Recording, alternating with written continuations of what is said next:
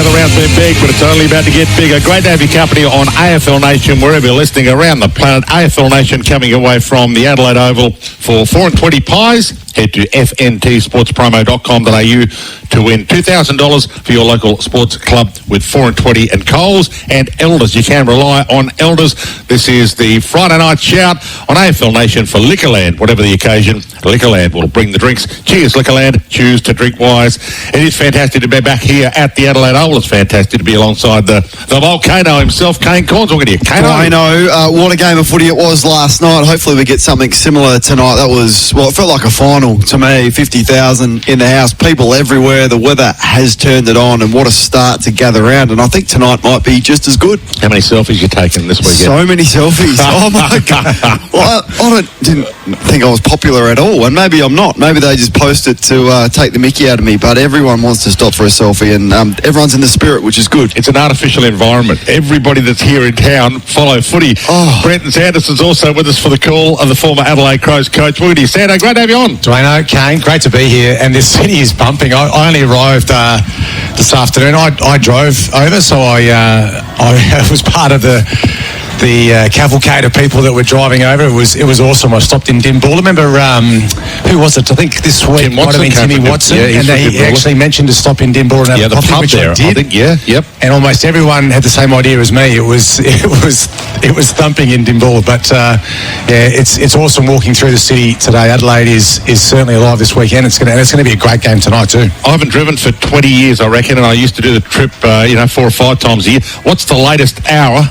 How many? 8? 8.5. 8.5. Okay. So it's actually a two-stopper. Once for fuel and then once in Dimbulla. So for a sit meal in Dimbulla, or did you actually just get a bit of takeaway? No, it's just a coffee and a little cheeky sweet. But but I actually had to wait 15 minutes for the coffee. Like I said, it felt like everyone was in Dimbulla having the same idea as me. 8.5, Kano, for you? Are you an 8.5 hour man? Myself and Eddie, my son, drove over to move him to Melbourne. I reckon we're sort of a 9.5. Okay. We took our time. Take your time. Yeah, and the last 2 hours felt like 6. You're not quite up with the caller that you had today for SEN breakfast on the electric car, are you? No. You just plug in for the 2 stops where you know you can get your electricity for free if you've got one of those cars you purchased with a free top-up, and you can get here and there for free. So he rang us on the road and he said, I'm in an electric car, and I said, where are you going to stop when the car runs out of battery? He said, no, it's sort of pre-programmed that I'm going to stop here and I'm going to stop here, and it's going to cost me $0. And it was the Tesla. Yeah, that sounds like the way to go. Yeah, they're everywhere. It is great to be here for Gather Round, and of course a big shout out to Hyundai, who've got the electric car range. You can drop into your local Hyundai dealer. The Hyundai Keys to Summer event is on now. Unlock offers on a range of Hyundai models, including those that are electric. Plenty of opportunity to get yourself an electric Hyundai or one of the hybrids. Hayden Skipworth's going to join us very shortly, Collingwood assistant coach, so he's part of our pre-game as well. In fact, I think he might just about be ready right now as we head down to Joel Brooks. Welcome to you, Brooksy, and welcome to you, Hayden Skipworth. Thanks for joining us. Thanks for having us on, guys. It is nice to have you on, and it's a pretty exciting... Well, tell us about your Gather Round experience so far, because being in the Collingwood fraternity, I'm sure you'd almost have to have security following the guys around, wouldn't you, wherever they go? Yeah, it's been great. We're very lucky with the Collingwood Army that sort of follow us all around Australia, and we go interstate, and sometimes it feels like a home game with the amount of support we get. So very lucky. It's great to see all the Collingwood Guernseys walking around the streets of Adelaide. It's great to see all the colours of all the teams walking around the streets of Adelaide. I'm actually not joking. I saw a few of the Lions, Dane Zorko and co, wandering through the Botanic Gardens for their walk this morning. So there's plenty of people getting around town, but I'm actually serious. It would be a bit difficult for some of the Collingwood players just to go for a walk. Or is that normally the case? I see Josh Dacos occasionally getting a coffee in Richmond when he and his lovely partner are quite happy to talk to anybody, and they are very amenable, the Collingwood players, or all AFL players these days. But this is a crazy elevation of the normal fan base. It is. We've got, obviously Nick, he probably wears the brunt of it with the amount of support that he gets, not just through the Collingwood supporters, but I guess worldwide, really. He goes anywhere and gets recognised. So I know Nick and Josh went down to beautiful Henley Beach and went for a swim today, and we had guys popping out everywhere asking for suggestions for coffees, everything, and really enjoying the state as we see it. Skip, good luck tonight. I reckon one thing that Collingwood is doing really well the last 3 weeks in particular is not just your back six, but it feels like the whole team's defending really well. That has to be your brand tonight against the Swans, doesn't it? It does, Sando. I felt like last year it was probably the area that dropped off in that game was our Team D. We sort of gave up too many scores and it took too long to get the ball back off the opposition. And obviously we know Sydney, what they did last week with North, being able to control the game with their ball movement. So, taking away those shorts and forcing that ball back into a contest as quick as possible is going to be a crucial part of tonight's win. Well, that's what I was going to ask you, Skippy, it just looks like the last couple of weeks, Sydney's profile is a lot more kick and mark, so you're going to have to try and, I guess, prevent that sort of D50 exit kick, and that sort of run that they can generate off the back of that is going to be something that's really important tonight. Yeah, forwards and mids, as you know, as the first line of defence is going to be crucial to try and lock that ball in that front half. Obviously, the ground's not as wide as the G, so we've really got to get our backs up behind that ball movement and condense that ground, sort of that north-south, and close those gaps. And yeah, like I said, if we can keep the ball live and force it in contest as much as they can, it probably suits us. If it's more of an uncontested kick mark game, it probably suits them. Skippy, I'm interested in Nick Dacos, and when he knows the attention is coming, does he change anything with his week? Because it's not often you get a full-blown hard tag, but that's coming tonight. Yeah, I think it's coming every week, Kane, at the moment. So, yeah, we prep him as best we can of, who he's playing and some little opportunities that against that tagger, and then also how we can sort of disrupt their system as much as we can. And we've got little plays around like dropping to half-back, and, Perriman and his brother can drop in the midfield or go to the wing, and Crispin Lipinski can drop in, and then we can go forward, and DeGoey or Elliott drops into the midfield. So we've got lots of little levers that we can pull, and as long as he communicates it well, we're happy for him to use those levers within game to help disrupt them. And Pendlebury, the use of him as a pseudo run-with player, I guess, at times this year, it's been a nice touch, and him accepting those challenges with everything else he's done, like it's admirable, really. It is, mate. With these older guys, you got to challenge them every now and then, Kane, as you know. So we put him on Cripps early, and then we felt like Carlton were coming through the corridor really strongly, so we rolled Perriman over and put Pendlebury through the corridor to defend the corridor. And it doesn't matter what we ask of him. He's such a selfless guy. He's been a great role model for our guys. But I guess him and Sidebottom, it's like they just role model like team first, and they're all about winning. They don't care about their touches anymore. They don't care about the accolades and stuff. It's just about winning games and hopefully winning premierships for them. So it's a great, I guess they're great role models for our younger players.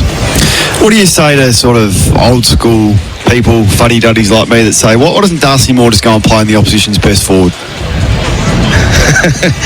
Mate, if we try and answer everyone's what they want, Kane, it's impossible. But we've got a defensive system, Kane. So it's our back three defends the most dangerous. So back three last week or whatever defend Curnow or Mackay if they're playing. So you don't get too many one-on-ones these days. We were trying to limit one-on-ones. We're trying to get guys to come off other guys. So and we've got a system where we need to press and rotate on the fat side, and so you don't get caught up in the matchups too much. If you get caught up in the matchups, you sort of can get pulled apart, and your defence can get stretched, or you can get up too high. So we're trying to set our defence and connect with each other. Our backs have got to connect with our mids, and so on and so on. So trying to get too consumed in matchups. Obviously, if someone's on fire, then you need to put them to sleep wherever that is in the ground. There's those hard tags or those hard matchups one-on-one, but we try and I guess avoid them as much as we can.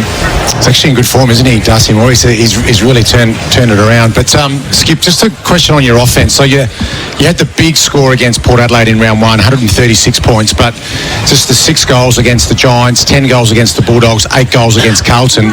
Is it as simple as you're not probably getting the output from stoppage? You're not really scoring from stoppage like you'd like at the moment? It's a little bit of stoppage down there, but it's a lot of accuracy at the moment. We're missing a lot of goals. We kicked a lot of points in that GWS game, round 0, and it's probably the first time in a long while that I felt like we rolled over in that last quarter and didn't really play the game out as we'd like. We sort of let the scoreboard and the inaccuracy, I guess, affect how we play. But we addressed that after round 0, and we've got a really good spike against Port the next week. But we have played in rain against Carlton last game, which was can make make the ball handling and stuff a little bit harder. But I think it's the accuracy, Sando. We're sort of aiming for best shot and getting better shots on goal. I know our 30-plus range at the moment is really poor statistically, so we've put a bit of work into that. And hopefully we can, with a beautiful night like tonight, we can have a good accurate game. Yeah, 57 points from your first 4 games. What about Swans? What's the one thing you're most worried about tonight when you're looking at them and how they're playing? I think there's 2 things. I think it's their pressure and their contest stuff around the ball, and then it's their abilities to control the game through their ball movement. So we feel like the contest stuff is also our strength. So we sort of, it's a given for us around, pressure and step-in stuff. But it's probably that slow D stuff that you touched on earlier, Sando. We've got to be really alert and take those shorts away and not let them keep changing angles and make our defence scramble. If we can sort of pin them to one side and force it long, I think that's going to be go a long way to winning a game for us. Last time I spoke to you, I reckon might have been before the last or first pre-season game. We spoke about Jordan De Goey. I think you'd overlooked him, just wasn't quite ready in terms of physically prepared. Like, how concerned are you about him with just his lack of continuity? Not concerned, Kane. He started to get sore last week. He could have kept playing out the game, but the game was sort of, we had a really good third quarter, and we were pretty comfortable with probably where it sat. So we had Ned Long, who's been in great form as well. So we were happy to sub him out, and he was just a bit grumbly. And what we learned from last year is we kept rolling him out there, and he's such as Sando knows, such a powerful athlete.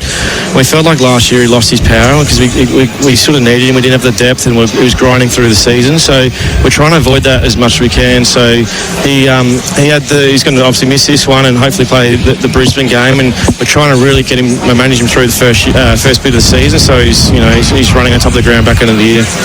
And it's your perfect world, just a one main ruck system without Mason Cox in your main team as emergency, just in case Darcy's not available.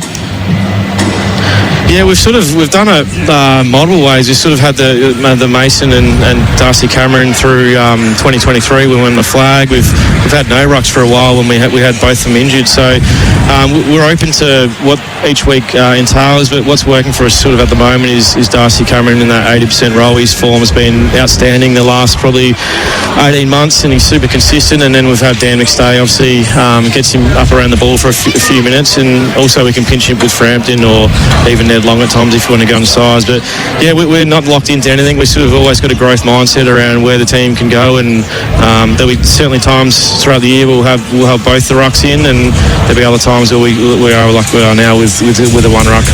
What would make you play both?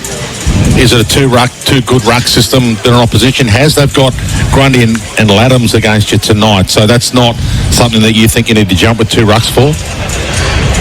It's a little bit about how Darcy's travelling. If he's a bit banged up and sore, we can take the edge off him with playing Mason as well, and go a little bit more 50-50 ruck and put Darcy forward a little bit. So it's a little bit on the short turnarounds. We often look to play the 2 rucks as well, knowing that Darcy might not be covering the ground as well, or it could be the match-up stuff. But against Gawn, we've historically gone the 2 rucks just because we've needed it to have a really good contest in the ruck, because it was what he can do around the ground and around stoppage. But there's a number of things that influence selection, and it's not just, I guess, the form of the players, it's the ground and the opposition, and I guess how Darcy's feeling as well. Yeah, he's flying at the moment, so he's having a great year, so I can understand why you believe that 80% of his ruck is probably the best way to go, especially against the Swans as well. Hey, great to have you, Hayden. Really appreciate you jumping on, and good luck tonight.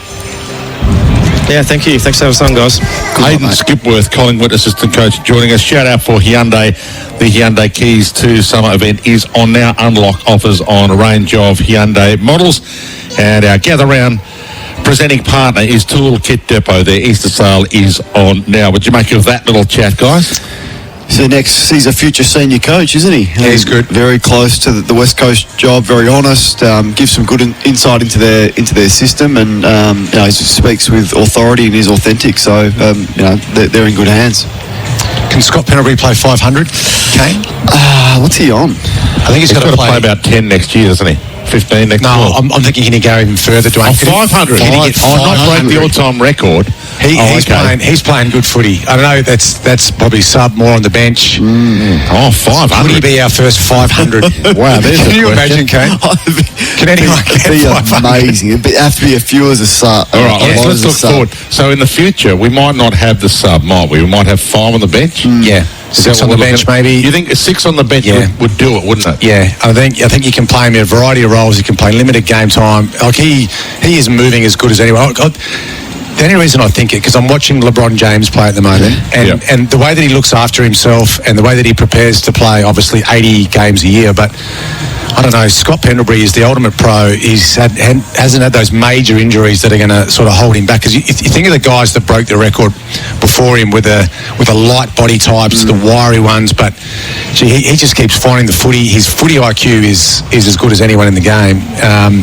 Could he get to 500? Can you imagine? Be amazing, wouldn't it? Do you think we'll ever get to 6 on the bench? Because, I mean, in the NBA or in the NBL, you have 100% bench, don't you? You have 5 on the court, but you've also got 5 sitting on the sideline. So if the Lakers have got the game won, they can just take LeBron off and not even play him in the last quarter. Yeah. But they've also got a longer season where it's easy for them because their games are less important. Each game, because they play so many games in the NBA, are less important than our games. We've only got 23 of them. So I couldn't see, necessarily having a guy who could be rested for 5 or 6, or is Pendle's the kind of guy you'd rest for 5 or 6? Yeah, and I just think the game's got to change as well, and I think we've got to change our mentality. And this is a bit of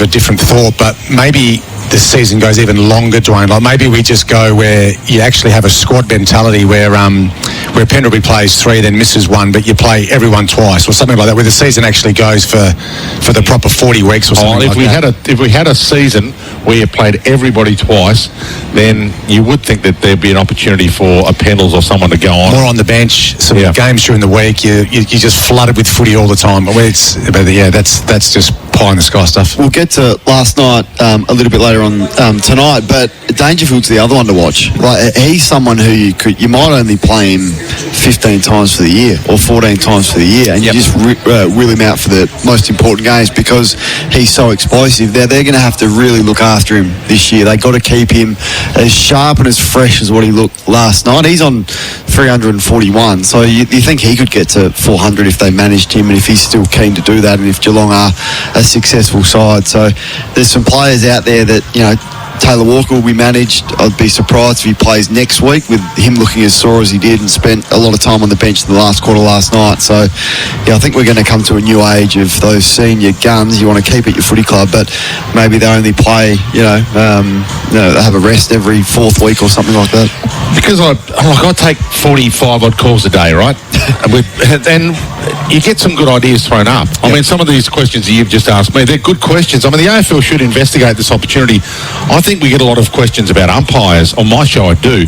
But we lose guys like Ray Chamberlain who are at the peak of their decision-making ability, but because they can't run the Ks, they then end up staying in the umpiring fraternity. We've had lots of people suggest, why don't you have an umpiring system where you only have 3 on the field, but you're rotating 6. So you're bringing a guy like a Ray Chamberlain only has to umpire 3 quarters or 2.5 quarters, but you keep him in the system and it gives the really experienced, because to be honest, I think one of the problems we've got with umpiring now is we've got a high heap of new young guys coming through, and all the senior umpires are retiring because they can't run the Ks. Spot on. And I just think it's a conversation now that we've got to get prepared for, where, let's just say it's Paddy Cripps, and if Carlton came out this week and said Paddy Cripps won't play this week, and then Carlton lost, then there would be uproar. But we think we have to change our attitudes towards players being absolutely cherry ripe when they take the field, and players I guess the first conversation you have with them, they just want to play every week, but it does take its toll in a long season. So I think those conversations will be had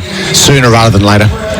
And protection of bodies as well. So you're into sports science a lot more than us, probably, Kano. There's a lot of opportunities. I've got an infrared sauna and I'm an old bloke. I've got a Pilates machine. I'm an old bloke. You've got the whole shebang as well. So the sports science is better than it's ever been. That's probably helping guys like Danger and Pendles recover as well. Yeah, definitely. I mean, the technology behind it as well. Like, they've all got the recovery boots. They're all monitored within an inch of their lives. They all wear GPS for every time they essentially move outside, as Sando would know, and everything is tracked and monitored. They'd measure their sleep. Like the little Whoop sort of bracelets that they wear gives you your strain for the day, and whether you need extra sleep, whether you are overstrained or whether you need more. So all of that has been a real leap in terms of technology, and that's why, I don't know, LeBron spends $1 million a year on his body. Tom Brady, I think, for a long time to keep himself in the game. So, I mean, that's only going to help. And the finances involved as well. Like, you get paid a lot of money to keep playing. Like, so the incentive to keep going, not only in your wage for the year, but there's retirement funds now where you get an extra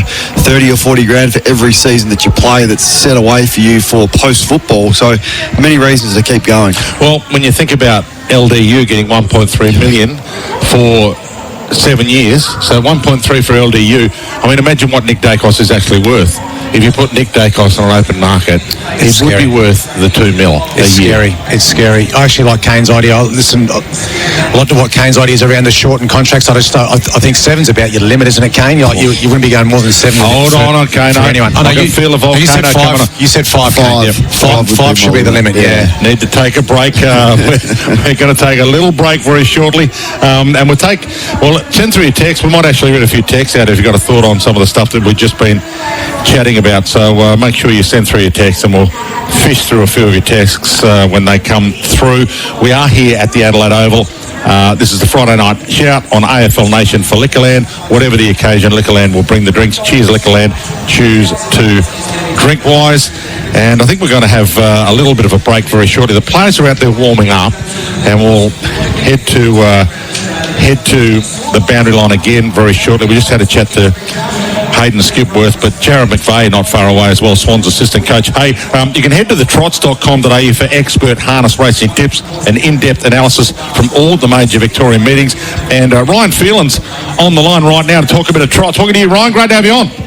G'day, Dwayne. Great to be with you, particularly on a night where hopefully as a Sydney Swans supporter I'm going to be cheering home the Sydney Swans victory over Collingwood. Melton Entertainment Park, the first of the Rich Nutrient finals get underway very shortly. Yeah, 10 minutes, in fact, until the first of them gets underway, Dwayne. That's going to be for the 3-year-old fillies. So there's going to be 4 of those finals tonight, nearly $1 million worth in prize money on offer for the 2 and 3-year-old pay system.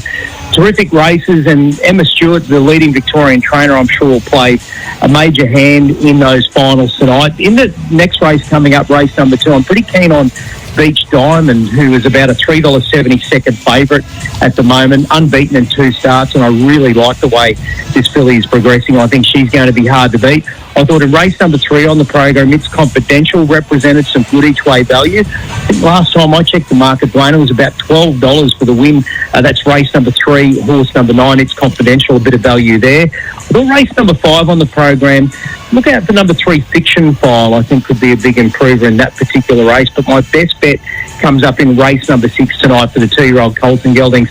Horse number 12, Night Fury Dan, looks to be good value. So 4 finals there tonight. Rich harness racing on offer at Melton Entertainment Park for the juveniles, and I think there's some good bets providing some good value throughout the evening.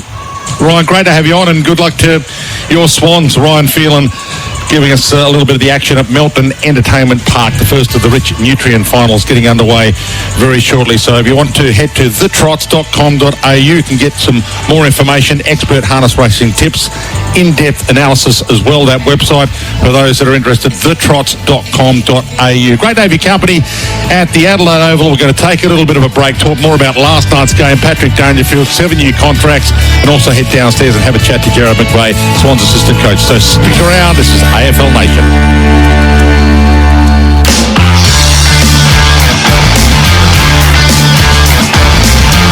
This is the Friday Night Shout on AFL Nation for Liquorland. Whatever the occasion, Liquorland will bring the drinks. Cheers, Liquorland. Choose to drink wise.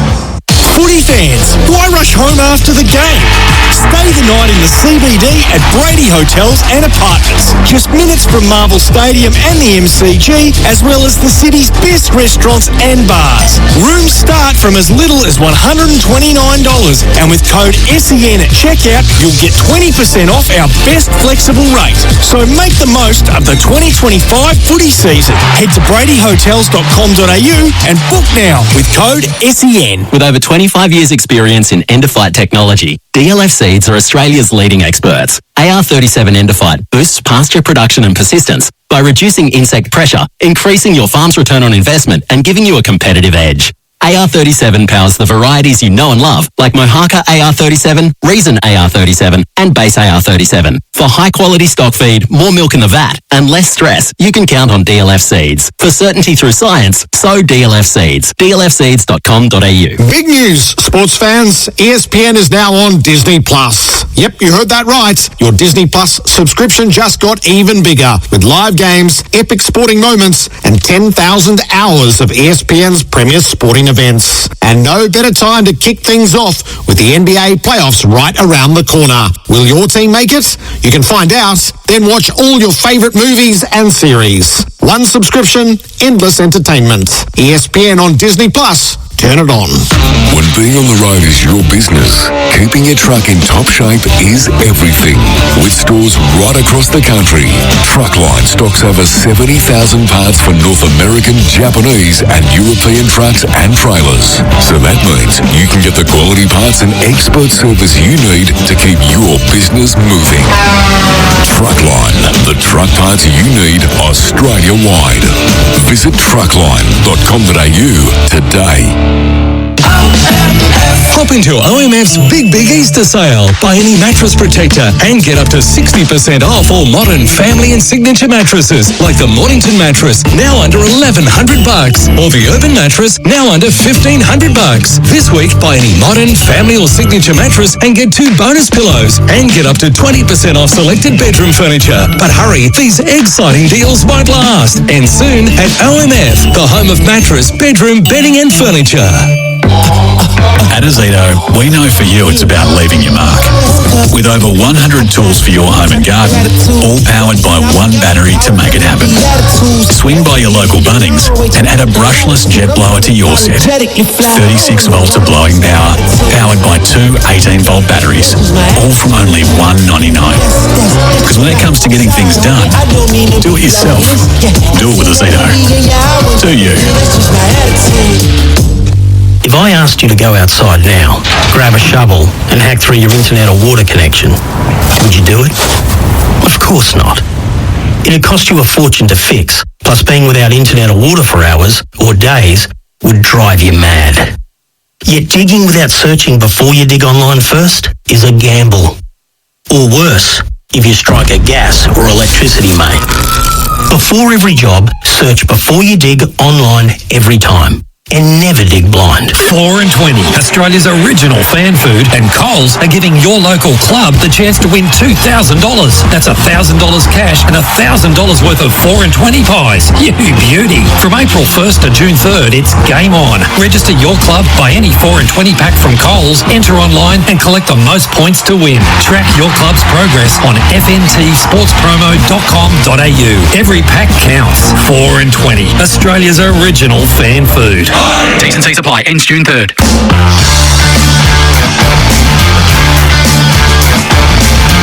This is the Friday Night Shout on AFL Nation. For Liquorland, whatever the occasion, Liquorland will bring the drinks. Cheers, Liquorland. Choose to drink wise. AFL Nation for 4 and 20 pies. You can head to fntsportspromo.com.au to win $2,000 for your local sports club with 4 and 20 and Coles. And we're here for Elders. You can rely on Elders. We're about to head down to the boundary line. Brooksy, our intrepid man who's in charge of footy, just having a chat to Leon Cameron out just as an aside with the Sydney Swans race right near where he is, and Mark McVeigh, Swans assistant coach, also about to join us in a matter of seconds. A quick reminder though first, SEN's AFL tipping is back for season 2025. Win weekly prizes or a footy finals experience thanks to the brand of hot water that comes on steady, hot and strong Ream. Sign up now at tipping.sen.com.au. Brenton Sanderson, Kane Corns with me upstairs here at the Adelaide Oval. Mark McVeigh is ready to go on the boundary line for us. Welcome to you, Mark. Great to have you on. Oh, thank you for having me. It's nice to have you on. I noticed the boys out there in beautiful, pristine, all white. The all white colour, white shorts, white socks, white shoes, white top. It's a different look. It is, mate. There's been a fair few jokes. We actually hopped on the plane in civil uniform. We look like we're about to play a test match, but no, it looks good. It's a great sponsorship drive with Nike, one of our major sponsors, and the boys really enjoy it. Mark, before we get into the footy, I just want to ask you about how you're enjoying your role. There's been a lot of talk. Brad Scott, really strong commentary around how the AFL have neglected coaches and essentially assistant coaches, to be perfectly honest. Do you enjoy the role, and how concerned are you about the profession of being a coach? I love the role. I mean, if you really have a passion for it, Kane, as you know, and it's a really important role, whether you're the head coach or the assistant coaches. We spend a lot of time with the players, and we're in charge of developing, coaching, and making sure that our players can get the best coaching they possibly can. So, it's a wonderful job. Obviously we're competitive at heart, play a lot of footy, all of us, and we still love winning, mate. So, there is concerns, and every club's different, aren't they? Sydney are a really great, fantastic club, and they do try and look after us really, really well. But industry-wide, obviously, there's a lot of challenges around the output work-wise. It's a massive job. I mean, we travel sort of 13, 14 times a year away from the family, 6 or 7 days a week. It's pretty hard. So for me, our coaches, and I've been coaching nearly 12 years now, so a long time. It's come a long way, but I still think it needs to shift further, just to make sure we retain our coaches, but also we want to make sure that people coming out of the game are really keen to coach and get involved, because it's such a great industry. Pretty diplomatic answer, I would have thought. A lot more needs to be done. Ross Lyon was really strong. We had him on radio this morning, and I think everyone collectively is suggesting that more needs to be done to support people like yourself. What's it like working with your brother? Pretty good, mate. He's coaching the VFL this year, so I had the 1 year with him last year at AFL level. It's fantastic. We love footy, and it's been our life, and he's probably got thrust into the senior sort of role, and then as a line coach, and now he really wants to round out his coaching by coaching his own team, and he's doing a fantastic job so far. Mark, back-to-back wins, which is great. There has been a change in your profile, though. You're kicking the ball more, handballing less. Is that something that you guys sort of analysed after the first 2 weeks and have made an adjustment to, or is it just sort of evolved? It's probably evolved a little bit. We probably, our team has got some really good players that are able to distribute the ball, and we want to utilise that as best we possibly can. Sometimes we probably kick too much, and we've touched on that over the last couple of weeks. If we get involved in the scramble, we've got good legs, we've got good speed, so we want to be able to chain out of those situations as best as we possibly can. So we review that. In the last few weeks, we've probably just seen opportunities, Sando, around being able to chain a little bit more and not kick straight away. So certainly it's been a little bit of focus at training around that. Yeah, it looks like you're controlling the game a little bit better with that sort of change in your offence, but I've also been really impressed with your defensive setup the last couple of weeks, more so how I just think you're defending the whole ground better. Was that a focus over the summer with Coxie taking over? Was changing your defensive profile something that you looked to make a major adjustment to?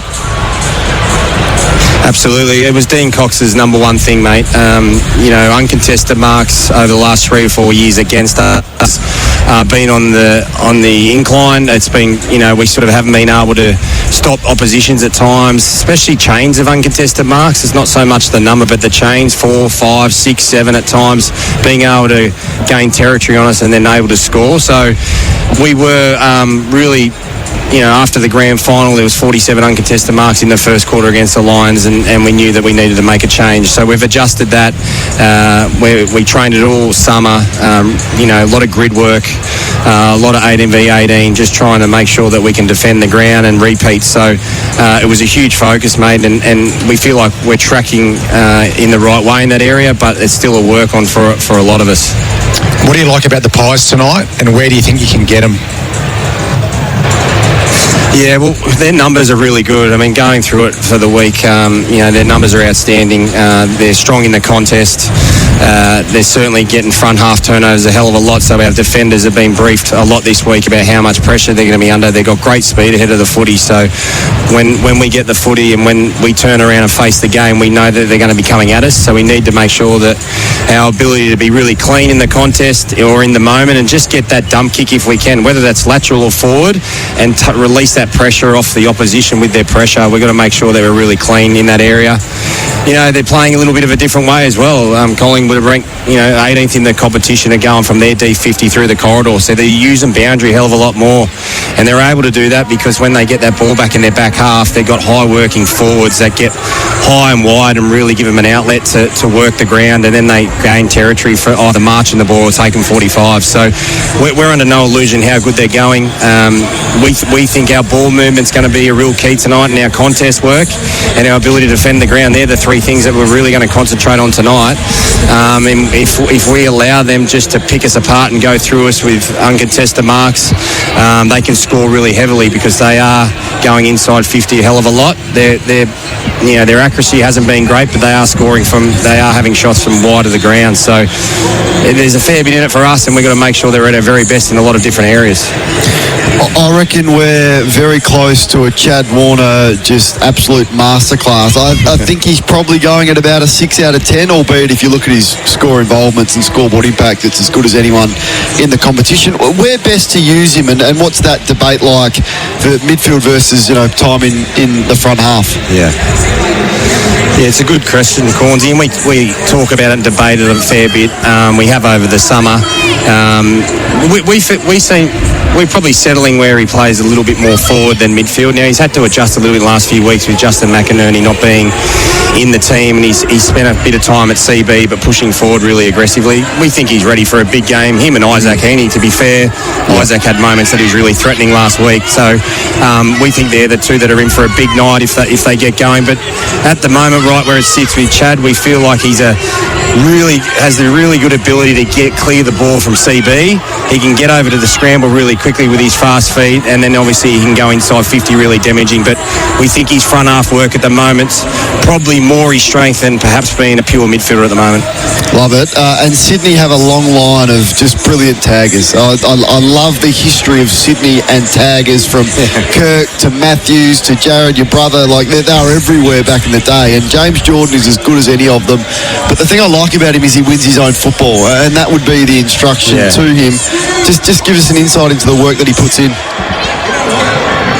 Yeah, you're exactly right. I think it's been a real added bonus for us. The Swans have had a great history of hard-nosed taggers that get the job done, and he's certainly learning from Kirky here, who he touches base with him a fair bit. But his ability, mate, just to continue to grind is obviously superior. He's sort of sits around that 6'10", 6'05", 2K, so he can run a 2K really quickly. He grinds that out, but it's not so much the speed of him, mate. He can just get from contest to contest to contest. He stays in the moment. He's pretty clean, and when he gets the ball, he can really utilise it. So he's one we can play, big minutes. We can rotate the other mids. Tonight, obviously, he's going to have a pretty big job.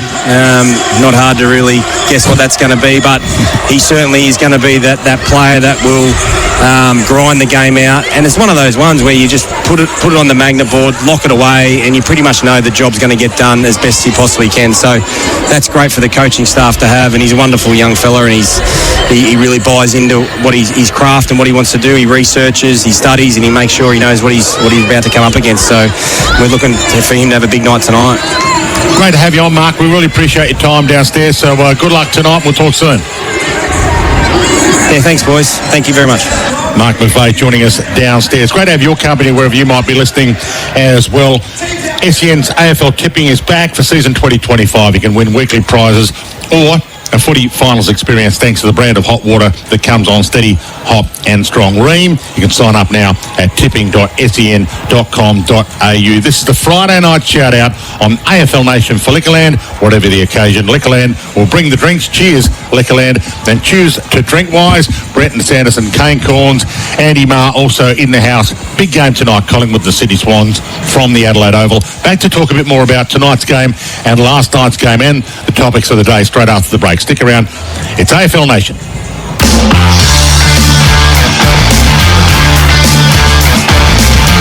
This is the Friday Night Shout on AFL Nation for Liquorland. Whatever the occasion, Liquorland will bring the drinks. Cheers, Liquorland. Choose to drink wise. With over 25 years' experience in end-of-fight technology, DLF Seeds are Australia's leading experts. AR37 End-of-Fight boosts pasture production and persistence by reducing insect pressure, increasing your farm's return on investment and giving you a competitive edge. AR37 powers the varieties you know and love, like Mohaka AR37, Reason AR37, and Base AR37. For high-quality stock feed, more milk in the vat, and less stress, you can count on DLF Seeds. For certainty through science, sow DLF Seeds. dlfseeds.com.au. Footy fans, why rush home after the game? Stay the night in the CBD at Brady Hotels and Apartments. Just minutes from Marvel Stadium and the MCG, as well as the city's best restaurants and bars. Rooms start from as little as $129, and with code SEN at checkout, you'll get 20% off our best flexible rate. So make the most of the 2025 footy season. Head to bradyhotels.com.au and book now with code SEN. Hop into OMF's Big Easter Sale. Buy any mattress protector and get up to 60% off all modern family and signature mattresses, like the Mornington mattress, now under $1,100, or the Urban mattress, now under $1,500. This week, buy any modern, family or signature mattress and get 2 bonus pillows and get up to 20% off selected bedroom furniture. But hurry, these exciting deals won't last. And soon at OMF, the home of mattress, bedroom, bedding and furniture. It's never been more important to buy Australian than right now.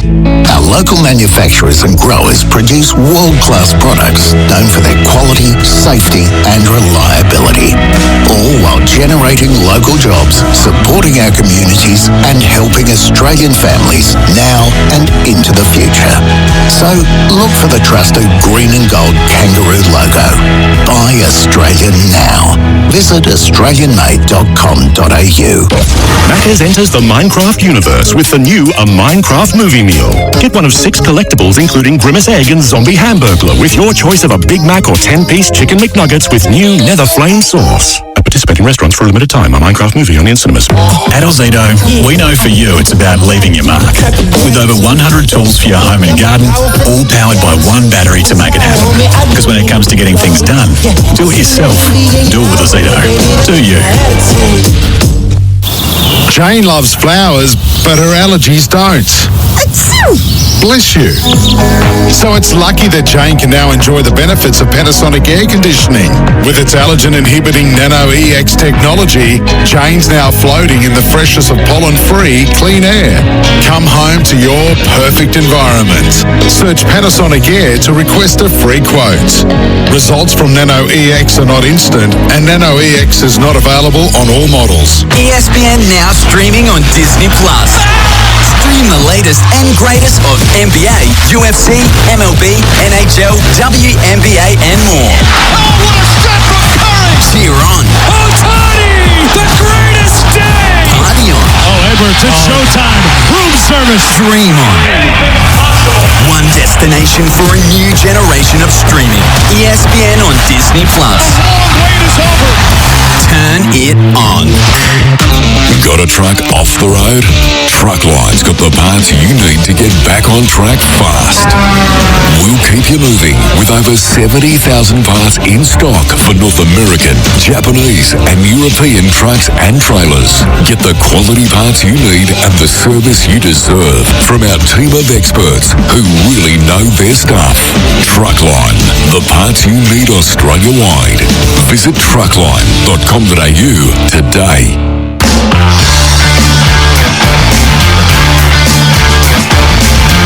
This is the Friday Night Shout on AFL Nation for Liquorland. Whatever the occasion, Liquorland will bring the drinks. Cheers, Liquorland.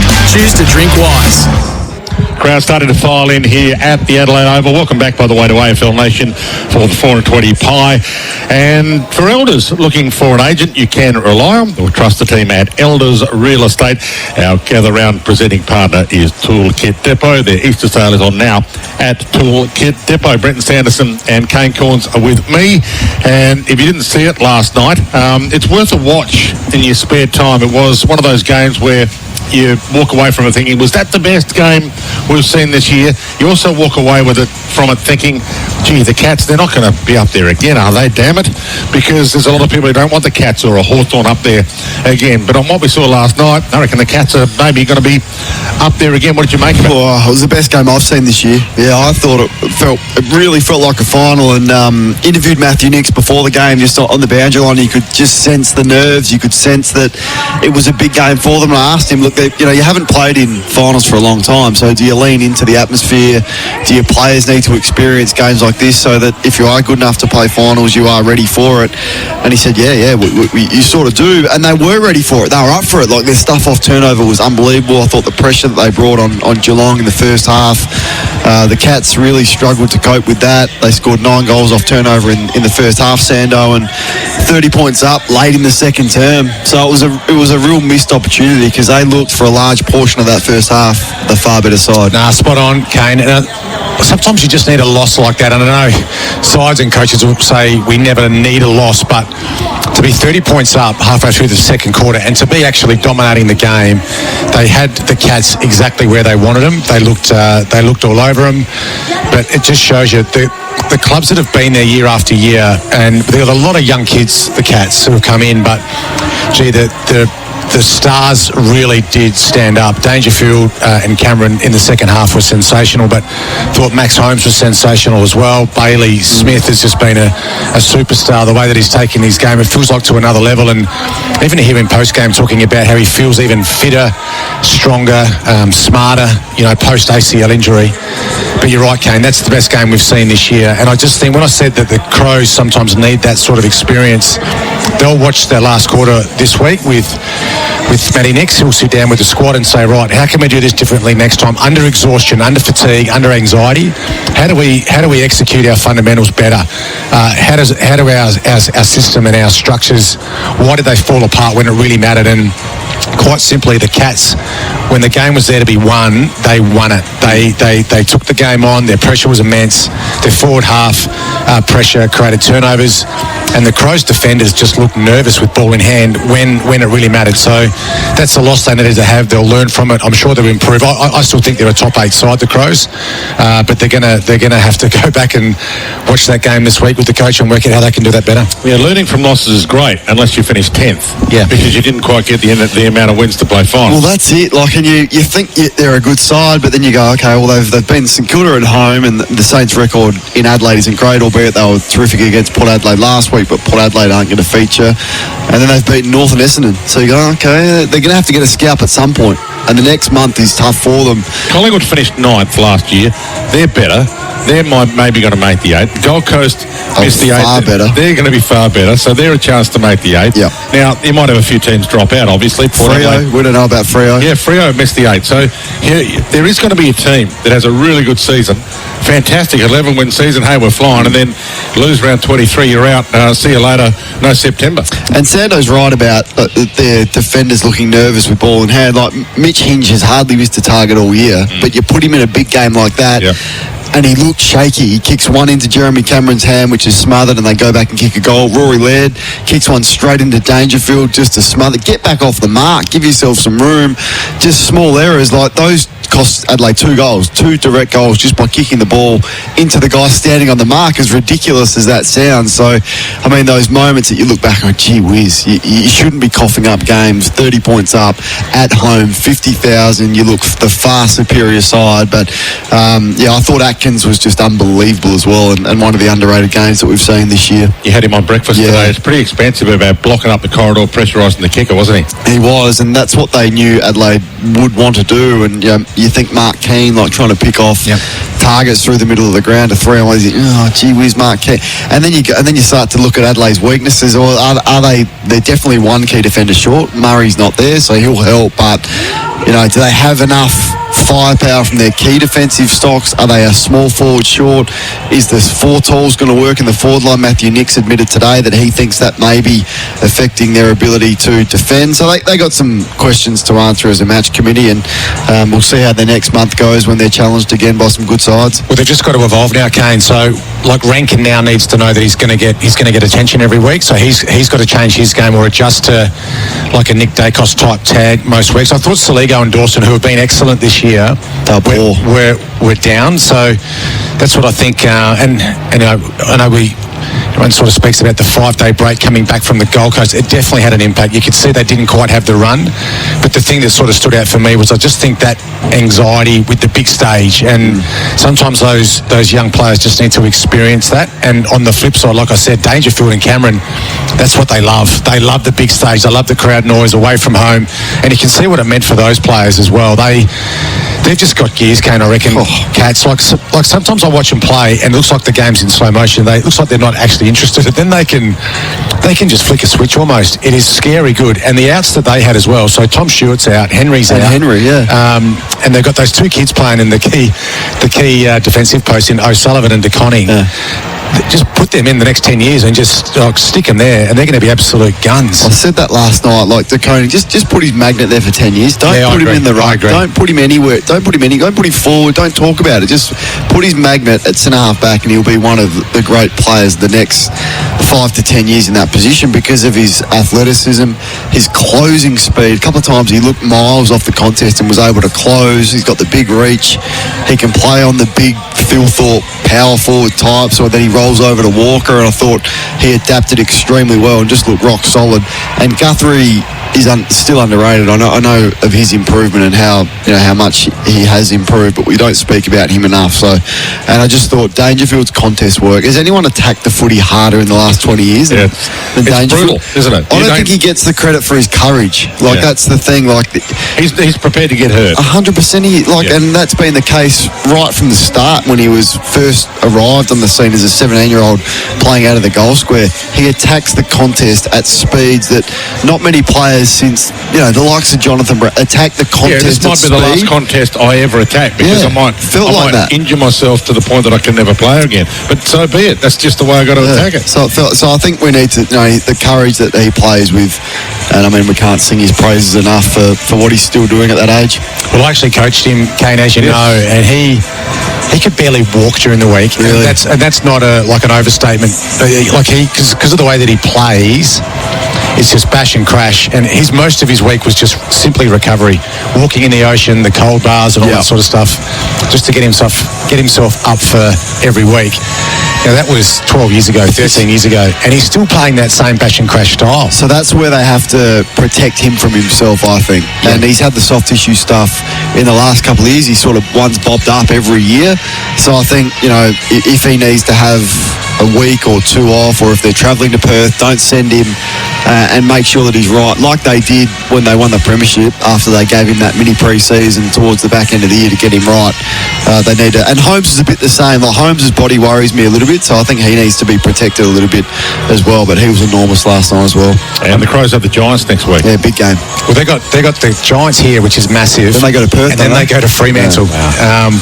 So the Crows have got a couple of good weeks, but you know what? That's a great opportunity for them because they've been great. They went down narrowly against the Suns, and like I said, they did everything right last night to be 30 points up halfway through the second quarter to a really good side.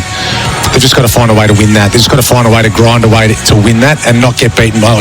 In the end, Kane, it was 19 points. It shouldn't have blown out almost like that. That's it. The way that it did. So that's a massive tournament, and they've just got to learn from that. And it'll annoy the hell out of a lot of people if Geelong win back-to-back Rising Stars. Yeah, well, he looks the goods, doesn't he?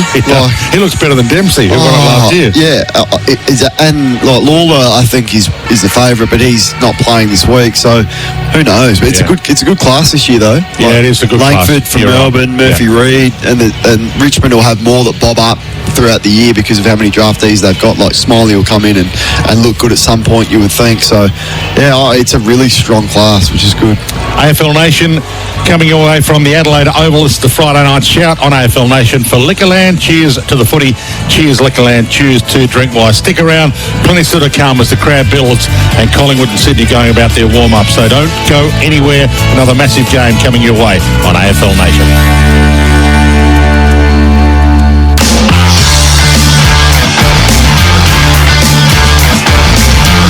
This is the Friday Night Shout on AFL Nation for Liquorland. Whatever the occasion, Liquorland will bring the drinks. Cheers, Liquorland. Choose to drink wise. G'day, Merv Hughes here. New Farm's been there for Aussie growers for 100 years. Through prosperity and heartache, drought and flame. Through the unprecedented and through innovation. New Farm's high-quality crop protection products are formulated right here in Australia because Aussie growers are tougher together through choosing Australian. New Farm understands local conditions and the importance for Aussie growers to have the right products at the right time. New Farm, Australian through and through. To learn more, visit newfarm.com.au. The new A Minecraft Movie Happy Meal has arrived at Macca's. Collect all 12 toys and build your universe. It's fun for the whole family, only at Macca's. Available 10:30am till midnight while stocks last for a limited time only. A Minecraft movie only in cinemas. This ad is about neighbours Ryan and Jack. Ryan's home has been affected by recent damp weather, with mould appearing all over his walls and ceiling. Meanwhile, Jack is relaxing in a mould-free home. That's because Jack installed a Panasonic air conditioner with 24-hour Nano EX air purification and mould-inhibiting technology. Jack's Panasonic air conditioner means he enjoys clean, fresh air in a mould-free environment. And you can too. Search for Panasonic Air online to request a free quote today. ESPN now streaming on Disney+. Stream the latest and greatest of NBA, UFC, MLB, NHL, WNBA and more. Oh, what a shot from Curry! Cheer on. Ohtani, the greatest day! Party on. Oh, Edwards, it's showtime. Room service. Dream on. One destination for a new generation of streaming. ESPN on Disney+. The long wait is over. Turn it on. Don't miss the world's best netballers every Saturday and Sunday in Suncorp Super Netball. Can the Adelaide Thunderbirds achieve greatness with a three-peat, or will the Melbourne Vixens take the next step to premiership glory? The pressure will be on with the Firebirds, Fever and Swifts' new look shooting ends in the spotlight. Who is up for the challenge? Tickets are on sale now, or watch every game live and on demand on KO Sports, Foxtel, and for the first time, Binge. It's never been more important to buy Australian than right now. Our local manufacturers and growers produce world-class products known for their quality, safety and reliability, all while generating local jobs, supporting our communities and helping Australian families now and into the future. So look for the trusted green and gold kangaroo logo. Buy Australian now. Visit australianmade.com.au. At Azito, we know for you it's about leaving your mark. It's a statement, making every task uniquely yours. Azito doesn't just have your back, we're right there with you, powering your DIY journey. With over 100 tools for your home and garden, all powered by one battery to make it happen. Because when it comes to getting things done, this is your moment. Do it yourself. Do it with Azito. Do you?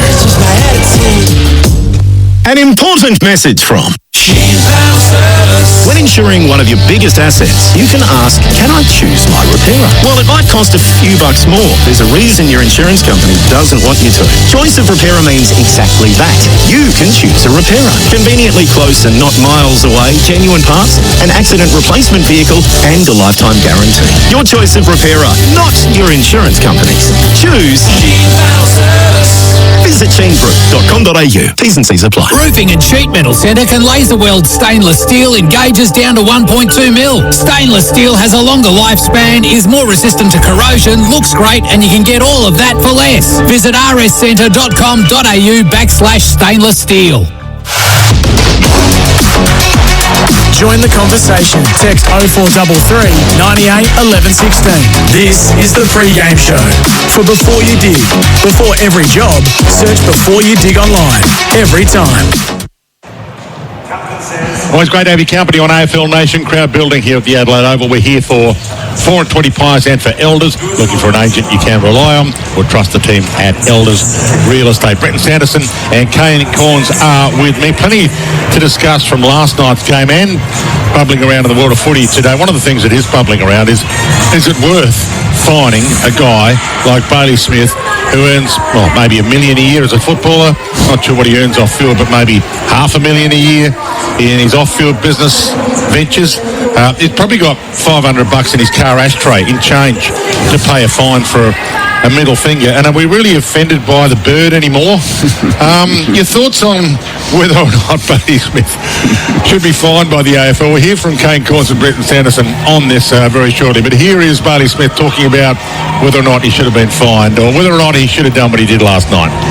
Oh yeah, no, probably not my best moment, but no, we're just walking off, getting around the fans, and then someone just getting stuck into danger a bit more than he should have. But yeah, we're in enemy territory, so I kind of love that sort of stuff. I love the back and forth between the fans. I've had my time again. Probably shouldn't have done, the double bird, but it's just all part of it. There's only so much you can cop, but I'll expect probably a fine or something. But don't talk shit to the skipper, I guess. So yeah. And it's the double bird, so he might get the double fine. I'm not sure. 2 birds. Do you get 2 birds for the price of one, or the do you have to pay? The fine's in. So he was fined $1,500, but that comes down. Is that $750 a bird, or is that $1,500 for? Well, it came down to $1,000 for an early guilty plea. Right. So he's been fined $1,000. $500 a bird. So he's got that in his ashtray. Yeah. And is it really a disincentive? Well, I mean, if it's better than him walking over to the race and actually eyeballing the guy, pointing his finger right in the guy's nose and saying, "Listen, mate, that's a worse look, I reckon."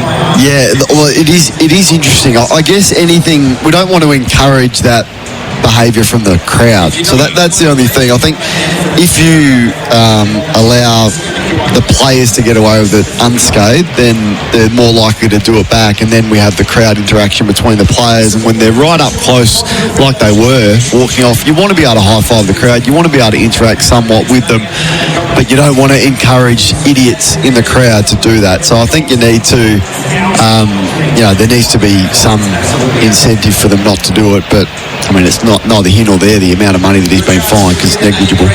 Didn't bother me too much, but the father in me says we need to set an example, because we all know that what happens here at AFL level, it filters down to the community and junior footy, and I would hate to think and see that young boys and girls think that's how you should act, before and after, or even during a game. So isn't that what pairing's about, though? Isn't that our job? Yes. I did it to Brodie Holland. You might have seen the vision. That was 2002. You chased him to do that was an aggressive sort of, but like right in his face. We'd been sort of going at it all game, and he'd been into me and I was into him, and then we won a close one. I think it was Anthony Rocker missed a goal late and we won. It was a Friday night game, and I went straight up to him and gave him the bird.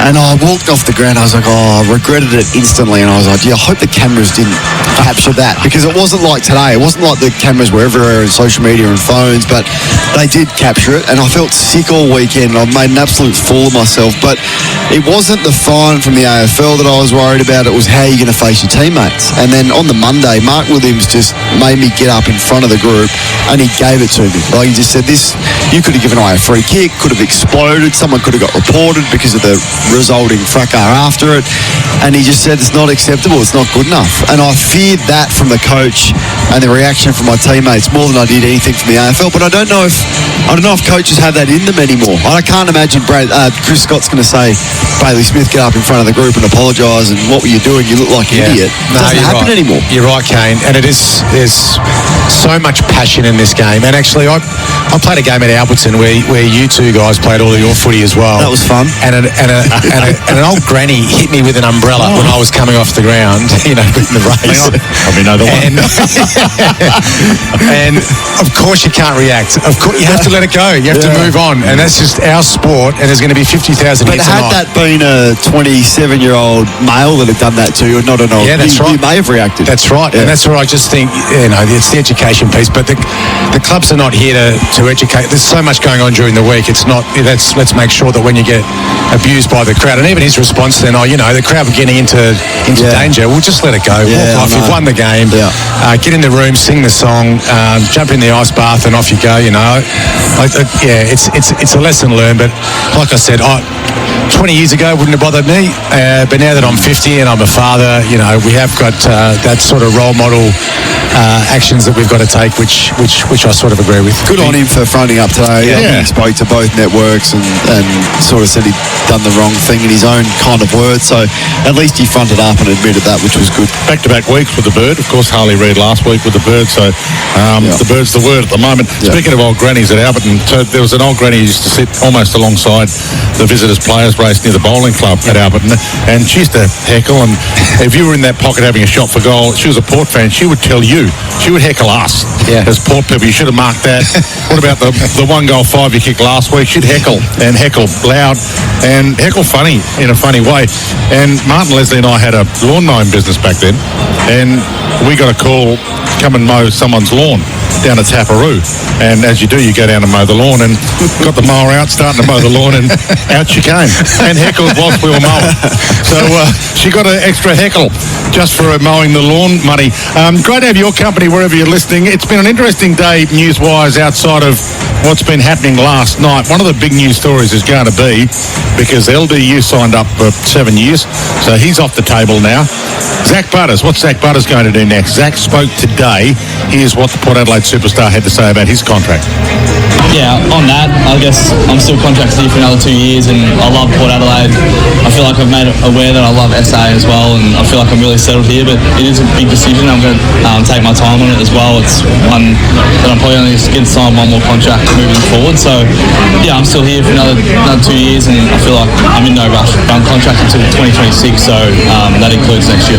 I guess a lot goes into it. I think right now, just coming back to footy for me is trying to win games of footy and get our season back on track. And right now, my focus isn't on myself, it's on the team and what I can do to help the team. So I feel like right now, I probably haven't put too many eggs into that basket about thinking about it. But yeah, it's a big decision, no doubt, if you ask anyone.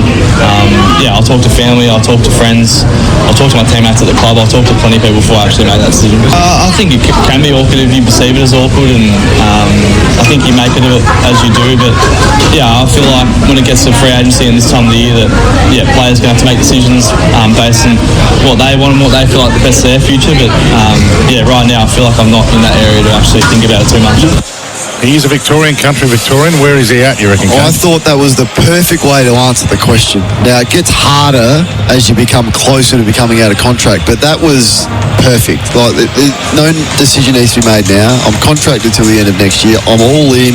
I'm thinking about the team, but yes, it's a big decision, and it's something I'm going to have to weigh up. Love the fact that he mentions his teammates and he speaks to them, family, and we all sit back and go, okay, well, that definitely buys him a bit of time, but there's no real need to ask him the question until probably this point next year. So I just thought textbook answer from a player in that position, but I doubt he stays. I don't know. Should the Port trade him ahead of time then? Well, I think what they have the option to do is match the bid, so match the contract. So he's a restricted free agent at the end of next year. If he says, I want to go, think Jeremy Cameron, I'm going to go, there's the contract offer, Port Adelaide match it, and then they trade him. Yep. Which is effectively what Paddy Dangerfield did when he left the Crows here, wasn't it, Kane? Where he had an adult conversation with the club and said, hey, listen, I love it here, but there's a great opportunity for me to go to where I really want to go, the Cats. Let's work together to get the right players or the right draft picks in, and let's shake hands and part ways. But he's 24. He's in the absolute prime of his career. In 2023, he was the Coach Association Champion Player of the Year, All-Australian twice. Like, what is his market value? Is it 2 first-round draft picks? Well, that will be tested as the light show starts here again tonight. The laser beams looks amazing. That will be tested, and for Port Adelaide, where you go, well, if they need a mini rebuild on the run, he's the last player you want to lose clearly, and he's probably going to be their next captain. Whether Rosie's the right guy or not, there's some debate about that now. But the haul that the Giants got for Jeremy Cameron, you go, well, it's probably going to be something similar to that. So is it 3 first-round picks? Is it 2 top teners? I don't know what it looks like, but it gives Port Adelaide a lot of bargaining power to worry about that at the end of next year.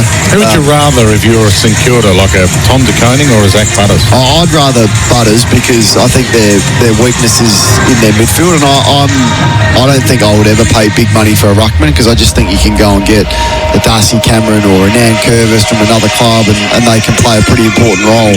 I don't think ruckmen are the difference makers, but an inside-outside tough midfielder that uses the ball like Zach Butters would be an unbelievable addition to a team like the Saints, so I'd rather that. Do you think we'll get to the point where players will announce they're leaving while they're still playing, the NRL model? Getting closer.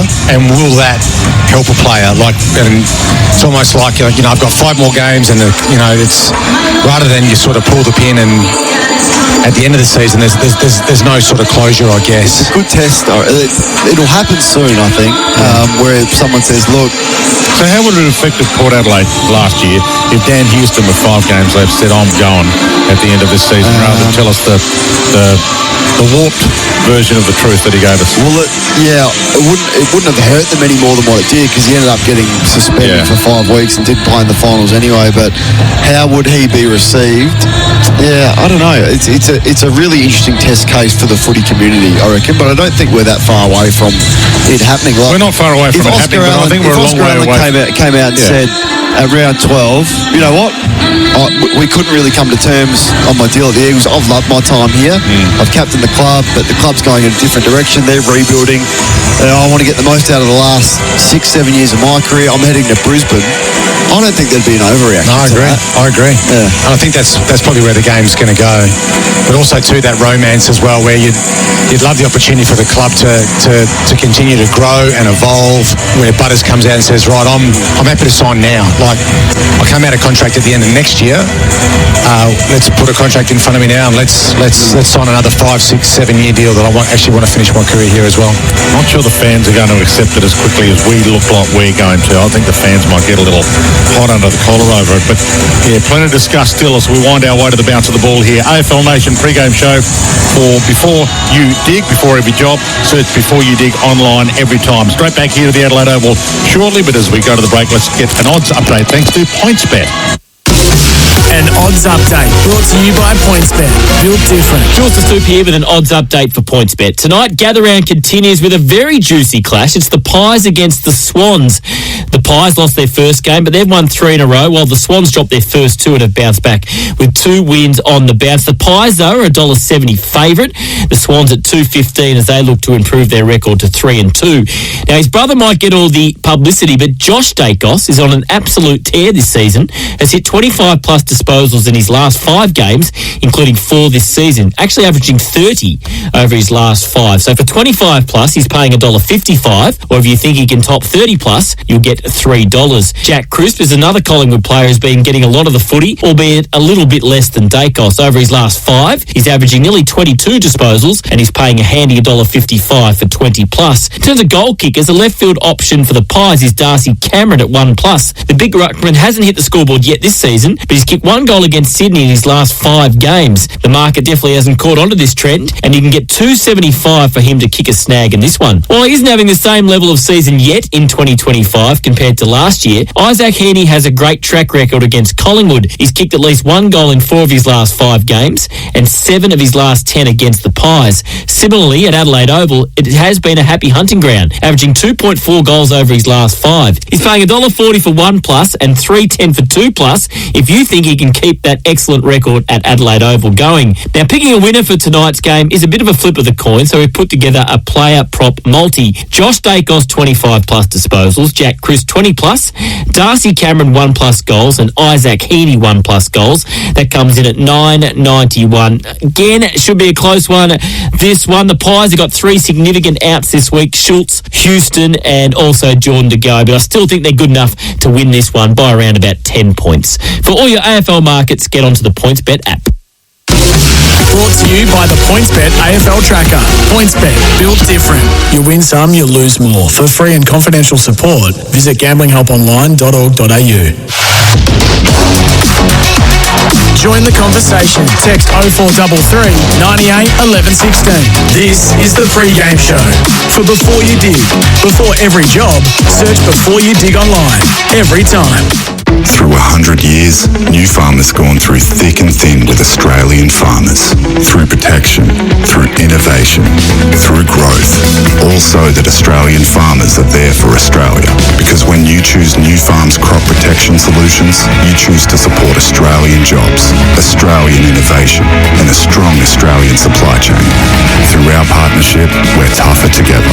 Visit newfarm.com.au. New Farm, Australian through and through.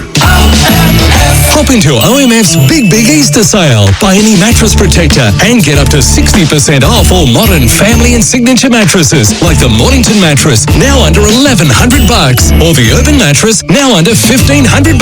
This week, buy any modern family or signature mattress and get 2 bonus pillows, and get up to 20% off selected bedroom furniture. But hurry, these exciting deals won't last. And soon at OMF, the home of mattress, bedroom, bedding and furniture.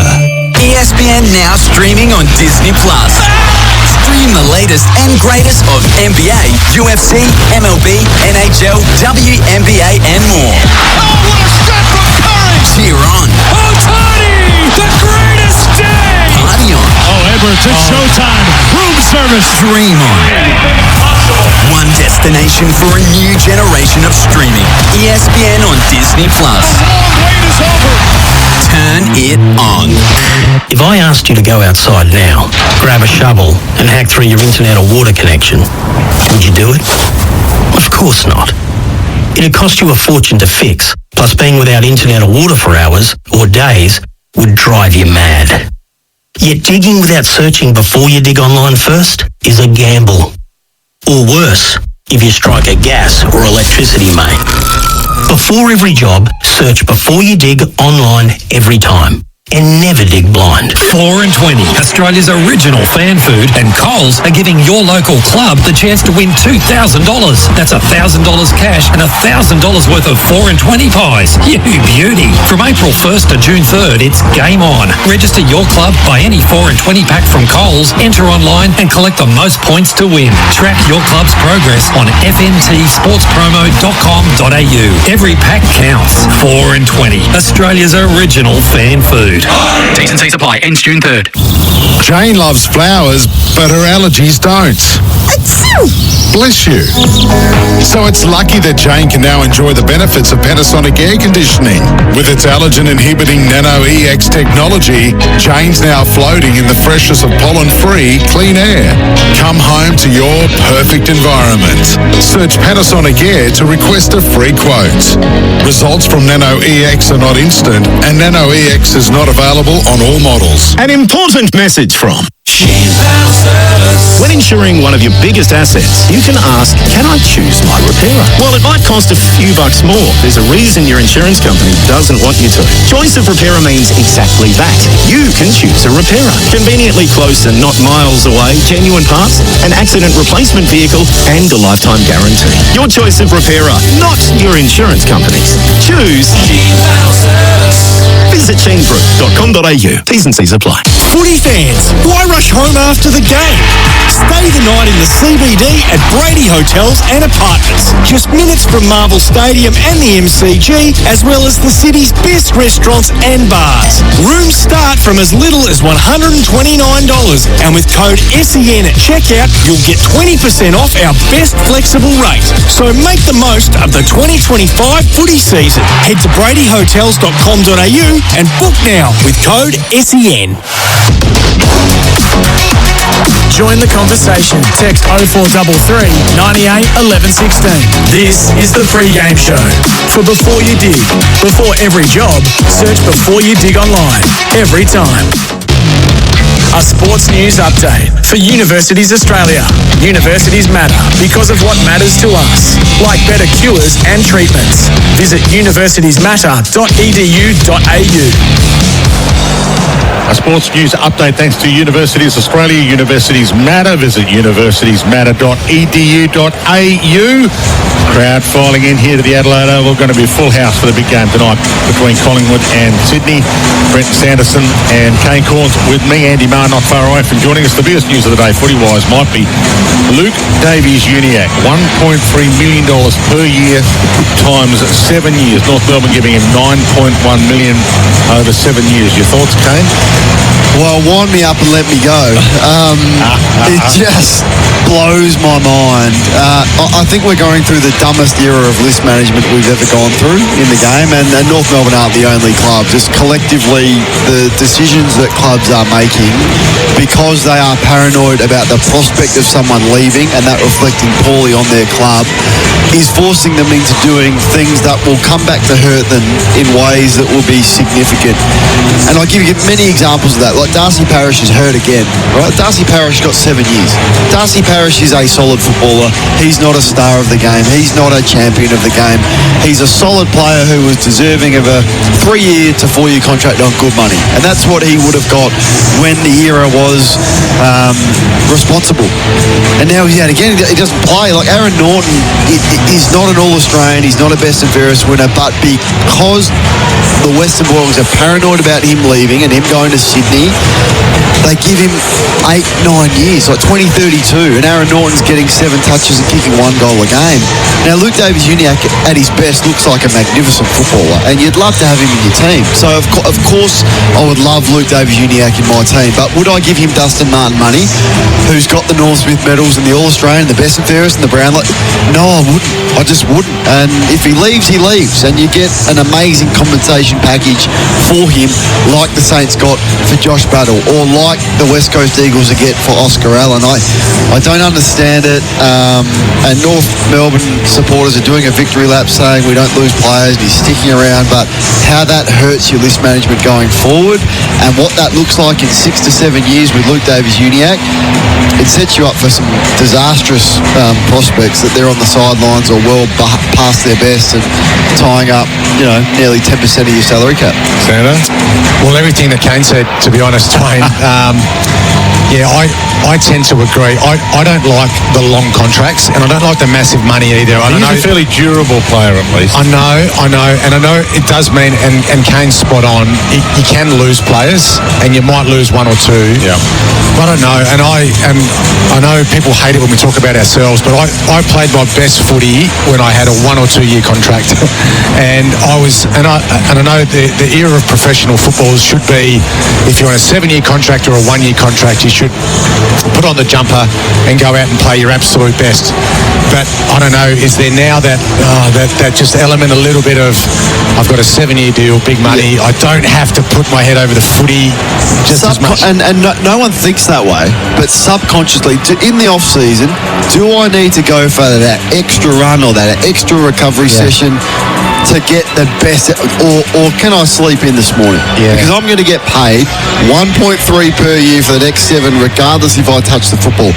Or even Harley Reid, as much as we think he's going to be unbelievable and like one of the hottest prospects in football that we've seen, what a risk to give him, as we heard this week, the biggest Eagles contract in history. Like, the guy's played 24 games, and we think he's going to be great, but is he going to dig in and get the absolute best out of himself if he's got a 10-year, $20 million contract? Like, no one would blame him for saying, no, I wouldn't. Now, you would hope that he would, and there's some players that would, like Travis Boak probably would, and Harry Sheasel, Christian Petrarca probably. But Harley hasn't shown that desire. I just think it's a risk. I just think it's a risk paying that. And Davies-Uniacke's the same. I don't see Luke Davies-Uniacke really dig in to defend.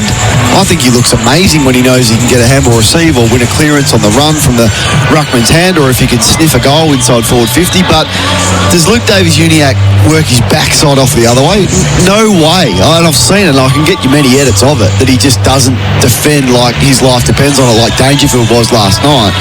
You've given this guy 1.3 for 7 years for a player who doesn't really defend the other way, and maybe that's symptomatic of North Melbourne's problems. But I mean, yeah, I just want to say it on the record, and SEN Digital can post it. We are living through the dumbest era of list management that I've ever seen. So, Kane, you're not criticising LDU here, no, or I love him in my team, or even his player manager. It's a criticism of the club. Oh, I never criticise a player because I would have done the same thing. Like, happy days, get what you want. Get what. Absolutely, do the best for you. I would take that deal, and well done to his manager, well done to Norton's manager, well done to Sean Darcy's manager, well done to all of them. Players, happy days, but clubs, different story. How the boards of these clubs are signing off on these deals, it just blows my mind. So a little mini volcano there, the explosion of Kane, loved it. Like Lukosius got 6 years. Jack Lukosius. Like, do you reckon you'd give Jack Lukosius 6 years? Does he look like a player that's going to dig in I'm for with 6 years? Jack Lukosius So as well. it's every club. Don't get me wrong. It's not a North Melbourne thing. It's not a Western Bulldogs thing. It's not a Port Adelaide thing. Everyone is doing it. That's why collectively, it's just the stupidest era we've ever lived through. So Digital, you've got plenty of work there. Shout out for Hyundai, by the way. The Hyundai Keys to Summer event is on now. Unlock offers on a range of Hyundai models. The AFL Nation pre-game show before every job. Search Before You Dig online every time. Stick around. We'll give you the subs. After the break, we'll talk about this big one tonight at the Adelaide Oval.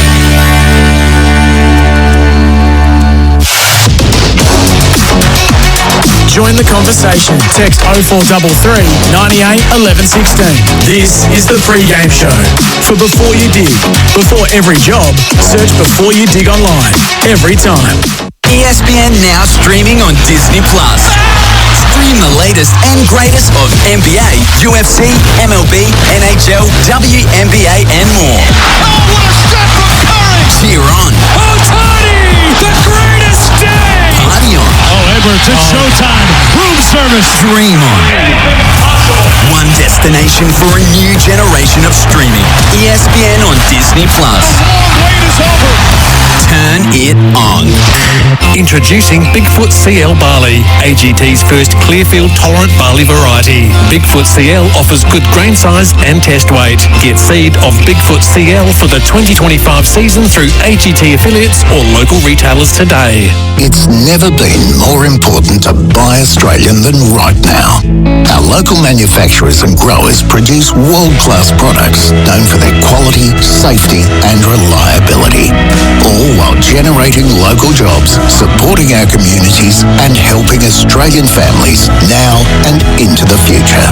So look for the trusted green and gold kangaroo logo. Buy Australian now. Visit australianmade.com.au. Hop into OMF's Big Easter Sale. Buy any mattress protector and get up to 60% off all modern family and signature mattresses, like the Mornington mattress, now under $1,100, or the Urban mattress, now under $1,500.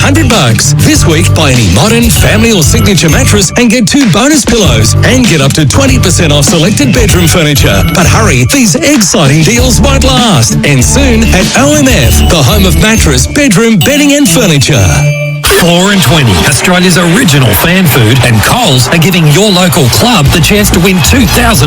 That's $1,000 cash and $1,000 worth of 4 and 20 pies. You beauty. From April 1st to June 3rd, it's game on. Register your club, buy any 4 and 20 pack from Coles, enter online and collect the most points to win. Track your club's progress on fntsportspromo.com.au. Every pack counts. 4 and 20, Australia's original fan food. T&C supply ends June 3rd. When being on the road is your business, keeping your truck in top shape is everything. With stores right across the country, Truckline stocks over 70,000 parts for North American, Japanese and European trucks and trailers. So that means you can get the quality parts and expert service you need to keep your business moving. Truckline, the truck parts you need Australia-wide. Visit truckline.com.au today. On May 9th, we're going blue for Do It for Dolly Day. Blue on the farm.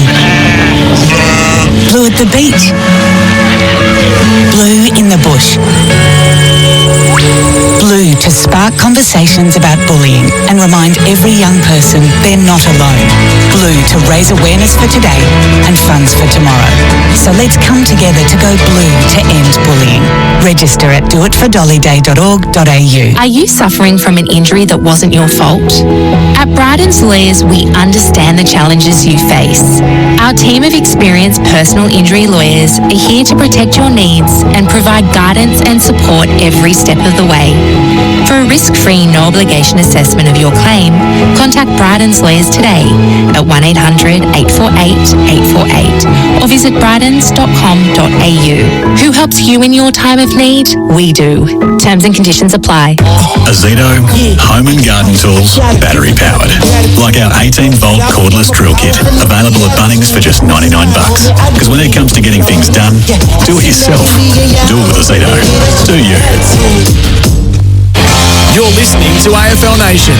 Head to fntsportspromo.com.au for your chance to win $2,000 for your local sports club with 420 and Coles. And looking for an agent you can rely on? Trust the team at Elders Real Estate. Great to have your company on AFL Nation for 4 and 20 pies. Head to fntsportspromo.com.au to win $2,000 for your local sports club with 4 and 20 and Coles. And Elders on board as well. You can rely on Elders. Both teams are out on the ground for their warm-up for Ream, manufacturing in Australia for 80 years. Ream. We're about to get our thoughts from our experts for MEGT, build a winning team with Australia's apprenticeship experts. A weather update for Grundfos for farm and family. Groundwater is crucial. Grundfos pumps, serious reliability, built for life. The weather is, I'll simply use one word, perfect. I'm not sure, it's probably 21, 22. Let me lick my finger and stick it out the window. I reckon it's 23 right now. There's not a breath of wind, and I hope my suggestion for Peter Malinauskas for the gather round next year gets taken into account, because it's a clear seeing day. So Andy Marr, star of the front bar and the run home's been good enough to join me. Andy, hello Dwayne. I've Hello, got a suggestion. Kane, it's your town. So the Mount Lofty Hill, you can see from the Adelaide over here when you look. I would have Adelaide in big letters like Hollywood. Like up on the hill. So when you're anywhere in Adelaide, if you look up to Mount Lofty, you know where you are. The big Adelaide letters. What do you reckon? That's about the cheesiest thing I've ever heard. Oh, wouldn't you get your photo taken in front of it? Of course you would. Yeah, up to Mount Lofty. You would have been up to Mount Lofty a few times. You would have run up there many times. It's a great. We used to do that a lot in pre-season. I'm sure Sando would have taken the Crows boys there for a couple of pre-season sessions. It's a really good walk. Like if you want a challenging sort of, I don't know, 35-minute walk up and then down, you can stop up the top and have a coffee. And get your photo taken with the Adelaide sign next year. Get your photo with the Adelaide sign. But look at the hill tonight. Like this is pumping. Like I just love this weekend. Look, the hill is jam-packed for a neutral game at Adelaide Oval. It's just magnificent. The Collingwood chant has already, gone across the ground as they ran out on the ground. Sydney's strip is interesting. Mario, your thoughts on the all-white sort of number? Don't mind it. It's okay. Yeah. Okay. It's You jammed them with faint praise there. No, it's like you're just okay. I love their traditional jumper. No, don't try and back over it now. No, you don't it's think just it's any good. No, it's okay. Yeah, I like it. That's what we're talking about right now. There's only room for one really strong opinion in this post. The coin toss not far away for Keno Go. $40 million jackpot every 3 minutes with Keno Go. And Keno Go, you can play with $2 today. We'll bring you the winner of that coin toss. But the emergencies, I shouldn't say emergencies, the subs for both teams if you can, Kano. Ed Allen and Sheldrick for the Swans. Sando, just a good test of Collingwood's depth tonight, because I don't know about, that's the one concern for me. So probably 2 out of their best 5 players come out in Houston and DeGoey. Yep. And then Schultz has been important. So then you start to get a look at some other names. Yeah, it does make it harder tonight, I think, for the Pies. And the fans might argue, Houston wasn't here last year and Schultz has only been here for a couple of years, but they've quickly become really important players in the way that Collingwood structure up. And if there's one area which I am a little bit nervous about tonight for Collingwood, and yes, they are inaccurate. They've kicked 57 points in the first 4 games, but they're not kicking big scores. So if it's going to be close, who's going to kick the goals tonight for Collingwood? I know they've got great options in their forward line. They're quick, they're speedy. If the ball gets to ground, that's when they look really dangerous. But yeah, only 6 goals against the Giants, 8 goals, 10 goals. They need to kick a bigger score tonight. And I know both sides are playing really good defensive footy at the moment. Collingwood has been their front half stuff, and I just think under Dean Cox, Sydney have improved their full ground defence. So the way that they're defending the entire ground, we heard the coaches talk pre-game about this being a narrower ground, which is much easier to defend as well. So Brenton Sanderson with what he thinks might be the final word from the coaches before the bounce for best sheds, Australian sheds at the lowest prices. Continue on, Sando, and if you like, give us who you think the player that might provides the best flexibility for their team for Flexalt, the only flexible oral lice treatment for sheep. Well, Dwayne, I reckon that's where Collingwood have a great strength. Is guys like Perryman, Jack Crisp, Pendles. They can all play a variety of roles tonight. Lipinski's another one that can pop up in different roles. Sidebottom can play behind the ball, on the wing, pinching on ball. So, yeah, when you look at Collingwood's squad mentality and the variety of roles that they play, they might just have a slight edge tonight in that part of the ground. And who'll be or what will be our unmissable moment tonight for Drinkwise? You won't miss a moment if you Drinkwise. Choose to Drinkwise. Well, I just love a one-on-one, and we rarely get them now. Even speaking to Hayden Skipworth before the game, and he's just sort of suggesting that they don't like one-on-ones, even as their defenders, which is so unusual. So Jordan and Dacos, how that plays out tonight, what tricks they have up their sleeve, and how that goes tonight, I think that's unmissable. I love it. Both teams have completed their warm-up for Ream. Steady, hot and strong, and we're about to get the toss of the coin. Great to have your company wherever you're listening on AFL Nation, and we'll let the boys continue on with their preview as we wind our way to the toss of the coin and all the umpires out in the middle having their little get-together for their photo. What do you make of it tonight? Yeah, so I think for Sydney, I do look to their stars, and we spoke to Mark McVeigh about that, and Heaney and Warner. I think they're going at about a 5 to 6 out of 10 compared to what they were doing last year, and no Goulden has probably hurt them in that space, Sando, as well, just because it was really difficult for the opposition in terms of who to go to. But I think those two, particularly Warner, I'm looking at tonight to really explode, and he could be the difference maker on the ground tonight. Yeah, and we mentioned Collingwood's outs with DeGoey, Schultz and Houston, but don't forget the Swans have got their injury concerns too. No Goulden, no Mills, Melican, Cunningham, McDonald, Taylor Adams, Robbie Fox, so they've got a lot of players out as well. But one thing I have noticed with them the last couple of weeks, their 2 wins, they've gone to more of a kick and mark, control the tempo style of game. That might be a test against Collingwood, because Collingwood's front half defence is as good as anyone in the competition. They punish you from turnover. But the other part of the game, which I'll have one eye on, is Grundy versus Cameron. I think that's pivotal tonight. And obviously Grundy, former Collingwood player, he didn't go straight to the Swans. He went via Melbourne, but he would love to play well against his former club. And I just think Darcy Cameron is a really underrated ruckman. He gets his hand on the footy a lot around stoppage and clearance. He gets behind the ball, takes some really good marks, and he always seems to pop up for a goal or 2 per game. So that's an intriguing matchup tonight as well. But I also think, Kane, who wins stoppage tonight might be critical. Hasn't been a strength of Collingwood's this year. They've been struggling to score from stoppage. So potentially the Swans might have the edge around contest and clearance tonight. And it hasn't been, when Sydney lose, that's often a constant. They lose contest and lose clearance. And Dean Cox was pretty clear when he took over the job. What do you want to improve? I want to improve our full ground defence, and I want to improve our contest. Now, the first 2 games, they were really strong against Hawthorn and Brisbane, but didn't win. But they were smashed in clearance and contest.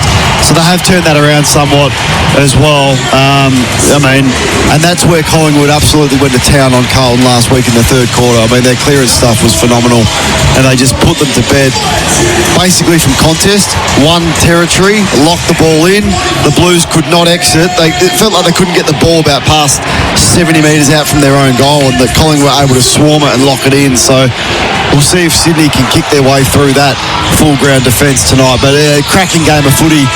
So many angles, so much to look forward to. Huge crowd at the Adelaide Oval, perfect conditions. What a night.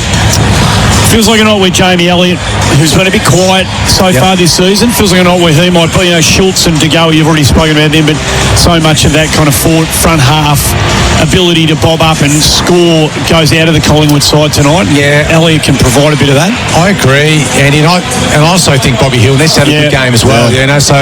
So they're the smalls that need to have an impact tonight. We know that Bo McCreary provides that forward ground ball hunt and pressure. Tim Memory is going to be interesting tonight as well.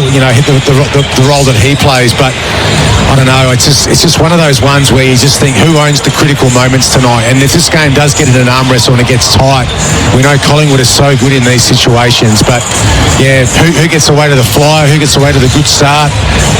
Swans goal kickers, Joel Marty's kicked 9, and then it's Warner with 7, Haywood with 7, but then who? So, Collingwood's defence is in such red hot form.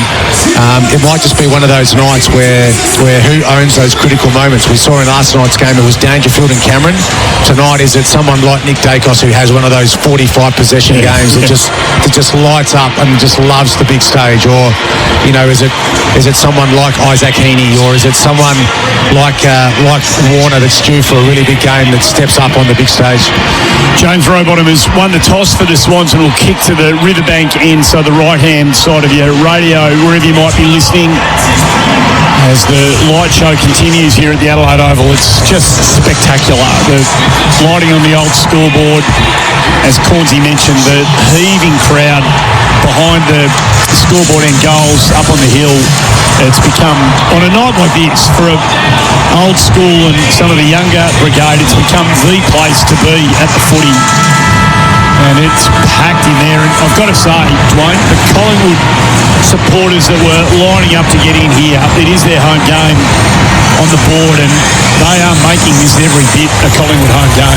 They've come in by the tens of thousands, to be honest. It's fun walking the streets to see how many Collingwood fans there really is in this world. Yeah, it really is. AFL Nation for 4 and 20 Traveller and Elders. You can rely on Elders. We're about to get underway.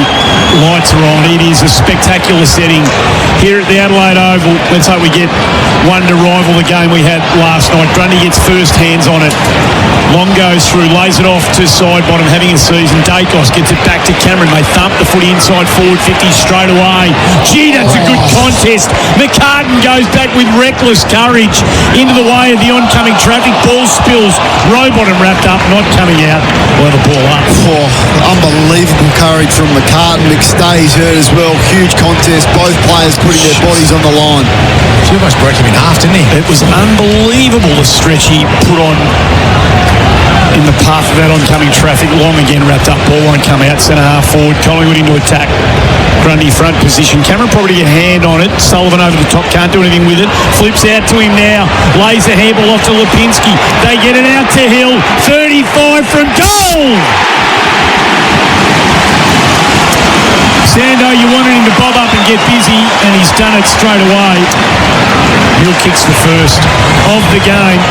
And the first one on the scoreboard for Host Plus, that's a plus. I didn't even watch the ball go through. I just watched Bobby Hill, and it's just in the Eddie Betts pocket. He just did the old to the crowd, shrugged his shoulders. It's the Bobby Hill out there, Sando. Nice. And it was Wicks who came off him. He's got the job. He did the team thing. He pressed and left Bobby Hill, but once you leave and you don't impact, you allow Hill that goal side access. And Sando, you called it prior to the start of the bounce. You said he needs a big one. Perfect start for him, and one of the most watchable players in the game, no doubt about that, and the ideal start for the Pies. So back in the middle, big crowd. Cameron about to go with a Grundy again. Thumping to the deck, good bounce. They engaged the two rucks. Grundy got a piece of it, knocked it down to Rowbottom. Got a clearance, got under it a bit. Gets its way to half forward. Another big crash of the pack. McLean got there. Knocked it down to Josh Dacos. Got it side bottom. Kicks it wide. Rolling ball on the wing. Big ball to win. Florent wins it. Gave it to Rampy. Back to Florent on the back pedal. Back to Rampy up against the boundary. Getting harassed. Got it inside to Grundy. Back to Florent. Outside of the boot kick. The chaos ball might not work. Maynard, good scoop up. Got it to side bottom without making it a throw. He in turn to Frampton. Heads out wide towards the pocket, and they're going to dodge a ball to here. Collingwood. Lipinski's got it back pocket. So poised. side bottom in the back half under a bit of pressure. Pinsky driving ball up towards the wing position out of side of the ground. Membry just eased the puck underneath the footy, read it beautifully. Now it spills, and here they go. Hill missed a handball to Sullivan, just had a bit too much on it. It spills out to Hill nonetheless, has a bounce, runs to 49, lays it off. Pies go forward. Dacos goes for home and pulls it across the face of the goal. Through from behind. It's scintillating ball movement. 1-1-7. Sydney yet to score host plus scoreboard. So there's a distance from goal where I can just take the responsibility. What distance is that, you reckon? Is it 40? Yeah, as soon as you break inside 50, take the shot. Had a chance there. It was too unselfish. By any stretch of the imagination, you probably would have thought Nick Dacos would have kicked it from there, but Bobby was almost in a better position. So the inside kick, the aggressive kick does work. Bice, having a great season, first season in the AFL, wearing Parker's old number 26. Here's the Lizard on the run, got it inside 50. McLean couldn't quite get there. Darcy Cameron got back in the hole. Frampton got a little handball out. Swans are swarming in this all-white kit. Little toe poke out the back. Good chance for Heaney. Got it. Well, it's Isaac's in. It's just that it's a different Isaac. It's Isaac Heaney in this neutral game between Collingwood and the Swans in front of the packed house here at the Adelaide Oval, and it's 7 plays 6 on the Host Plus scoreboard. Host Plus, winner of CanStar's Outstanding Value Super Award for the 8th year in a row. That's a plus issued by Host Plus Proprietary Limited. Check the PDS and the TMD at hostplus.com.au. Our experts for MEGT. Sign up your next apprenticeship with MEGT, Kane Corns and Brenton Sanderson. Yeah, Heaney scored that goal from the midfield, but he was all alone in the goal square when that ball went through. So what's happened is he's just post centre bounce, he's pushing really hard forward. Nick Dacos is doing the same. He's getting tagged by Jordan. One thing I don't like at the moment, if you look to the right of your radio dial, it's Josh Dacos playing at half back. I don't love him there. I just don't think he's a defender. I like him better on the wing. Cameron gets the better of it. Jordan's side by side with Nick Dacos. We all expected that, and he fought hard for it, Cornsey. Now Warner, bit of running room, has a bounce, gets those knees pumping, a wobbly ball up towards full forward, dangerous ball that hits the deck. Good defensive work by the Pies. They hit it hard, they bring it out. Grundy interfered with Cameron on the edge of the square. Started well, Cameron. He pushes back so hard and he gets into really good spots as a ruckman. He's the best intercepting mark from any ruckman in the league and has been for the best part of a season. But for Sydney, the positive, their guns have come to play. Heaney with the goal, Warner getting busy, and also Blakey off half-back looking dangerous. 5 minutes gone on the new tech clock. Automation for manufacturing. Long ball up towards half forward. Grundy could have marked, put the fist into it. Hayward can't take it under pressure. Nick Dacos turns tackler. Quaynor goes in to give him a handle of the ball up on the logo member side of the ground. Crowd still building, but as Kane told you earlier on, it is sardine territory on the hill. They are jammed in. Nedlong got through traffic, got a kick away, got it towards half forward, boundary line looming, and out of play might be a win here for the Swans. It is. It's taken out by Hamling. Nice that the Swans can bring in a premiership dog when they've got some problems in defence this year, which they've done with Hamling. He's been on the list a couple of years, but didn't play last year. Back into play. Grundy, Cameron almost had Grundy's arm. Ball came out to Jordan, got it to Campbell, got it to Rampy. Switches across the field, nicely delivered to Cleary. He looks around to see what he's got. He's got McLean short, but Darcy Moore shut him down. He goes inside, nicely to Heaney, and he landed like a cat. He's off with a full pass. Lace out to Hanley. Now, can I just say, Kane, Dwayne, Andy, this is why I don't like Josh Dacos at half-back, because that's his opponent, Hanley. He's just floating around Josh, looking to get part of their offence, but Hanley's his opponent, and he just hits up on Josh Dacos, and he's sitting off. Now he's having a shot from just outside 50. Fifth game, lining up for his fifth goal. From right on the arc, directly out. Kicks it from the paint. Struck it pretty well, struck it beautifully. Squeezed it inside the post, and there's another one they found at the Sydney Swans. They seem to find them quite regularly.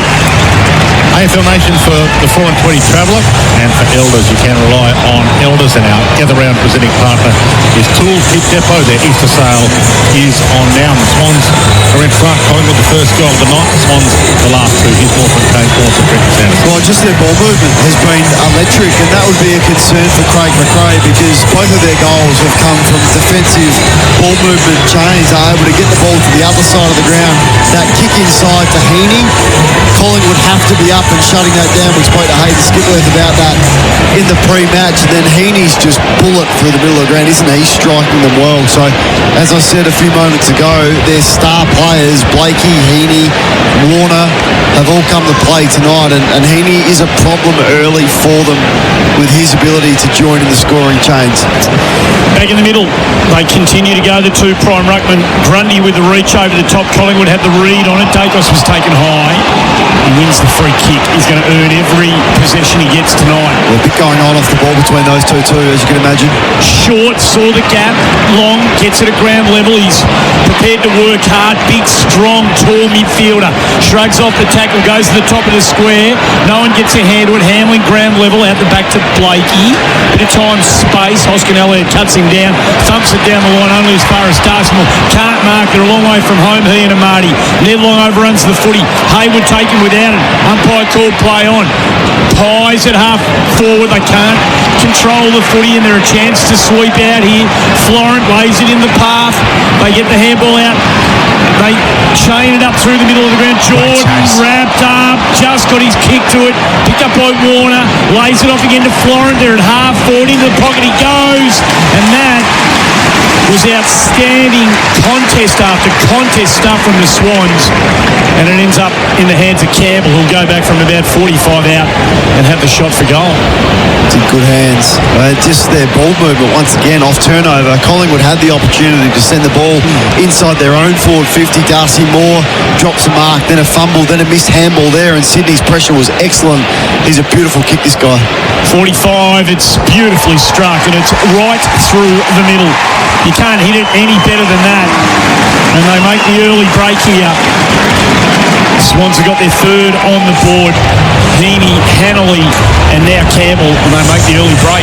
Yeah, just look a little bit disorganised behind the ball at the moment, Collingwood, and Kane's right. They're moving the ball too easily, the Swans, from their half-back line inside 50. They've had some uncontested marks inside forward 50 already. It's just that inability to be able to work defensively as a unit that's hurting Collingwood at the moment, and they're just not getting enough pressure on the actual ball carrier. We saw a great chase-down tackle from Pendlebury, but otherwise the Swans are just getting that little bit of time and space that they need to be able to find uncontested marks. And when it's in Campbell's hands, it's pretty much a certainty for goal for DLF Seeds, innovative forages for farmers, delivering certainty through science. DLF Seeds, and the Swans are running hot for Ream. Install Ream, Australia's favourite. 3 goals in a row now for the Swans. Grundy, Cameron go at it. Rowbottom wins it. Got it to Grundy. Probably should have kicked it himself. Cameron to side bottom. He's hit the pause button for a second. Loops the handball to Nick Dacos. Squeeze the kick inside 50. Mycheck got there. Well, I thought Bice was going to cut it off, but almost as if he went through his hands and Mycheck took the mark. I just think you called it really well, Dwayne. So Rowbottom had the first possession from centre bounce, and there's nothing wrong with just getting it forward. You got even numbers ahead of the ball from centre bounce. Forwards love that. Get it on the ground and go to work with even numbers, but the extra handball turnover, and then it got in the hands of Dacos. So Mycheck lines up. He's going to kick from 48. And struck it pretty well. It's a good game so far. High scoring. And Collingwood stopped the run of 3 goals in a row for the Sydney Swans. They were running hot for Ream, except nothing less than Australia's best with Ream. Sydney Swans 3 straight 18. Collingwood 2-1-13. And that score for Host Plus, that's a plus. And you're with AFL Nation on Gather Round for the Tool Kit Depot. The Easter sale is not on now. Here's a little more from Kane Corns and Brenton Sanderson, our experts for MEGT. Sign up your next apprentice with MEGT. Yeah, I thought we'd get more of a defensive game, actually. I thought it'd be a lot more scrappy at the start, but it's almost free-flowing, open footy. Whoever wins the ball at stoppage or clearance seems to be able to go forward and score. And Brody Mycheck, he's been really important for Collingwood over the last sort of 6-7 years now in that forward line. He's such a tricky matchup. He's quick, he's got good power off the mark and vice-like hands. He's a good little career. 5 goals in 11 minutes of this one, and it's picked up from where last night left off. Laddams gets his hands on it, dispossessed in the tackle, hairball coughed up, ended with Pendlebury from Lipinski. Quaynor comes off his man, puts Cleary under pressure, ball goes out of bounds. I just think both teams are handballing too much, and that can happen in high pressure games. So both sides have had more handballs than kicks. So I just think once that settles, if you are under pressure, there's nothing wrong than gaining territory with a kick rather than the extra handball. We saw that there on that occasion from Collingwood. Stay and Laddams take their turn. McStay tried to use the body. Laddams the reach. Side bottom has been outstanding early. Drifting ball across centre half forward. Excellent fist by Wicks. Gets about 30 metres. Maynard puts his body in line of footy. Gets it going Collingwood's way. How to Chris McCreery now. Little outside of the boot kick. Was brilliant vision and execution, and he finds Sullivan. Oh, great vision. It's an amazing kick on the outside of the right They get foot. better at that than the players. I didn't think he had that in his package, McCreery. He's not a player that has that nuance and that touch usually, so that was great composure and vision to find that, and Collingwood quickly got from the inside to the outside.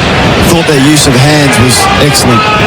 Surely this takes Lockie Sullivan's best kick. He's going to launch from 52. It's on the way. It's going to drop short. There's a massive pack.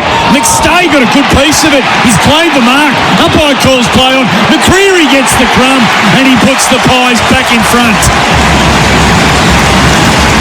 3-1-19 Collingwood 3 straight Sydney on the Host Plus scoreboard. We're a game of footy on our hands here for 4 and 20 Traveller and Elders. You can rely on Elders. Geez, they'll be flat with that. Yeah, the kick was nowhere near going through. Fell 10 metres short. McStay claimed the mark. Was play on because it looked as though there was a few sets of hands on it, and McCreery's just all alone at the front of the pack. Just watch that. It was Wicks who just got sucked into the contest with the ball goggles on, left McCreery all alone. He's never going to miss from there. So a nice 30-second stretch from Bo McCreery, and the Pies are back in front. But welcome to senior coaching. Dean Cox would be so frustrated with that. Little things just letting his side down after a pretty good start from them. And if guys keep kicking those short passes like Bo McCreery with the outside of his boot, guys like me, old guys are going to stop whinging about players having no left. Because if you can do that with your right, you're okay. Pendlebury slams out of the middle of McCreery. He's on fire. He is Fareem. Steady, hot and strong at the moment. Absolutely. And he's pointing for a set play here. He's pumped it long. He's got a goal square. Up they fly.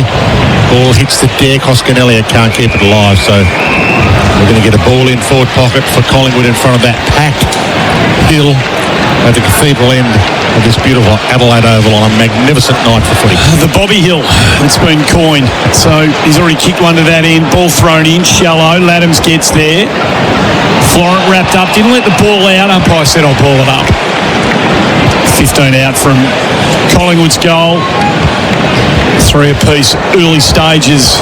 What's shaping as a thoroughly entertaining game of footy. Laddams gets a hand to it, but not really directed to anyone in particular. Robot on the crumb, off to Florence. Toe pokes, clever kick, really clever kick to Lloyd, but Lipinski cut him down as the ball just wouldn't sit for the veteran. He goes back and gets it, misses Blakey, long over the top, strong body again, controlled the footy. Sullivan, Pendlebury lays it into the path, put it out a bit too far in front of his man Elliott, and it trickles out of bounds. 30 metres out from the Collingwood goal. Have a throw in. So that's really the modern game, isn't it, Sando? How many times can you turn the footy over in the front half of your ground and then go back to score? I think they'd be disappointed Collingwood weren't able to put that turnover on the board. Just a missed kick from Pendlebury. Otherwise, it would have been an easy shot for goal. McStay did the ruck work, and Rowbottom just won the clearance and got it to the wing, and a good option. Howe's about to track to it up against the boundary, and out of play is a win for Jeremy Howe, and he lets Hanley know about it. You're not going to love Jamie Elliott, who Scott Pendlebury tried to pass it to him, missed him completely, and Jamie Elliott did not look at him at all, just walked away, didn't shake his head, as if to say, you'd normally hit that, but you know, no need for me to say anything to you. off the ruck contest. Crisp got it off to Pendles. Handballs this time to his old mate side bottom. He was one to half forward. That was a pie floater if you've ever seen one. Chip kick, Sullivan inside 50. Out in front of, well, he's got Hoskin Elliott, and Hoskin Elliott gets it, thinking about giving it to Elliott. Have it all the way back to Lipinski. Dance step was good. Doesn't go for goal. A sizzler toward the lead of Memory. Off hands long. He got past a couple. Back to Sullivan. Outside of the boot. Goal square. Playing in front and not holding it, McCartan. Crisp got the crumb. He didn't complete the third grab, McCartan. Gee, juggled it, and then he had it taken off him. He never controlled it at any stage. Good umpiring. Looking a little bit shaky defensively, Swans, with anything in the air. See McCartan dropped that one, should have taken it, but not the first time tonight. They've looked a little bit shaky when the ball comes in high. And equally, Collingwood's ball use probably just the only thing letting them down, just kicking it at 52%. And a few of those have been unpressured kicks inside forward 50 that they would usually hit. Experts through GT tonight. Short balls end up with Heaney. He drives it up to the wing position, outer side of the ground. Laddam's drifted into space. Takes the mark, looks to come in board, wants to come in board. Nothing really on offer, so he takes the safe option. Up to the arc of 50 he goes. Out the back, Maynard, read it off hands. Hayward drops to him, snaps, and one he would have kicked. And maybe should have kicked, misses to the near side.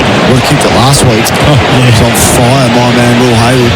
South Australian boys from your school or something? He's from North Adelaide, but I just love him as a player. I just think he fires in defensively and pretty hard to find small forwards that can kick you 40 goals a year. 3-2-20, 3-1-19. Maynard with the kick in after running his full measure. Heads to Mychek, comes down to half back to make a contest. McCreary nearly plucked it. Side bottom went in there, got the ball, they got him. And it's ball. Rowbottom thought about playing on, but then realises better off taking the free. Chad Warner about to take it. Sorry, Corey Warner, I should say, about to take it. And he thumps the top of the square. McLean stalks it, got up there, got hands on it, nearly brought it down. Grundy the crummer, got it to Hanley. He shoots it wide out of Adams. In the pocket, tried the dance step, didn't work. Well, Cleary got on the end of his handball, then fumbled it. Pendles doesn't fumble, goes to Lipinski out wide to Elliott. They're out of trouble. Collingwood on the half-back flank in front of the packed Mark Rasciuto stand. 160 metres away from the goal that he'll generally be firing at. He got numbers back then, Collingwood. Elliott plays on, runs his full measure. Down the line he goes. Memory again tries to edge his opponent under the foot. He goes back and gets it. Lipinski, no one's been near him so far. Finds a lovely little bit of space to McCreary. Half tried to tap it over the top to Sullivan. Sydney get numbers back. They wrap him up. Terrific tackle. Weeks ball dribbles out of bounds and a half chance for Collingwood disappears. A bit nervous for the Sydney Swans defence at the moment. Every time the ball goes inside Collingwood's forward line, it looks like they're going to score. And even then, if that ball bounced into McCreary the first time, he was running into an open goal. They haven't quite got themselves set back there with their way they're manning up. McStay, Grundy does beautifully down to Chad Warner. His kick half smothered. Lipinski goes and tries to farm it out the back to Quain, or 60 metres out from Collingwood's goal. We'll have a throw in outer side of the ground. Collingwood 3-2-20. Sydney 3-1-19. Been going 21 minutes on the New Tech clock automation for manufacturing. New Tech with a P. Back into play. Grundy with the palm down, got it to Pendles. He was the meat and the sandwich, and he's making out the umpire. He tried to get rid of it, but he's holding the ball to his body while he's doing it. He tried to fend off, and as soon as you do that, that's your pie. If you don't dispose of it, you're going to be stung. It was a correct decision. Number one tackler in the game, Rowbottom got him and went back all the way back to McCartan, and now Weeks, who's been a great addition to the back line until now. He tried to get it to Blakey. They might get out of trouble here. Grundy feeds the handball out. Got it to Chad Warner, back to Grundy. Chip kick dangerous. Wainall cut it off. Dumped it down to side bottom. 80 from goal. Little hesitation step to try and throw them off, and McCartan marks this. And then he took off, I thought. Umpire did too. So it caused him to go. Now it's in Elliott's hands. He bangs it around the body towards goal. He couldn't, could he? No, of course he couldn't. He nearly did. Only a behind but it's a high-scoring opening term, which is now 22 minutes old for New Tech, automation for manufacturing. And it's 19 to 20. It's Collingwood. In fact, it's 19 to 20 as the old scoreboard updates. 21. Collingwood leading. Brilliant bit of improvisation from Sidebottom in the middle of that play out there that nearly led to that Elliott goal. He's started well, the 34-year-old. There's a pack developing here as Sydney bring it out of their defensive 50. Crisp, the last one up. And the ball up. 5 metres in from the boundary line. Grundy doing a power of work. McStay up against him here. Ball spits out as far as Rampy. Corey Warner. Lovely little touch kick into the centre square. Gave Cleary a run at it. He puts it out in the path of Jordan, but he missed the target. Gave Maynard a chance. He was good enough to take the footy over the boundary line. 2 Swans on his hammer. Just got to lift in the contest. Sydney here, so some of the numbers early. Plus 13 in contested possession for Collingwood, and they're plus 10 in ground balls. So Sydney's area of weakness when they get beaten is that, and they've started poorly. Collingwood up for the fight. Lipinski's handball cut off by Campbell. Got it to Roberts. His kick only as far as Perryman. 35 out from the goal. He's defending. Chips it wide to Quaynor. A couple of long options. Get it to Memory would be good. And he does go long. Memory's in a good spot. Up and got it. Brilliant kick. Put it to his advantage side there.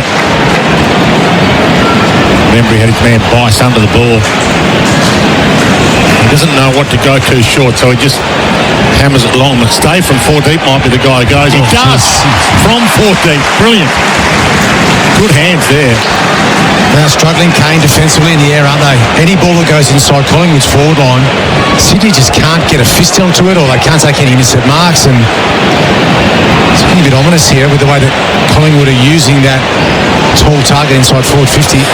Yeah, I mean, they guard space, don't they? But just to allow him an unchecked run to the ball, it's a strange way to defend for me.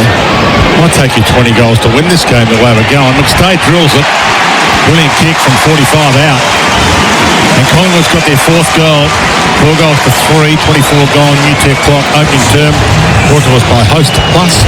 That's a plus. And it's been a really impressive start from the Magpies. 27 plays 19 for MEGT. Here's our experts, Kane Corns and Brenton Sanderson. You just shouldn't concede contested mark in that position. That's what you want, the long, high ball inside your forward 50. Usually there's an extra number back there, and McCartan was in good position, but McStay was just unchecked as he ran towards the ball, and he's always been an excellent contested mark. So that was a terrific pack mark. I think the hardest skill in football is to do that. He's done that and even better gone back and finished, but just sloppy, as Sando's been pointing out. Sydney, the McCreary goal at the front of the pack with no one on him, and a contested mark that you allow from a long ball inside forward 50. They got to tighten up here, the Swans. This one could get away from them. Back in the middle we go. Cameron came at the footy, got over the top of Grundy. Rover goes to try and get it half through that footy, and that's the way the umpire saw it. And Sullivan, who's a scrapper, wins the free kick, lays it off to Dacos. Nick into the pocket he goes. They jump at it again. McStay, was he interfered with? No, said the umpire. Ball hits the deck. They rebound it out of defensive 50 to the logo. Darcy Moore's having a good patch. Last week against Carlton, started well here again. Couldn't find Cameron. He dispossessed. Finds a way to Rowbottom, to Warner, to Campbell. Off the outside of his boot, he just had to sort of hack it and hope. Ball bounces. Chaos stuff now. Quaynor in front of Cleary, gathered it. That's lovely composed footy. Waited for Hoskin Elliott to come at him, and then found him with a little kick around the body. Good players know which way it's going to bounce. Quaynor was clever there. He knew it was going to bounce, and whether it was going to bounce right or left by the way the ball was hitting the deck. Inside to Maynard, plays on quickly, chips it over the top. They're out here. Pendlebury in some space. Time to use it wisely. No one comes at him, and he short passes to Hill, spills it, goes back in. McCartan got in the way. Hill goes back in to try and mop up the mess. Ball flung out by Long, all the way to Grundy though. He took his time. Got it back to Bice. He normally hits a target. This is no exception. He hits Florent. In fact, it's Cleary who took the chest mark in front of Isaac Quaynor. And he floats it wide. Here is Florent. He chips it wide. Ertz picking their way through them. Rice again. Inside kick delightful. Chad is away. He goes for it from 60. Had the little bounce. Found McLean. And he drills it in a row 23. So it's 4 goals apiece. It's a high-scoring opening term for Host Plus. That's a plus. It's a brilliant game to watch if you love goals. And scoring's back. You've got to love that. 4-3 plays 4-1. 25 plays 27. Collingwood lead. Yeah, the reason that ball got out the back so easily for the Sydney Swans, Collingwood played a really aggressive defensive press, which means their defenders get right up. They get right up in the grill of the opponents coming running at them, and as soon as you break that first tackle or you can get a couple of handball chains, you really can expose that sort of defence out the back, and that's what McLean did. Got out behind Darcy Moore, and Warner, as soon as he puts his foot down, it's 5 or 6 steps on his opponent. That penetrating kick exposed Collingwood. But you're right, Dwayne, this is a cracking game of footy. We were blessed last night, and we're getting another absolute belter tonight so far. 4 apiece. Pies by 2 points. 27, nearly 28 minutes gone. Opening quarter. Back in the middle we go. Cameron finds his way to Heaney in front of Long. Just lovely little chipping ball on his left. Kicking the ball beautifully tonight, Heaney. Chad Warner, that's not a good kick. Off the instep. Finds his way to Amadi, who came out on the lead. Gets it back to the man who's kicking it. Runs into trouble, Heaney. Got rid of it just in the nick of time. Frampton was there. Gathered it. Gave it to Howe. Gives it to Cameron. He's got to get rid of Long. He's got to get rid of it quickly. He does. Intercepted by Heaney. They turn it over at centre half forward. Rampy just pins the ears back. Drilling ball. It's a silly kick in the end. Russia blood stuff from the veteran. And easily intercepted by Darcy Cameron on the last line. Hits the Nick Dacos. Takes a breath. There's still an enormous amount of time to a quarter time. Still 3 minutes to a quarter time. Nick Dacos hits Elliott on the chest. He goes for side bottom. Takes it. Middle of the ground. They run for him. He's got one-on-ones ahead. Who does he want? Josh Dacos on the move. Rampy comes at him. Josh feeds a flick handball over to Mychek. Knocked it in front of himself. McCartan pursues him. He flicks it out wider. Just contact below the knees here. It's going to go Sydney's way because Mychek left his feet and tapped the ball on but made contact with Campbell's below the knee. So it's the correct call from the ump. 27 plays 25. Campbell, he launches 60 metres and heads out wide towards Amadi. Frampton dumped it from his grasp and will get a ball in half forward flank 80 metres from the Swans goal. So 2 minutes left in this opening term for Host Plus. The clock work was by New Tech. Their mission is to optimise your business with automation. And on AFL Nation for the 4 and 20 traveller is Eddie Mark. 65 out from Sydney's goal, outside of the ground, ball thrown in. Grundy's been using his body well in these ruck contests, lays it out the back to Florent, having taken it cleanly, threads it through to Jordan, straightens up Amadi's got his name all over this. He just didn't jump in the end, had Frampton under the footy, then the cavalry arrived side bottom again, just steps his man. The game is slowing down when the footy finds itself in his hands. Down the line he goes, Bice gets underneath the footy, can't. Mark Membry fights on for it. Now they're a chance. Hoskin Elliott the checks on. Mychek caught behind McCartan. Good contest. Ball spills to the ground. Well, that was very unusual footy by Bice. Not sure what he was doing there. Grundy, free kick. No, umpire says play on. Bice goes back in, gets the handball. Rampy.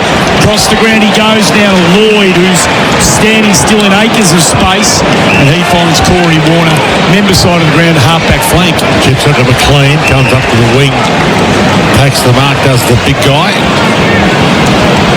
Dermot Brewer polish on him from Frankston. And he heads toward half forward.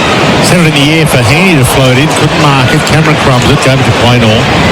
And now Frampton. He's got the switch on. So he heads to Perryman. He goes wider. And Bobby Hill's marked that. Millimetres from the deck and millimetres from the boundary. Few out there in red and white, not quite as convinced as the umpire is. Sending a word to the boundary umpire, and they're saying, no, mate, you're not fooling us. Might have fooled before that was here last night. The replay for Makita, XGT 40 VMAX. Dwayne showed that ball hit the tank. 4-3 plays 4-1. Here's the scoreline, ball in on the wing. So, contest. Nicely done. That was by Bice, who threaded his way through. Just missed the handball to Jordan. Grundy's going okay. Gets the footy, has a bounce. Oh, he tried to lay it off to Heaney. Almost cut off now by the Pies. Toe poke into space. Elliott through the middle of the ground. 2v2. McCartan can't mark over his head. Blakey read it beautifully.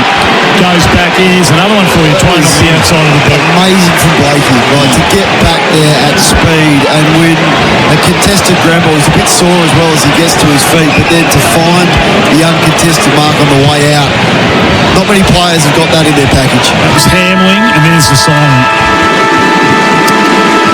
So quarter time, it's Collingwood with the 2-point lead, 4-3-27. Sydney 4-1-25. Goal kickers McStay, Hill, McCreary and Myercheck. And for Sydney, it's McLean, Heaney, Campbell and Hanley. Pies by 2 points. AFL Nation for 4-20. Traveller and Elders. You can rely on Elders. We'll come back having cleared some commitments to get the thoughts of Brenton Sanderson and Kane Corns on the other side of this. That quarter on AFL Nation was for Host Plus. Host Plus, winner of CanStar's Outstanding Value Super Award for the 8th year in a row. That's a plus. Issued by Host Plus Pty Limited. Check the PDS and TND at hostplus.com.au. ESPN now streaming on Disney Plus. Stream the latest and greatest of NBA, UFC, MLB, NHL, WNBA and more. Oh, what a shot from Curry! Cheer on. Oh, Tony! The greatest day! Party on. Oh, Edwards, it's showtime. Room service. Dream on. One destination for a new generation of streaming. ESPN on Disney Plus. The long wait is over. Turn it on. This ad is about neighbours Ryan and Jack.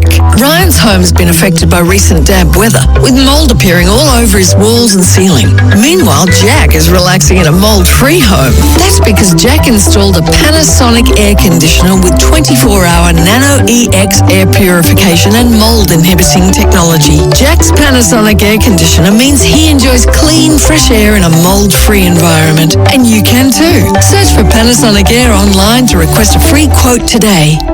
G'day, Merv Hughes here. New Farm's been there for Aussie growers for 100 years. Through prosperity and heartache, drought and flame. Through the unprecedented and through innovation. New Farm's high-quality crop protection products are formulated right here in Australia because Aussie growers are tougher together through choosing Australian. New Farm understands local conditions and the importance for Aussie growers to have the right products at the right time. New Farm, Australian through and through. To learn more, visit newfarm.com.au. If I asked you to go outside now, grab a shovel and hack through your internet or water connection, would you do it? Of course not.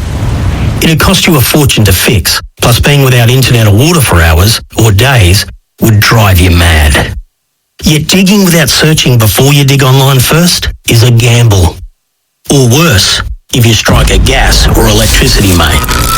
Before every job, search before you dig online every time. And never dig blind. At Azito, we know for you it's about leaving your mark. With over 100 tools for your home and garden, all powered by one battery to make it happen. Swing by your local Bunnings and add a brushless jet blower to your set. 36 volts of blowing power, powered by two 18-volt batteries, all from only $1.99. Because when it comes to getting things done, do it yourself. Do it with Azito. Do you. Footy fans, why rush home after the game?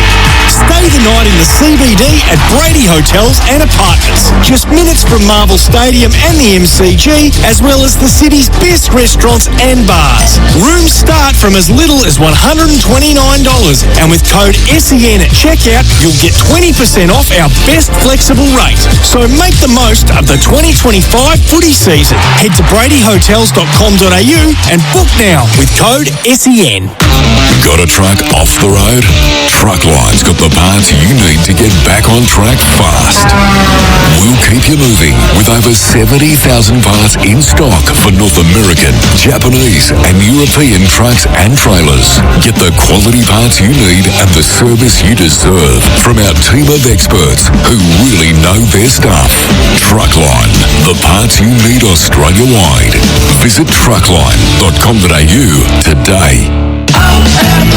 Hop into OMF's Big Easter Sale. Buy any mattress protector and get up to 60% off all modern family and signature mattresses, like the Mornington mattress, now under $1,100, or the Urban mattress, now under $1,500.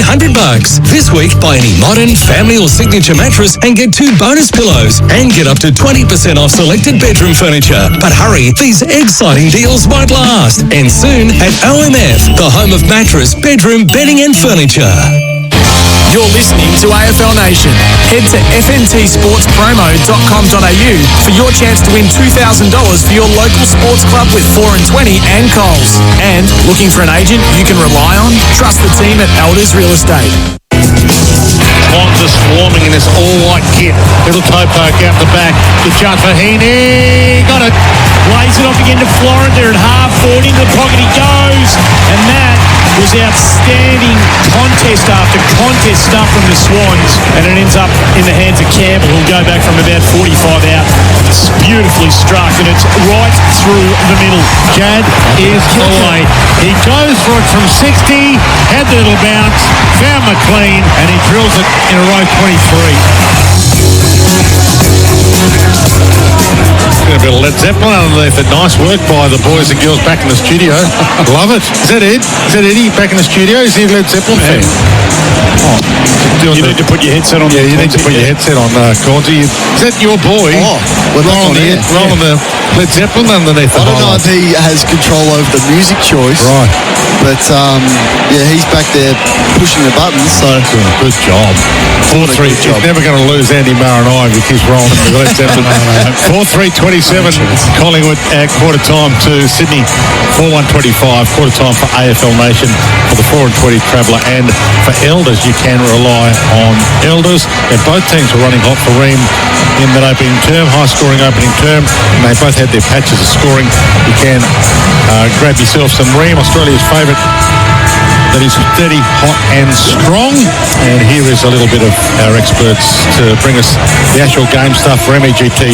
Sign up your next apprentice with MEGT. Kane Corns and Brett Sanderson for Andy Marr kicks off the second. Well, Sydney really strong off turnover. Collingwood really strong from stoppage. So that's the toing and froing in the game at the moment.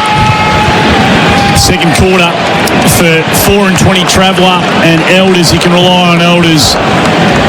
They're underway. We've got a good game. If it keeps going at this pace, it's going to be pretty special by the end. Chad Warner gets the first clearance, but excellent body work from Maynard at half-back. Takes the mark. What did you make of the opening quarter, Sando? Yeah, open, free-flowing. It's a game for the runners. The runners are the ones having the impact at the moment. Side bottom, Long, Lipinski, Sullivan. And gee, I like the way that Brodie Grundy started this game too. 10 disposals, 9 hit-outs. He's having an impact all over the ground, Brodie Grundy. Short ball after short ball by the Pies, outer side of the ground. Long, who had a massive first quarter. First quarter.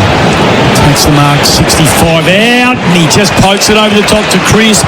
Does any opposition player ever pick up Jack Crisp? Ever? Well, it's the benefit of playing in a really good side with good players around you, and he's been the beneficiary of that. But he's a big game player, he's a big-time performer, and he can play in multiple positions and doesn't waste the footy. So, I mean, he's got this distance in him. He just dropped into the hole inside forward 50, and he was found, and he kicks from 50. It's a raking drop punt. It's got the coverage, and it's got the accuracy. So Chris gets the first of the second quarter in the opening minutes. And gather round presenting partner is Toolkit Depot. There Easter Sale is on now. And the Pies bounce back out to that 8-point lead, 5-3-33. Sydney 4-1-25. Well, Dean Cox in the Sydney Swans coach's box will be looking at his defensive assistant coach and saying, how come Collingwood keep taking these uncontested marks inside their forward 50? What's going on? What's going wrong? I just think it's the referencing there. Kane mentioned it before. I'm not sure if they know whether to step in front, play side to side, shoulder to shoulder, or to step in behind. But at the moment, their referencing defensively is all at sea, the Swans, and Collingwood having a field day every time they go inside forward 50. Something's got to change here for the Swans. 5 individual goal kickers for the Pies, 4 individual goal kickers for the Swans. That's 9 in total. So wondered where the goals were going to come from. They're coming from everywhere. So Laddam's their second ruck against Darcy Cameron, the first ruck for Collingwood. So Grundy's having a spell. Big first quarter break, Grundy too. Absolutely. So So the ball knocked down from that right contest to Chad Warner, got the clearance, hammers at the half forward. Moore was down there, Maynard crumbs it, looks up. So a couple of options wide, but that wasn't a good one. He kicked it to the boundary, and that's probably insufficient intent. That wasn't his best moment. Just panicked and hacked it towards the boundary line. Probably would have been stronger in the air as well. So the ball thumped top of the square. McLean's up way early. Ball knocked down towards Pendlebury. Got his arms free to Josh Dacos. Brilliant. Here's Long again. Having some sort of game. How can't this guy get a game on a regular basis? Ball knocked clear of a couple of players for Collingwood. Little flick handball over the top. Lloyd might go back rather than go forward. He goes inside. Nicely delivered to Roberts. He's a good kicker. Oof. And he'd want to be a good kicker with that switch. Travels quickly through the air off his boot, which is something that a lot of players can't do well. And Florent gets on the end of the short pass on the wing, and he's holding it up for the Swans to have a look at what's on offer.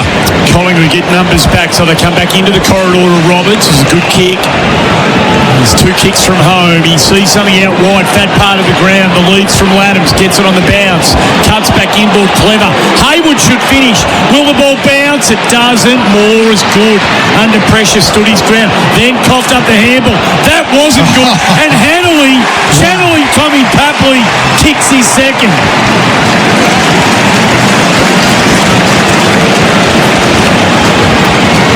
And they cut it back to 2 points, 5-3-33 Collingwood, 5-1-31 Sydney on your mate internet mobile scoreboard. Great forward pressure, just the way that they were able to get a hand in there on Darcy Moore's handball straight to Hanley. You mentioned Papley. I thought it was Papley there for a second. Exactly He's not even playing. I thought that was Papley. But geez, he made him pay, and that's what you want as a coach. I mentioned before, Dean Cox will be looking at the defensive coach saying, what's going on with our marks giving up inside forward 50? Well, that's what you want, that forward half pressure by the forwards are leading the way defensively.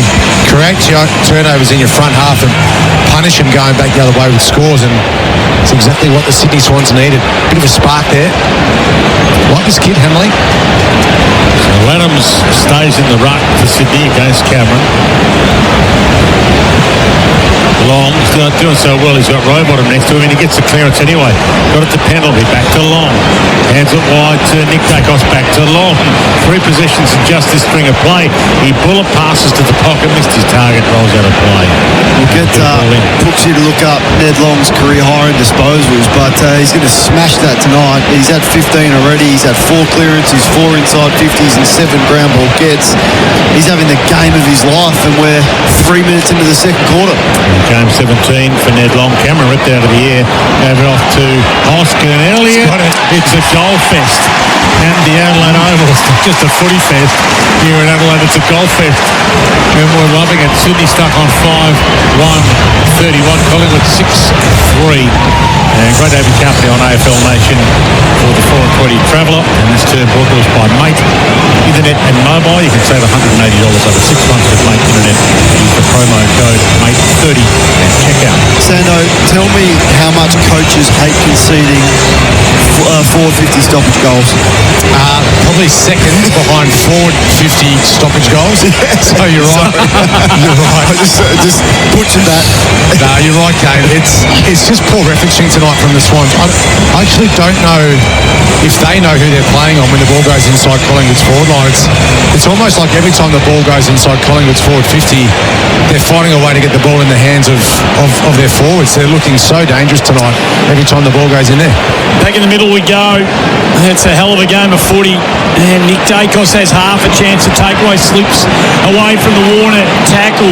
Then he steps around Jordan, puts it out in the path, side bottom. Warner goes back with him. Side bottom stayed in the hunt, dispossessed him brilliantly, puts it over to Pendlebury, flips it into Lipinski, back to Nick Dacos. It'll be some sort of goal. He missed it to the near side, but gee, that was exciting. Dacos is second behind for the night, 6-4-40. Collingwood, Sydney 5-1-31. All the numbers on the Mate Internet and Mobile scoreboard. And the players that are hardest to tag are the ones that turn 1 possession into 2 into 3. And so you think of Gary Ablett Jr. and Boomer Harvey that get involved in the chain. Nick Dacos as good as turning 1 into 3 as we've seen for a while. Must annoy the hell out of a tagger. You keep it going without possession for 3 minutes and then all of a sudden gets 3 and 30 seconds. You've got them to like 6 halfway through the second quarter, and then they get one chain and they're up to 10. You go, oh my goodness. Pendlebury gets on the end of this. Gave it to Perryman. Gave it to McCreary. He's headed toward goal. Not a bad delivery and almost not marked by McStay. He ferrets on for it. Left it behind. Still a chance. McStay. Oh, bang, caught. Umpire's found a free kick. It's Collingwood's way holding the ball. The tackling's been strong with their pressure inside forward 50, so great forward 50 tackles. Hamlin tried to break the tackle. Once you spin out of it and you get stung, you are always going to be gone if you don't dispose of it correctly. It's a great tackle. This is for the biggest margin of the game for Collingwood. They lead by 9 now. They lead by 15 now. Mycheck squeezed it through. He's got 2. And this game continues to rise. If you're a Collingwood fan, there's plenty in the house. You'll be enjoying this. 5-1-31 City Swans. Collingwood with that goal moved to 7-4-46, and that's on the Mate Internet and Mobile Scoreboard. AFL Nation for elders who can rely on elders. Our experts at MEGT. Sign up to your next apprentice with MEGT. Kane Collins and Brenton Sanderson. Kane, how did you measure when you were tagging, and how would you just look at the pure number of disposals, or would you look at impact on the game? No, impact on the game, and you know, some players you weren't too fussed if they won it in the back half, and Nick Dacos was probably that. You've got to concede something sometimes, so I sort of used to measure their entries and their ability to get involved in the scoring chains, and if you can keep them back half in their possessions in the back line as we get another throw up, because the umpire just had one of the worst bounces we've seen for the year that went at right angles. He nearly bounced that through for a goal. But I mean, Jordan's doing a pretty good job on Dave. He's had 10, so he's still going to have his 30 plus tonight, you would think, but I don't think the damage has been extreme yet. 9 minutes gone on the new tech clock. Heaney, the clearance, 35-40 out from goal. Moore was composed. Perryman just handballed it into space. Josh Dacos' space was taken away from him. Haywood just has a little juggle, then nice and composed, saw the vision, saw his man, laid it off. The kick to the near side misses, and the kick in the end came from Warner, and it goes through for behind. So it's their first score for the term. 5-2-32 Sydney, 7-4-46 Collingwood. Mate Internet and Mobile Scoreboard. Save $180 over 6 months with Mate Internet. Use promo code MATE30 at checkout. How long Cameron the target. Grundy got there, fisted it down. Ball gathered by Lloyd. Couldn't get away with it. McCreary does. Had a little bounce. Hunter down. Runs the wing. Sends it long. Gets it to attacking 50. Off hands. It spills. Bobby Hill goes and gets it. Gave it up. Big opportunity for Sullivan. Got it. They're getting them all. And Sullivan slots another. They're up to 8 now, Collingwood. 8-4. Plays 5-2. You're going to have to score 20 to beat them. Yeah, I'm just shaking my head here, Dwayno. They just can't find their opponents as the Swans. Anytime the ball's in the front half, they've already given up 4 goals from front half stoppages tonight, or any stoppage in the front half.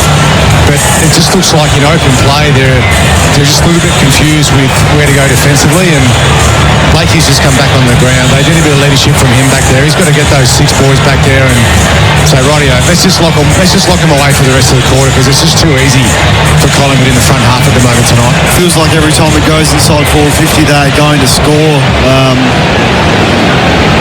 So 12 scoring shots from 20 entries. They've been so efficient, and their contest work's been unbelievable. Plus 14 in the contest.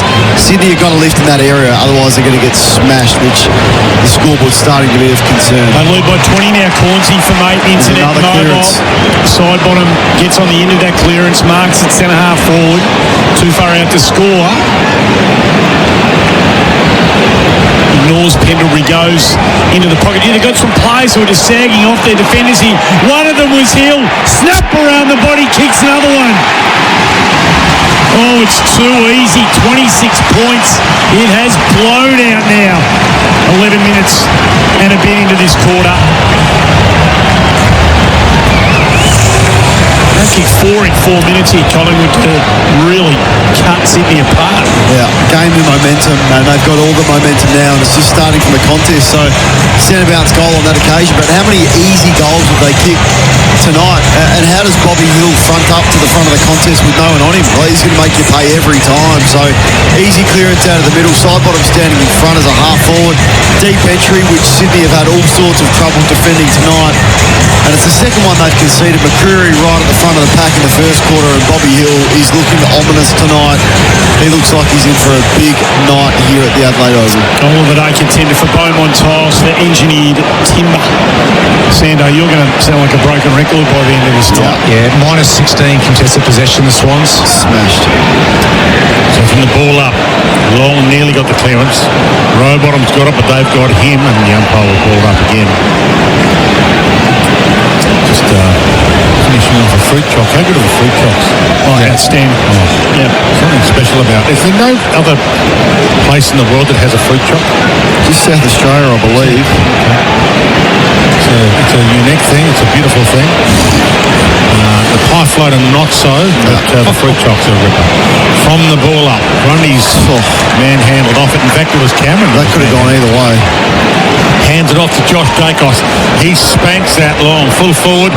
Well, Blakey went to fierce dangerously. He got it through for a behind. So 9-5, and we're still with 14 minutes to go to half-time. Collingwood 9-5, Sydney 5-2, and that's on the Mate Internet and mobile scoreboard. 27 points the margin. Lloyd goes back and brings it in to Blakey. Runs the boundary line, down the line. Cameron read it nicely, gets the free kick. Marty was late, chopped him high. A crude attempt to influence that contest by Marty. Can't get himself into the game at all. No, hasn't had a kick yet, just two disposals. Cameron looks inboard. High drop punt to about 35-40 out. Grundy goes up, spoils. They've got to be better at ground level here, Sydney. They fall over the top of the footy. McCreary goes over the top of Lloyd. Will have a ball up. 45 out from the Collingwood goal. 9-5 to 5-2.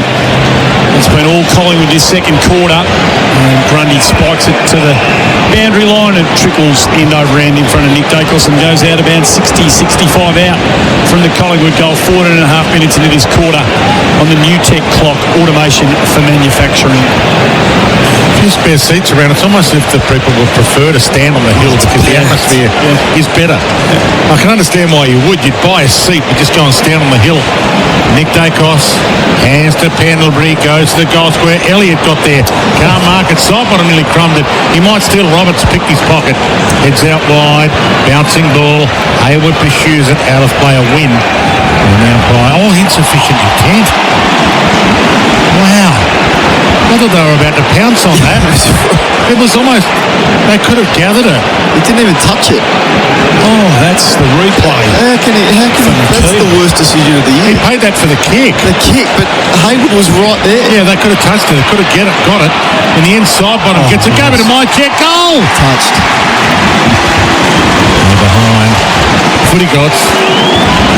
They didn't deserve a goal there. Collingwood didn't get one. And the quick bring in allows Sydney on transition to go forward to Marty. And he's so out of touch. He dropped the uncontested mark, put himself under pressure. To his credit, he fights on, gives it to Heaney. He's dispossessed by Lipinski, goes to ground. McCreary in the way, steps over the boundary with ball in hand in front of the interchange gates. He's hurt.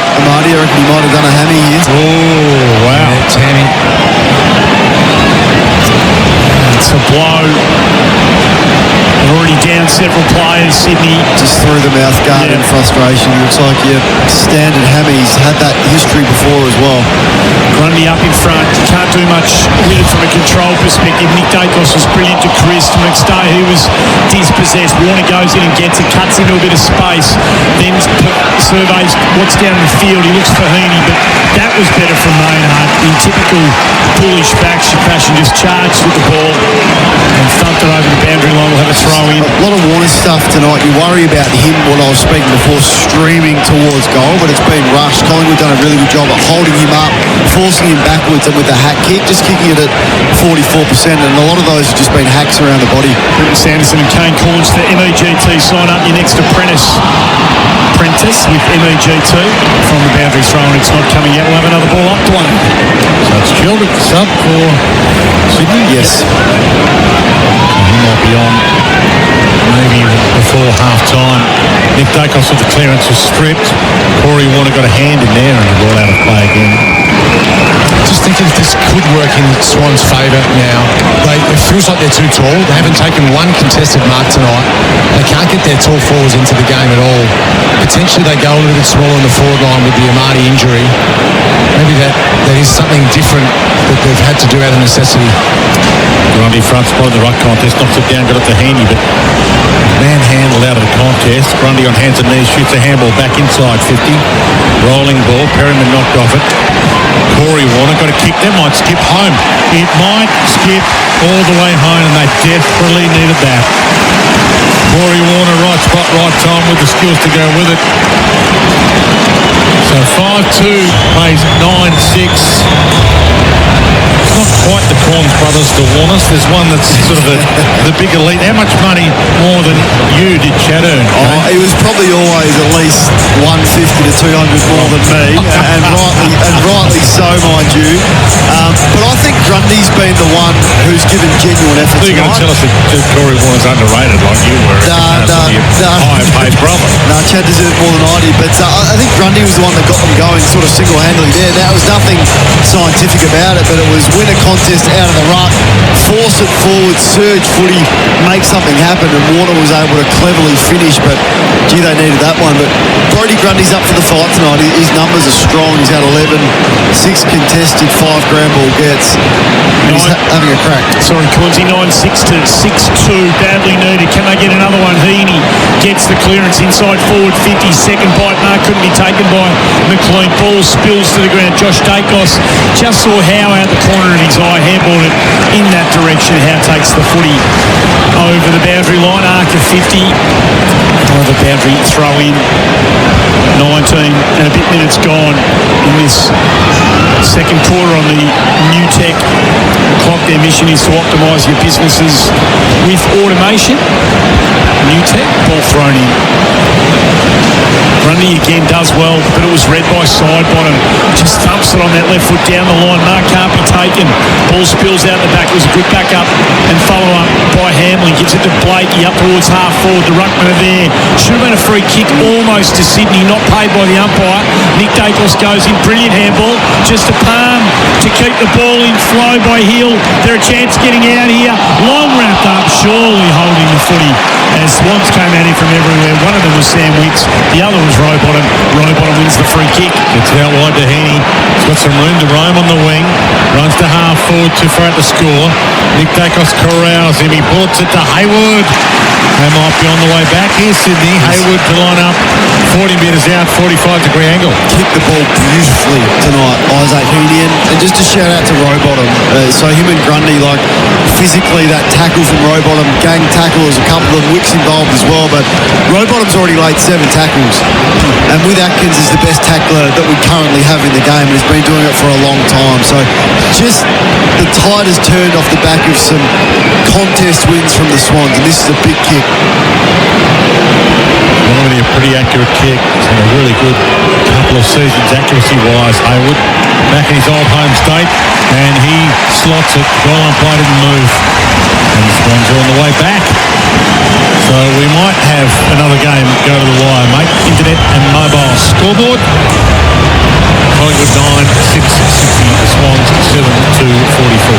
Yeah, there's the momentum shift that the Swans needed. So first it was just that almost lucky goal by Warner just to get them, just to sort of stop the tide a little bit from Collingwood. And Kane's right, it was the chase down tackle, the desperate effort to turn the ball over in Collingwood's front half, but then allowed Hayward to get the mark inside forward 50, go back in a beautiful set shot. Beautiful technique. Yeah, the technique there, they just had a replay of that on the replay screen, just head down, didn't look up to check the kick and made excellent contact. Goal umpire did not move. Now he comes off for a rest, but Heaney's the one with Grundy, highest ranked players on the ground. Heaney's kicking it at 100%. and has looked really dangerous. Not massive numbers, just 11 touches, but 4 score involvements and set that one up. AFL Nation for the 4 and 20 Traveller and Elders. You can rely on Elders. Back in the middle, ball to be won. Pendlebury comes at it, wrapped up by Heaney. Ball spills free, long. Just a scrappy handball into space. Maynard hacks it off the ground as far as Hoskin Elliott. Fortunately for Collingwood, the hyphen wingman got there to carry the ball over the line as Sheldrick prepares to come on. Confirmation of the hamstring for Joel Amati, who will be missing for several weeks, you would think. Ball thrown in outside of the ground. Heaney again, great take under all sorts of pressure. Had players hanging off his hips. He took the footy with one hand, couldn't do anything with it. Collingwood got good numbers around the footy here, side bottom. Just cruises out of the would-be tackle. Maynard can't find anyone with a kick. Heaney was clever. Grundy's got to reach down for it. Goes in over the top. Ball's got to come out. It does. Hanley to Wicks. Wicks just takes the ground, puts it out into the path of Laddams, who comes from a long way away. But look who just reads it so well every time. Steals side bottom. Gets the ball. That's not his best moment of the day. Kick to no one in particular. Swans everywhere. And Riley Bice takes the mark. Well, last year it was no one in particular, Riley Bice, but he's getting a name. Here's Miami Bice. Instead of signing the grandstand, Miami Bice as well for the new mustachioed Swan defender. Sliding doors, right? He might be playing for the Victorian state team in the VFL, playing South Australia tomorrow if he hadn't been picked up by Sydney. That's a good point. Hey, big pack flies at this. Laddams from 4 deep knocks it down. Heaney lays a tackle. Will get a ball up. Yeah, it goes to show it's not over if you're not drafted as an 18 or 19-year-old. Doing some hard yards. And the ball up. Down to Crisp. He gets it. Cleary wrapped him up. Comes to Heaney. Gave it to Grundy. Loops it further forward. Cut off by Maynard. Got here just in time. Up against the boundary. Gave it to Long. He shoots the handball further onto Hoskin Elliott. 2 Swans around him. Stolen back by Rampy. Looks inside. He's got Florent. Dance past Josh Dacos on the wing. Had the inside hand off to Wicks. He in turn gave it over. Long launch inside 50 to Laddams. Got there late. Got the crumb forward pocket. Kept it alive. Rolled it to his advantage. And then off Maynard. It was nearly off Maynard's shin. It's a ball in forward pocket for Sydney, but they are running hot for Ream at the moment. The Sydney Swans on the comeback trail install Ream, Australia's favourite. 60 plays 44. Collingwood lead 25 gone. Second term on the new tech clock automation from manufacturer. Laddams gets rid of Cameron. The umpire says illegally it was a push. Laddams is in a highly argumentative state at the moment, but the replay from Makita shows he just shoved Darcy Cameron fair in the middle of the 1 and the 4. And you're not allowed to do that. That's called a push in the back. He's on track for 40 side bottom. This is number 18. He's 34 years old, calls it. Can find the ball. Yes. Hack it up to the wing position out. It's like Grundy's getting his hands on the footy a lot tonight as well. They load off all the way back. Get under that. To Lloyd. It's a high ball. Side bottom does get under it. He can't mark. Ball hits the deck. Blakey around the body he goes. Florence got to sit under it. He does. And marks the footy in front of Scott Pendlebury on the logo outer side of the ground. Wants to go quickly to Rowbottom. Just wasn't brave enough to take the kick. In the end, he goes down the line. Laddams won't get there. Frampton does and takes a good mark.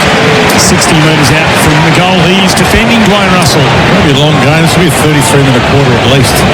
However, travelling with 26 minutes in. We've still got over 6 left. Plus time on. Ball pumped down the line. Grundy's under it. Can't mark it. Big crumb to when he dives in. Went down low. Memory went and got it. Gave it to Long. He shoots it wide to the Crisp. Dance past one tackle, but not the second. That's ball. Tackling's been good. Winning some really strong contests, particularly on the wing. Like their defenders have been more aggressive and assertive coming off their man, and a couple of tackles that they've laid when Collingwood have looked out have essentially got Sydney back into this game. Wonder why it's taken so long to get Sheldrick onto the ground. Not on the ground yet. Amati did his hammy, it feels like at least 10 minutes ago, so very slow to activate the sub when we could all tell that hammy was gone a long time ago. Florent to Bice. Sorry, Bice to Florent, I should say. He heads line side 50. McLean got up there from 4 deep, thumped towards the boundary line. And Josh Dacos handling right with him. So they tackle him hard. It'll be a ball up, but boy, I made Josh Dacos know he was in a game of footy there. Just the one kick for Josh Dacos. I'm with Sand on that. He was in the All-Australian category for a wingman every year for the last 3 or 4 years, and the move to half-back is not playing with the same punch, and he looks lost defensively. Sydney with a free kick, and it was in good hands for Heaney, but it's going to be McLean's ball.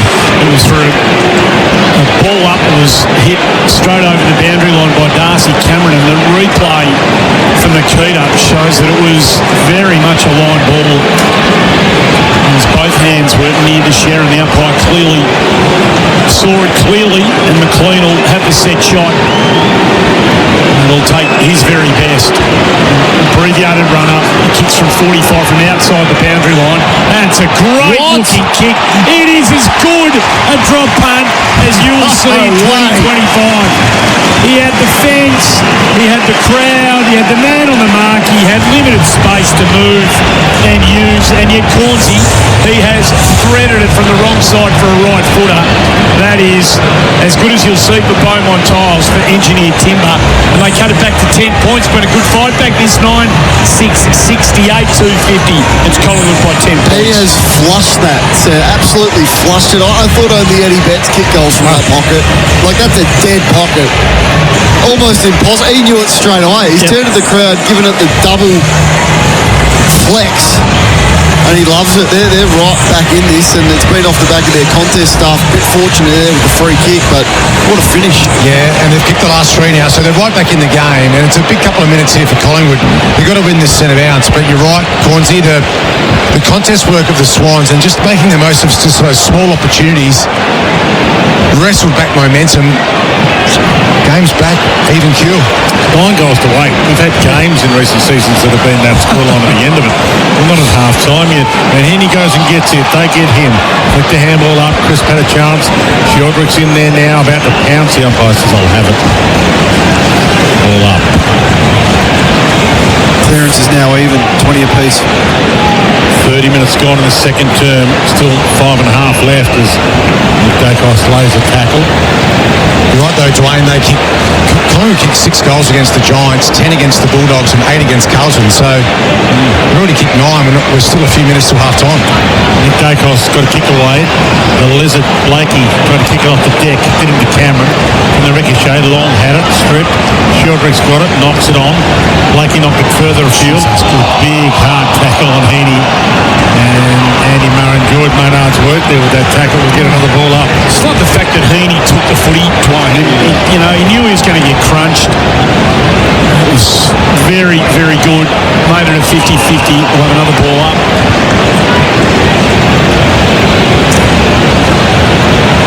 Still in the centre square. Sydney marginally into attack. Laddams. Cameron, no one did much with it. Sheldrick over the top. Pendlebury gathered it through his legs. But Sydney just fighting to fight now. Sheldrick was great. Heaney on the left. The kick was headed towards McLean. Moore got his hands up. Missed the handball. Florin throws his foot at it. Missed it. Ball alive. 2v1. Chance again for Hanley on the up. Gets the handball to Warner. Round the body. Dangerous corridor. Ball bounces. No one can do much with it. Campbell goes in. Chance now. Was that McLean? He's just thrown the boot at it. More time. He didn't balance up, did he? Sano, he's kicked it out of bounds on the full. Quick kick for Quaynor. Back pocket for Collingwood. Darcy Moore needs handball practice. He's probably the worst handballer in football. 4 ineffective handballs. He just got no touch with the handball for such a highly credentialed player. Well, forces the back of that contest. Little bump. Sheldrick. Laddams. She's taken home. Got the handball inside to Roberts. His kick straight up in the air towards Campbell. Used his body pretty well. And he was grabbed in a marking contest, so it has to be his free. And he's just beyond his range. He's a really good kick of the ball. Bobby Hill's on the mark, 58 out. So he winds up on his left. Hits the goal square with it. Heaney's down there. Can't mark it. Wainell crumbed it. Got to Lipinski. Hands it to Pendlebury. Back pocket. Kicks it a bit more central than maybe he should have. And it's cut off by Rampy. He put it to Grasslow. And McStay stole it. Got it to Elliott. Little knock on didn't work. Chad Warner. Hack kick away. Maynard gets on the end of it. Centre half back. He goes wide. Oscar Leonard's got it. He's got a one-on-one inside 50. Membry on the move. Will he get it to him? He does. But he's 51 out. Bobby Hill wants to stand on someone's shoulders. Get it into me, he says. Get it into me. And he has a bit of a grumpy, sort of crazy walk when the ball didn't come his way. They defended it well. City to get back off the turnover. Look for all money. Collingwood going to go fast. So Membry sends it goal square, and Laddam's got up from 4 deep. Elliott Crum made him pay. Jamie Elliott, it was the perfect front and square. He shouldn't have been there on his own. It was a training drill front and square. So the Swans 8-2-50 after being on the comeback trail.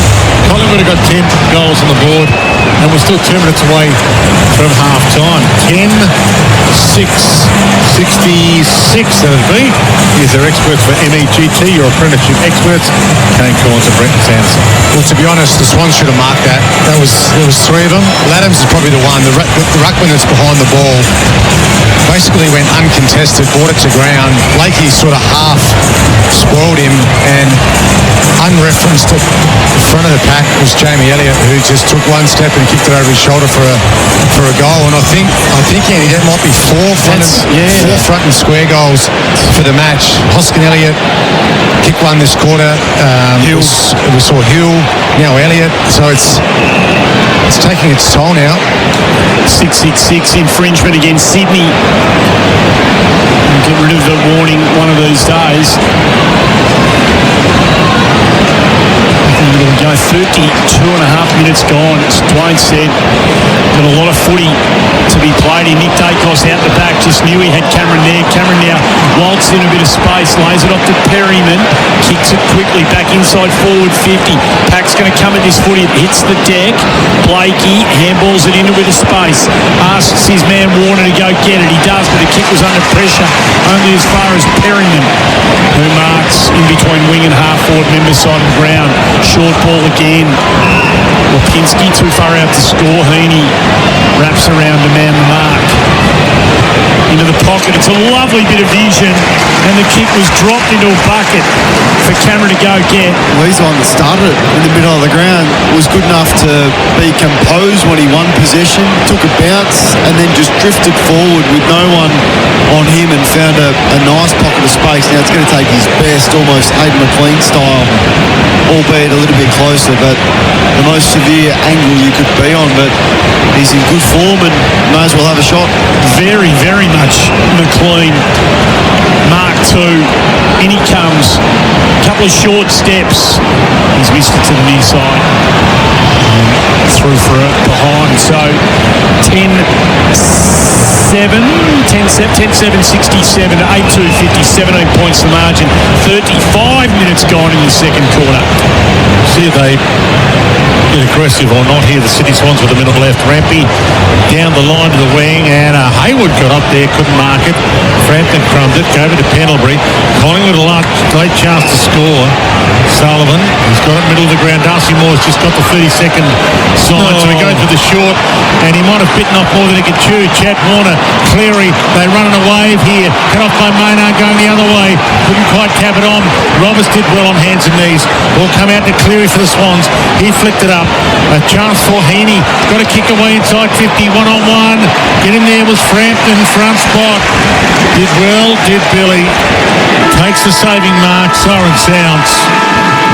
Half time, Adelaide Oval, and Collingwood's got 10 goals on the board in a half. 10-7-67. Sydney Swans 8-2-50, the half-time scoreline on AFL Nation for the 4 and 20 Traveller, and for Elders you can rely on Elders. The half-time floor show coming up next on AFL Nation. That quarter on AFL Nation was for Mate Internet and Mobile. Save $180 over 6 months with Mate Internet. Use promo code MATE30 at checkout.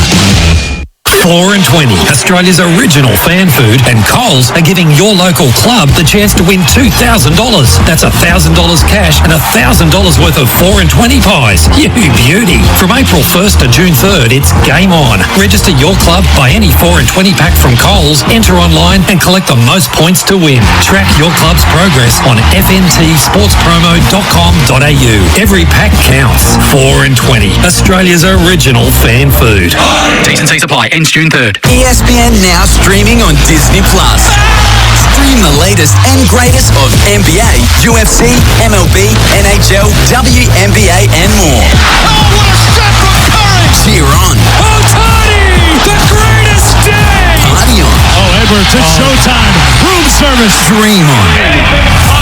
One destination for a new generation of streaming. ESPN on Disney+. The long wait is over. Turn it on. It's never been more important to buy Australian than right now. Our local manufacturers and growers produce world-class products known for their quality, safety and reliability, all while generating local jobs, supporting our communities and helping Australian families now and into the future.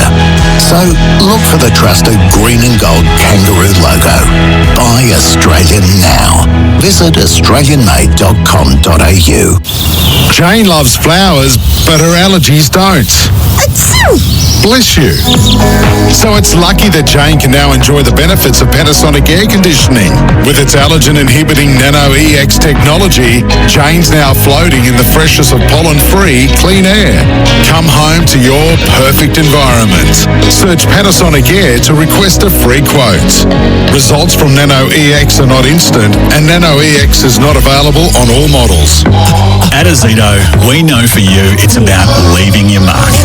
It's a statement, making every task uniquely yours. Azito doesn't just have your back, we're right there with you, powering your DIY journey. With over 100 tools for your home and garden, all powered by one battery to make it happen. Because when it comes to getting things done, this is your moment. Do it yourself. Do it with Azito. Do you?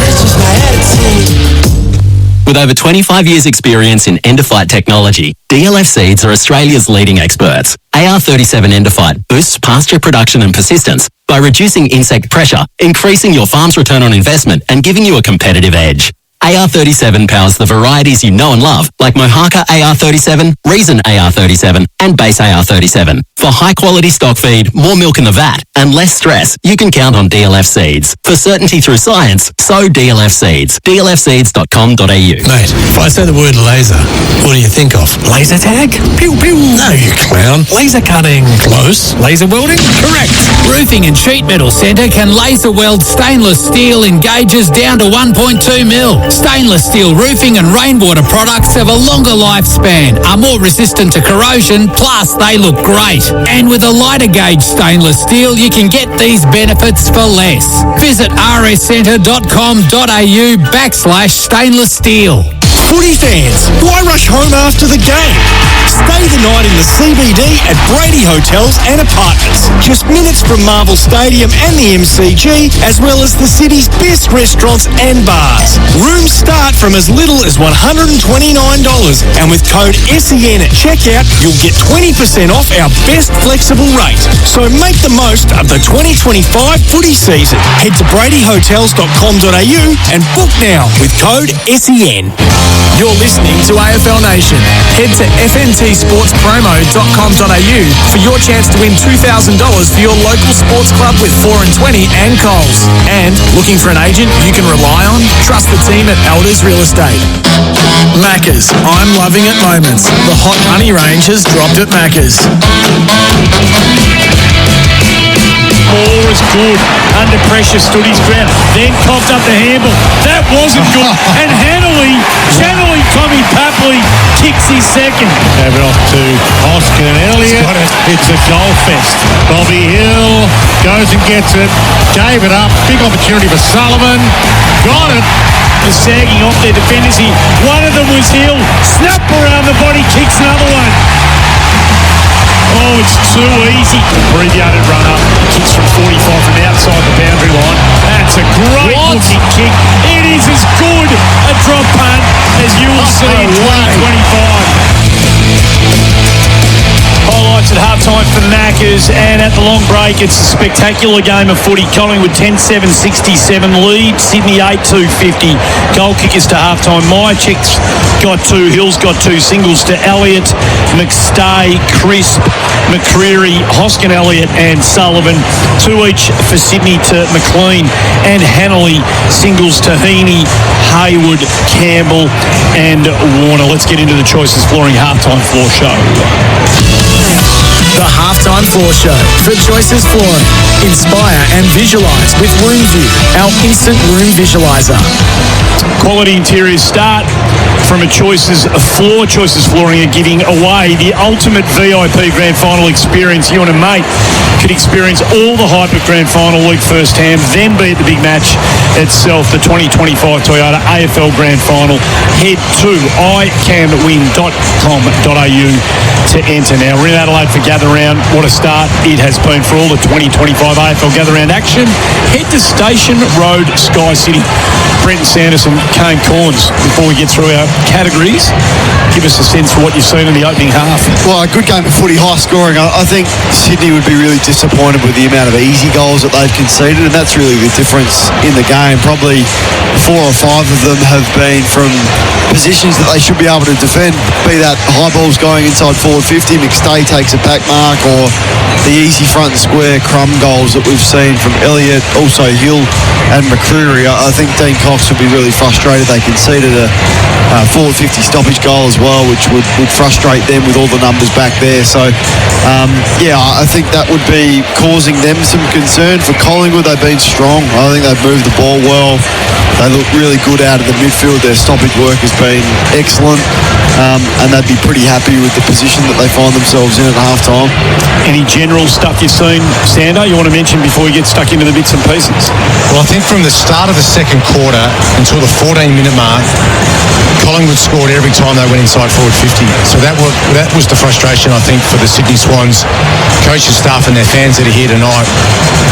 They just don't look like they've got a reference when the ball goes inside Collingwood's forward line. So I think that was the adjustment that they will need to make at half-time.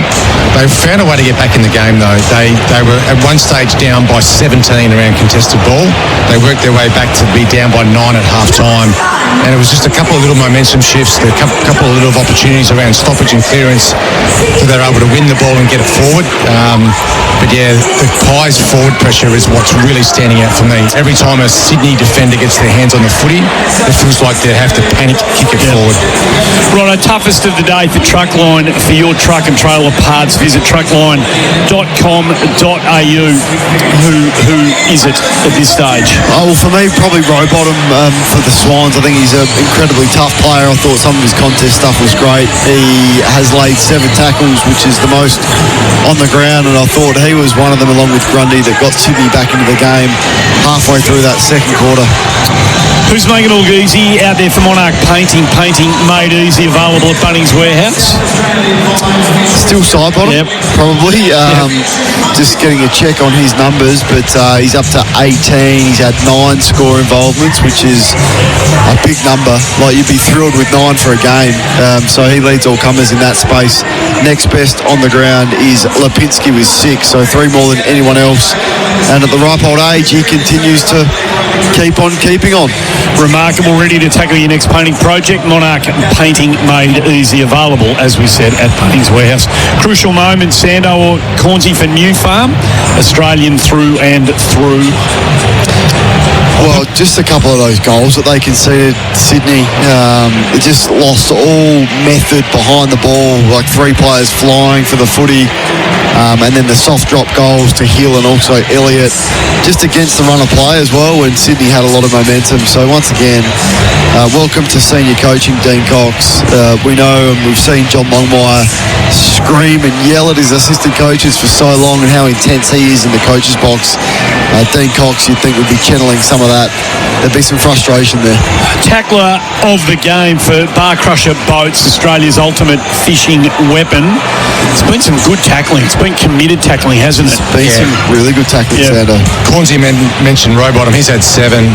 Dacos 6. Pendlebury 5. Cleary 5 as well. But it sort of feels like it's more of an open, free-flowing game, to be honest. Yeah. We haven't had that sort of high pressure through the midfield. It's been more open style. It's probably the runners tonight that have had the biggest impact on the game. You love your big key forwards, don't you? Laying tackles inside defensive 50 and Mychek laying that tackle on Rampy and kicking the goals. Pretty big. Yep. Which players provide flexibility for Flexalt, the only flexible oral lice treatment for sheep? Collingwood have so many of them, which Sando identified prior to the start of the game. But Lipinski's been one who's been impressive tonight. Like, just does his job and does it consistently well. He's one of those hard runners that finds space. He's hardly wasted a possession. 11 touches, 6 score involvements. Can bob up across half forward on the wing, or he can go inside if they need him to. So I've liked his game. Take us through the power play rankings for Red Energy, 100% Australian electricity and gas. Which to Red Energy? I've got those here. So the highest ranked player on the ground is Darcy Cameron. They love Ruckman champion data. They always rate really highly. They do. They just love them. I think it's because of the contest. A lot of their possessions are won in the contest, but he's not the best player on the ground for me. Dacos building. Heaney side bottom. Long, who's having a career best game. So Long's numbers, he's had 19 at half time. His career best is 24, which happened against Port Adelaide earlier on in the year. So he's right up there. Also, he's had 6 clearances as well. So he's the 5th best ranked player, and then Brodie Grundy, Scott Pendlebury and Rowbottom. You think of an Australian-made smart play, it's time to shop local and support Aussie jobs. Buy Australian-made products right now. What about the McCreary kick inside in the first quarter? That was composed and clever and not something I've seen him go to before.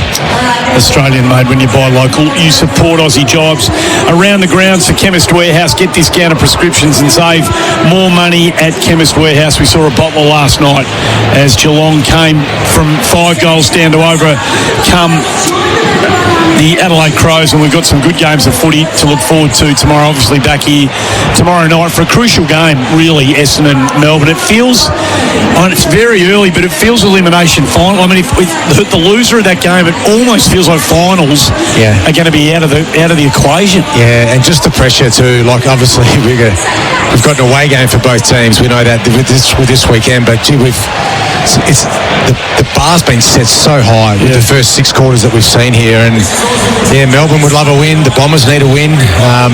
You're right, Murray. Tomorrow night, to the winner goes the spoils, and to the loser, it's going to be the blowtorch turned right up. So it's a must-win game tomorrow night. Get discounted prescriptions and save more money at Chemist Warehouse. Oh, neither of you are really considering West Coast. No, a winning chance tomorrow. Your Blues around the grounds. Yes. Yep. Okay. Well, that comforts me. As we head to the break, let's hear the goal of the game for the first half. The goal of the day for Beaumont's Tiles. Some 50% off. Discounts ending soon. Nor's Pendlebury goes into the pocket here. They've got some players who are just sagging off their defenders here. One of them was Hill. Snap around the body, kicks another one. Oh, it's too easy. 26 points. It has blown out now. You're listening to AFL Nation. Head to fntsportspromo.com.au for your chance to win $2,000 for your local sports club with 4 and 20 and Coles. And looking for an agent you can rely on? Trust the team at Elders Real Estate. 4 and 20, Australia's original fan food, and Coles are giving your local club the chance to win $2,000. That's $1,000 cash and $1,000 worth of 4 and 20 pies. You beauty. From April 1st to June 3rd, it's game on. Register your club, buy any 4 and 20 pack from Coles, enter online and collect the most points to win. Track your club's progress on fntsportspromo.com.au. Every pack counts. 4 and 20, Australia's original fan food. T's and C's apply. Ends June 3rd. This weekend, don't just take a punt, bet with confidence, thanks to Tipper. Tipper is the real-time marketplace for punters and tipsters, bringing you expert tips on demand. They're flipping tipping on its head. There's no gimmicks and no subscriptions. Just flip an expert tip when you want one and never pay for a losing tip again. Tipper, the tipping marketplace. Download the Tipper app. That's TIPR. Chances are you're about to lose. For free and confidential support, visit gamblinghelponline.org.au. Footy fans, why rush home after the game? Stay the night in the CBD at Brady Hotels and Apartments. Just minutes from Marvel Stadium and the MCG, as well as the city's best restaurants and bars. Rooms start from as little as $129, and with code SEN at checkout, you'll get 20% off our best flexible rate. So make the most of the 2025 footy season. Head to bradyhotels.com.au and book now with code SEN. ESPN now streaming on Disney+. Stream the latest and greatest of NBA, UFC, MLB, NHL, WNBA, and more. Oh, what a step from Curry! Cheer on. Ohtani, the greatest day! Party on. Oh, Edwards, it's showtime. Room service. Dream on.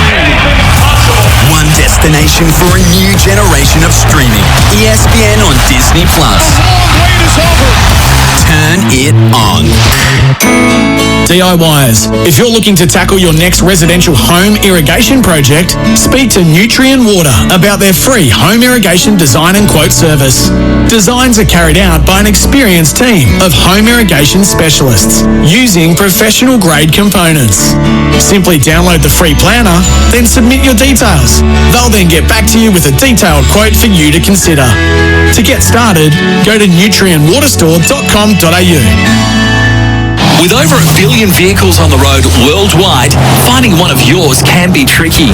But with vehicle tracking systems by Radius Telematics, they'll not only find your vehicle, but they'll also tell you where it's been, where it's going, and how long it's taken, including location and speeding alerts, even driving behaviour, plus so much more. Speak to Michael and the team about dashcam and asset tracking technology that'll help keep your business's valuable assets safe and secure. For more, visit radius.com today. If I asked you to go outside now, grab a shovel and hack through your internet or water connection, would you do it? Of course not. It'd cost you a fortune to fix, plus being without internet or water for hours or days would drive you mad. Yet digging without searching before you dig online first is a gamble. Or worse, if you strike a gas or electricity main. Before every job, search before you dig online every time. And never dig blind. This ad is about neighbours Ryan and Jack. Ryan's home has been affected by recent damp weather, with mould appearing all over his walls and ceiling. Meanwhile, Jack is relaxing in a mould-free home. That's because Jack installed a Panasonic air conditioner with 24-hour Nano EX air purification and mould-inhibiting technology. Jack's Panasonic air conditioner means he enjoys clean, fresh air in a mould-free environment. And you can too. Search for Panasonic Air online to request a free quote today. You're listening to AFL Nation. Head to fntsportspromo.com.au for your chance to win $2,000 for your local sports club with 4 and 20 and Coles. And looking for an agent you can rely on? Trust the team at Elders Real Estate. Great to have your company on AFL Nation for 4 and 20 pies. And for Elders, you can rely on Elders. Gather around, presenting partner is Tool Kit Depot. And their Easter sale is on now, Tool Kit Depot. And this third turn coming up is for Deutz-Fahr tractors, the Deutz-Fahr Warrior range from 170 to 350 horsepower. It's Deutz-Fahr Evolved. You can visit deutzfahr.com.au. A quick word before the bounce from our experts, Brenton Sanderson and Kane Corns. For MEGT, sign up your next apprentice with MEGT.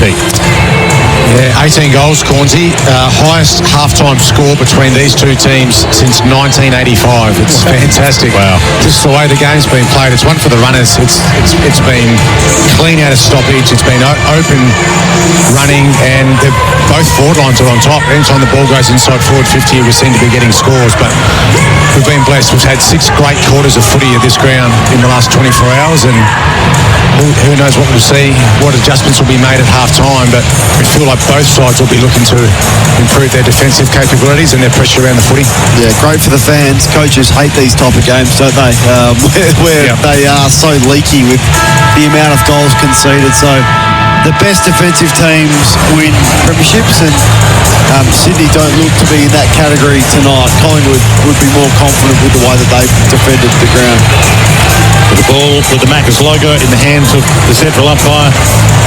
The Minecraft movie meal has arrived at Macca's, so drop into your local Macca's. We're underway. Third term from the ball up. Grundy and Cameron. Umpire's found a free kick. The umpire's been pretty good tonight. And no one really knows whose free it is, and it's going to Nick Dacos. So obviously he was held. Heaney doesn't really know what it was for. I don't think Nick Dacos knew either. Heads out wide to McCreary. So it'll be an early entry for Collingwood in his third. McCreary given room to move. He's launched that goal square, high bomb, and it stays in play. Members a chance. Forward pocket, weaves his way past a couple. Going to Hoskin Elliott. Hand turn to Lipinski. Bends it around goal square. Elliott with a big climb. An unrealistic leap and a thumb through for A behind the first score of second half. For Deutsche Fahrt Tractors, here's Andy Marr on AFL Nation for 4 and 20 pies. An ambitious attempt to spoil in that marking contest then by Nick Blakey. AFL Nation for 4 and 20 pies and Elders. You can rely on Elders to go short to the outer side of the ground. Finds Rampy, who exits defensive 50. That's a lovely kick down the line. McLean pushes up. Chad Warner started the third term at full forward, so I mean that we spoke to Mark McVeigh prior to the game. They said they like him more forward, but 30 touches in the first half, but just not at his best yet. Up towards half forward goes McLean with the slow drop punt. Ball hits the deck. They've got numbers coming out at the footy. Nice little toe poke into space. Ends with Florent. Threads the handball through to Haywood. Around the body. He really should have done better. And he did. It's his second by 1-2 on the night for Will Haywood. Early opportunity goes begging for Sydney. 8-3-51, 10-8, 68 on the Deutsche Fahrt Tractor scoreboard. So from the kick in, wide ball. Might go. Here he does from 3 deep, but it's marked by Crisp at the front of the pack. Nice grab for Collingwood. Half back flank. Grundy's on the mark, so normally you want to leave your big ruckman on the mark. You want to get him back, and he's not there to contest here against the opposite ruckman in Darcy Cameron.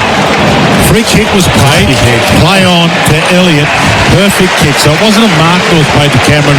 Otherwise it wouldn't have been allowed that play on. It was a free kick for the chopping of the arms. Play on's allowed. Now Elliott to line up 40 metres out, 45-degree angle. Side bottom's 10th score involvement. So his ability to sum up that situation and just place the ball into space for Elliott to run onto. He's thinking 2 moves ahead when everyone else is thinking 1. So lines up for Collingwood's 11th. In he struts and he hits the post. Hits the post. So miss at either end. Haywood should have kicked one. Collingwood should have kicked one, or quickly kicked in to Blakey, who marks just inside the boundary line, member side of the ground. He goes over the top. That's a nice looking kick to Florent, who had to dive out at the boundary line, was closing in on the footy. He was in the back of Florent's mind. He fumbled it over the line and out of bounds with a throw in. Early stages, third quarter, 3 minutes gone. On the new tech clock, automation for manufacturing. Darcy Cameron looked like he might have interfered with Grundy. Nothing doing, said the umpire. Ball ground to be one. Grundy goes back and lends a hand. Blakey almost runs into trouble. Handball to Campbell. Can he break the tackle? No. Darcy Moore came up hard at him. Umpire said hold him the footy. Great tackle.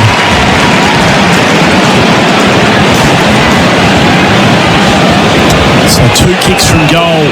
The Collingwood skipper motions to the top of the square. In the end, just pulls the kick a little bit. No one can fly. Grundy goes back and takes an outstanding defensive form. Grundy. He's having a good game. Covering the ground really well. So chip kick, middle of the ground. Nicely measured to Bice. Swan goes wide. Lloyd's on the run. Collects it on the run. Inside kick to Florent. He goes back to Florent, really half back flank. Thought about Blakey, middle of a few Collingwood players who were standing off him deliberately, I reckon, trying to entice that corridor kick to McCartan to Grundy. And the big guy on the half-back flank goes wide. Hamlin just inside the boundary, 80 from his defensive goal. Thinks about going back, a little stagnant. Takes his full measure of time. Now pumps it down the line to Heaney. He got up there. Frampton also got up there. Side bottom again, read it off hands magnificently to Crisp. Tucked up against the boundary. Just overcooked the kick a little. Blakey and Membry tangled. Blakey let McCartan go. Goes to Heaney through his hands. Nick Dacos through his hands. Mad scramble. Josh Dacos has got it. They pick his pocket. Wicks. Chad Warner. Row bottom. Spear pass. Hayward dumped away. And Frampton let Hayward know about it. And they have a bumping duel and they head back to their position and we'll get a ball in on the wing with Collingwood leading 69-51 on the Deutsche Fahrt Tractor scoreboard with 6 minutes gone on the new tech clock. AFL Nation for 4 and 20 Pies and Elders you can rely on. Elders side bottom overruns the footy. Sydney fight hard for it at ground level, ends up with Heaney, sweeping handball to Chad Warner in space, has an immediate bounce, runs to 55, tugs it into the corridor, may have overdone it. It was a good effort to get to the contest by Corey Warner, goes back and lays the tackle. Sullivan had to play on, ball wasn't the required distance, it ends up back to Sullivan. Some really good handball out of defence by Collingwood, and then an audacious kick from Lipinski around the body on his left foot to Quainer in space. He pokes it down the line. Lipinski just kept on running, receives the footy, goes inside forward 50 with a magnificently weighted kick to Hoskin Elliott, who marks 48 out. Sees something in the corridor he likes, called to play on now, came off his line, kicks to the top of the square, and Membry with very sticky hands marks 12 metres out directly in front. Oh, it's great ball movement and their ability to work their way through pressure in their back 50, but Chad Warner had a moment to put his head down, run straight towards goal. No one was catching him, had an open goal square, but just hesitated and was slow and trying to pick off something that wasn't there. So I'm not sure what Chad was thinking in that moment that has led to this goal, but Sydney just can't defend the ground, and any high ball inside forward 50, they look vulnerable. Through 7th of the season, from 15 out directly in front, he kicks these falling out of bed and he's done it to just give Collingwood the early momentum in this third quarter. 11-9-75, the Pies 8-3-51. Sydney on the Deutsche Fahrt scoreboard. The Deutsche Fahrt Warrior range from 170 to 350 horsepower. It's Deutsche Fahrt evolved. Visit deutschefahrt.com.au. What about the handball chain then in the back half by Collingwood? And it started with Josh Dacos. And then I thought Sydney's pressure was fine. It was great. It was dialed right up. But Collingwood's hands were just too fast, too slick, too clean. And then, Murray, you called it Lipinski. I'm not sure what he was doing, but he sort of kicked one over his shoulder just to break the game open a little bit. And then away Collingwood went. And once again, the defensive woes. Aerial from Sydney Swans, top of the goal square. They just look all at sea. And Membry takes a 1v1 contested mark. So back in the middle, Grundy to do the ruck work, and McStay's in there for Collingwood now. So he would have had the advantage, but the umpire has bounced that poorly, and now probably has more of an advantage. The ball about to fling in the air. So Grundy with the reach and the body size on McStay. Tossed in the air. Grundy crosses the line. Got a little tap down to Heaney. Sheldrick knocked away from Sheldrick by side bottom. Got it to Bobby Hill. Bobby Hill weaves his way through bodies. Got it inside 50. Scrambling ball. Membry goes one way. He came hard. Lloyd the other way. Got it out just in time to Sullivan. Threads the handball through the eye of the needle to Myercheck. He had Lipinski, but he was wrapped up quickly by Sheldrick. What about the pick up from Bobby Hill? That centre half forward, like one-handed. Oh my goodness, at full speed.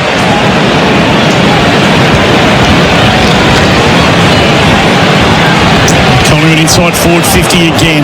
Grundy does well, just better body position, hacks it high out of defensive 50. Quaynor camped under it, takes the mark. Been rock solid tonight, guys like Quaynor. Not big numbers, but has won a number of contests and just look sharp. Too far out to score, so Scopes what's ahead of him. Called to play on now. It's not a great kick. Just drops it in a hole. Mychek had half a look at it just for a moment. Looked like it might have been his ramp. He hacks it out of defensive 50. Contest to be won 2v2. Now the numbers come as almost tunnelboard out the back. Accidentally, said the umpire. Ends up with Campbell. Has a bounce through the wing position. Out of sight again. Has another. It gets away from him. Goes back and gets it, but he was under pressure and a bit frazzled in the end. And his kick was to no one but Howe, who takes the mark and the switch is on. So a couple of scoring opportunities the Swans have had. Might be turnover goals for Collingwood if they can get one out of this as well. Chris holds it up. Says, no, we're not going to attack quickly here. Half-back flank up against the boundary. McCartan should get this. He goes up from 3 deep. He fists it away.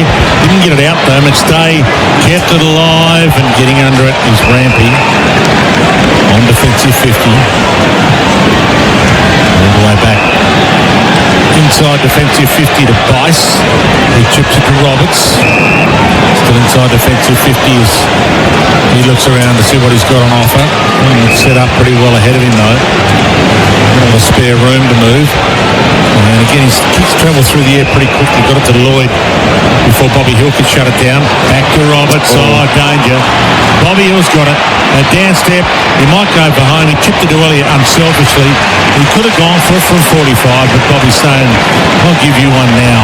You'll give me one later. Yeah, they defended that so well. All the dangerous space was guarded. They forced him to go wide from that Roberts kick. They tried to come back in broad to him, but missed the kick. And then Collingwood's ability to turn the footy over in the front half. We saw it in the third quarter last week when they dialed that up. They just looked so organised and willing to punish you off turnover. So Jamie Elliott up against the boundary. He's got a kick from 48. Tough kick, but if it was for the game, you'd back him in. And he kicks a beauty. He is one of the best in the business. Has been his whole career. Last couple of years, maybe not so, but that was not quite the Bendix breaks big moment. Bendix, the best known breaks, but they're not far away from breaking Sydney at some stage, you would think, in this third term. Collingwood, the way they're playing, 12-9-81 to 8-3-51. It's skipped out to a 30-point margin right now on the Deutsche Fahrt Tractor scoreboard, and that might be the biggest margin of the game just about. And gives me the big thumb up. Didn't give me the Bailey Smith, he gave me the thumb up. They have defended the ground so well after half-time, Collingwood. That was the adjustment that one of the teams needed to make, was how to defend the ground better. It is a massive strength of Sydney Swans so far this season, is moving the ball from their back line to their forward line. Collingwood have simply taken that away from them since half-time. But the other thing that's really standing out for me, Collingwood are going at 60% score per inside 50. They've done that twice in the last 150 games they've played. This just shows you the ease of which they're scoring tonight. Brenton Sanderson and Kane Corns for ME-GT. Pendlebury goes back and just with a controlled little spiral, put it out the path of McCreery, who marks too far out to score. Just takes a bit of time, points to the top of the square. That's where he goes. Sydney got good numbers back here. Grundy, one of them can't mark. Ball hits the deck. They've been exposed here all night. Bobby Hill again, eventually batted down. He just ran out of space. Took that one step too many. And Sydney's able to shut it down and get a ball up. But again, Brenton, he just looked like he had a step there and was dangerous for a minute. Just the speed at ground level, their hunt, their desperation, it's really standing out here. Cameron takes it, gets a kick away, won't be the 15. Roberts takes the mark, wrapped up, ball up.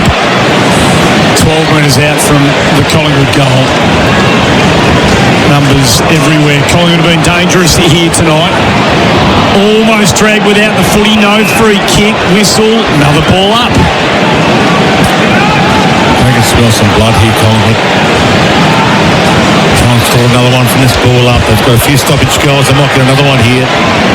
So Perryman got it from long and missed it. So they nearly did get another stoppage goal, but only behind. But they are threatening 12-9 to 8-3. 14 minutes gone, third term, Deutsche Fahrt Tractor scoreboard. Where's the inspiration going to come back? Sydney now. Look to their guns. Heaney's on the bench at the moment, but he's probably the one. Got out to 24 points and took 26 points earlier at Collingwood to be cut back to 10 by Sydney, but 31 now, as Dwayne mentioned, the biggest margin of the game. I love the third quarters. 10 entries to 3 in this term, 5 scoring shots to 1. They're all over them. Grundy in front, tries to palm it down to Sheldrick. Collingwood get numbers around the footy. McCreary almost through his legs. Hacked out of there by Roberts up towards the wing. Good stuff by Hammerley. Lovely crumb. Almost on the up to Hayward. Hayward fights hard for it off balance. Gets it to Campbell. Goes back to Florent. Florent flares it out wide on the 45. Gets it to Lloyd at half forward. Too far out to score. McCartan's gone forward by the looks of it as well. So looking for a forward line winner, which they just haven't had tonight. Comes back to Roberts, and now there's numbers all over the place in front of him. In fact, only 2 players behind him now. So there's that left foot drop punt, top of the square. Can someone jump and mark? Not from Sydney, they can't. And it's Darcy Cameron doing what Darcy Cameron does, drip back and takes a lovely last line defensive mark. And Nick Dacos is doing what Nick Dacos does, the give and want it back. Pino's got it, didn't give it back to him because Jordan shut him down. He goes longer. Elliott, McStay, ball hits the deck, and it's rolled out of play. We'll get a ball in, half full flank for the Magpies. You just think, how does that affect their back line? They look their best when McCartan is back and not forward, and that's been their vulnerability tonight. So we'll see how they can adjust, but are you going to have confidence for Blakey to play taller, for Hambling to be there? And then what do you lose with Blakey's run by the fact that he's now alongside Mycheck? 16 minutes gone, third term on the new tech clock, automation for manufacturing. Players going hard, not going anywhere though. Yes, it is going somewhere. Nick Dacos went a little lower. They love him, the umpires. They love Nick Dacos. A little bit of Nick Dacos, LeBron James theory from superstar tax. The Stars get a little bit more love. Pendlebury back to Nick Dacos. He sends it high. McStay got up there. Couldn't quite mark it. Bobby Hill knocked it to long. Still taking possession. Towed off the deck. Rolls outside 50. Perryman had a sneaky chance, but has to lay a tackle in the end, and we'll get a ball up about 55 metres out from Collingwood's goal. Magpies lead 12-10 to 8-3. AFL Nation for 4 and 20 Pies. And we tucked into one at half time. Here's Andy Marr. Villiers was very, very nice indeed, even though we're here for 4 and 20, of course. Thank you. You're normally more of a professional than that. No, we love the 4 and 20. Oh, yeah. They just didn't have it. Otherwise, we would have had one. Exactly right. Yeah. Had to suffer through not having a 4 and 20. Inferior product. Had 4 Billies instead, didn't he? McLean goes short into Florent, who pokes that over the top to Rowbottom. Rowbottom kick. Looks like that's a beautiful kick. Pull the drop punt. Got to go quickly. Hannelly does. Clearing, hit hard by Perryman, who just came and beelined the young Swan in the footy and thumped it to the deck. And we'll have a ball up. So I reckon the umpire missed one then. That's a free kick. Took a lot of body in that spoil. Got him high too. And the replay for Makita XGT 40V Max. Max up with the boys. Saw Hill in front of Wicks. Out of bounds it goes. All over boundary throwing down the side of the ground. They've only won 7 free kicks for the night, Sydney. Free kicks 13-7. Nick Dacos has won 4 of those. Have you seen Chad Warner's game here too? He's going at about 60% rat power, I reckon, Chad Warner. It hasn't been any of that explosiveness that we usually see when he's at his best. Cameron, Laddams, neither can do it cleanly. Heaney working hard in the muck. Gets it out. It comes back to Laddams. He steps his man, Sheldrick, there to receive the handball. Thumps it in towards the top of the square. Crisp again, just doing what the fat side wingers should do. Doesn't take the mark on this occasion. Heaney a chance. Lovely step. Brilliant finish.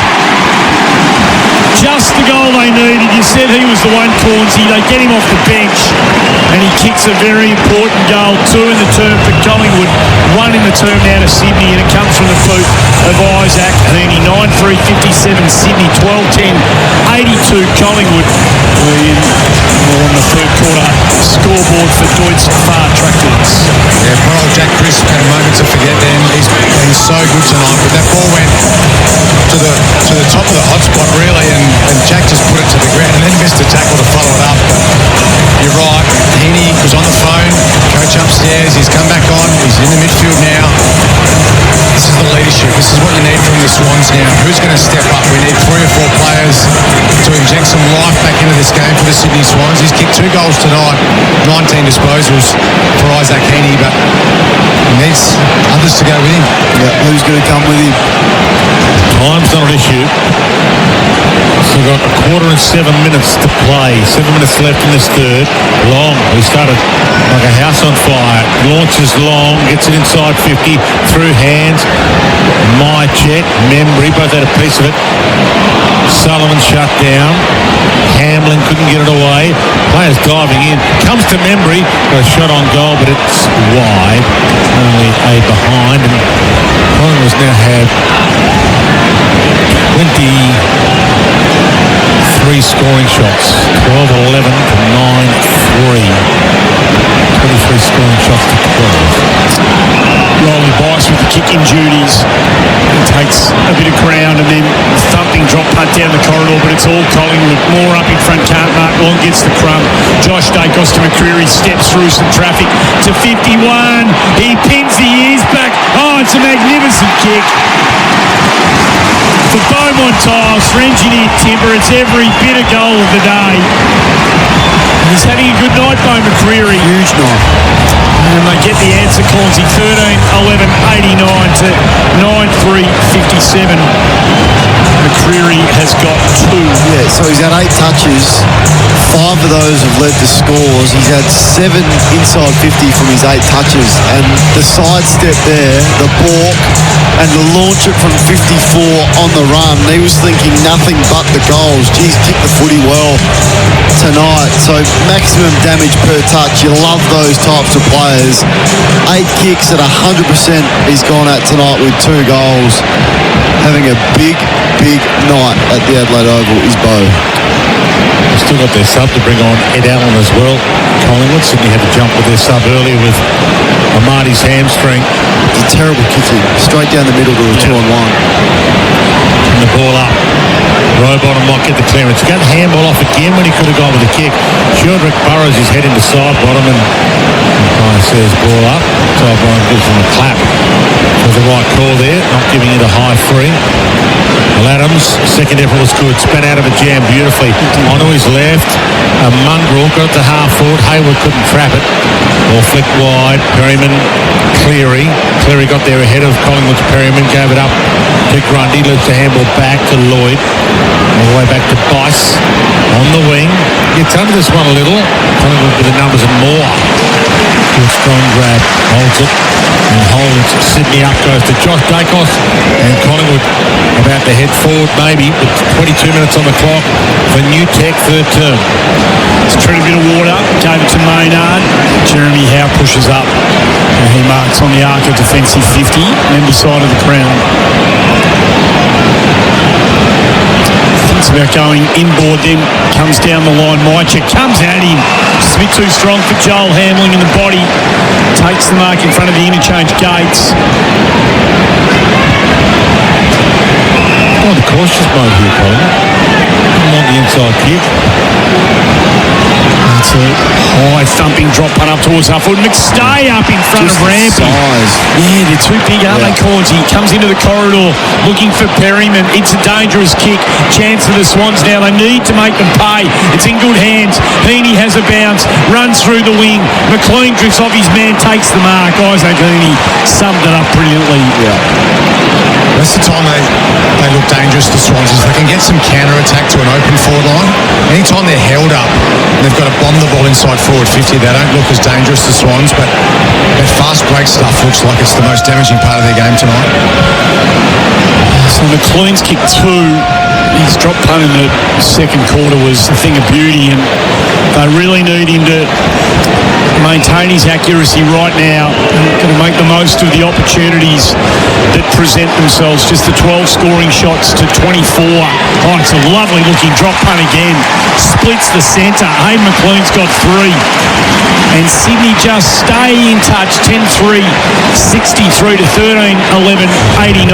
We've played 24 minutes into the third quarter. All of the numbers on the Deutz Far Tractor scoreboard. Well, they just won't go go away, the Swans, and that's what they do really well. That ability just to stay in the game and some fast break footy, just get ball on the outside, look for their forwards in unconventional ways, running back towards goal potentially rather than leading up, or those pack marks going inside forward 50. But at times they've looked too tall tonight, I think, ahead of the ball, but that's much better play by Sydney Swans. So when he gets the ball in front of goal, he looks like a certainty for DLF Seeds. Hayden McLean, DLF Seeds, innovative foragers for farmers, delivering certainty through science. Ball back in the middle. Replay from Akita XGT 40-volt max shows how good a kick that was from the restart. Clearance has got to be huge. Pendlebury gets it sort of. Just coughed it up. Yeah, sort of, because you gave it to Grundy, who coughed it up too. Roberts mopped up the mess. Look at Cleary. Swans running hot for Ream here. McLean drops it though. Chest mark was there. And it's a turnover. Nick Dacos, little fumble. I see correctly. He goes back. And Darcy Cameron, did he collect that millimetre from the deck? He did. He got paid the mark. So 26 minutes gone. Third term. And the clock brought to us by New Tech Automation in Manufacturing. Goes back to Quaynor. Heads out wide. Hoping for, but not finding Nick Dacos. And the Swans come up with it on the wing. They do, and again, Dwayne, this is one of those moments they need to find a way to score, but they turn it over. Pendlebury gets in the way, lays it out the back to Josh Dacos, around the body, high, slow ball. Go and mark that if you can. Lost his feet in the marking contest with Hoskin Elliott. Sydney get the ball at ground level. Lloyd, clever little toe poke to the arc of 50. McCartan comes up. If he goes quickly, he's been brought back on his mark. Now he does go quickly. Lloyd ran on to receive and takes the mark. 30 out on worse than a 45-degree angle, but the right side for a right footer. Yeah, it's just a bit scrappy, wasn't it? Both teams just weren't able to absorb the pressure. There was cough up the handballs, there was missed kicks, and it was a messy piece of play. Eventually Sydney were able to find the uncontested mark inside forward 50. I mean, hasn't kicked a lot of goals, has he? Because he plays his footy across half back, but he is a good user of the ball. 43 in his career. Cornsey won for the season. They could do with his second for 2025 right now. It's across the face, and it doesn't even make the distance from... Yes, it does make the distance. Just. So behind goes on the board for Sydney. 10-4-64. The Swans 13-11-89. The Pies. 1.5 minutes left in the quarter.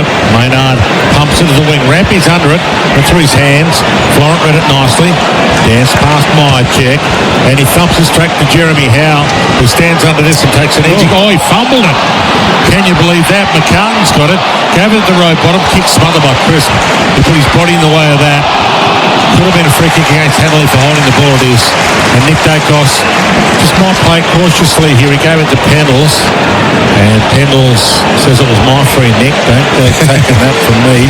The stat you're getting off me. And he goes to Quaynor back pocket. Tackles tonight for Pendlebury. Nick Dacos was 6. So when your star players and your veteran who's nearly 40, Scott Pendlebury's laying 7. That's a great example to set.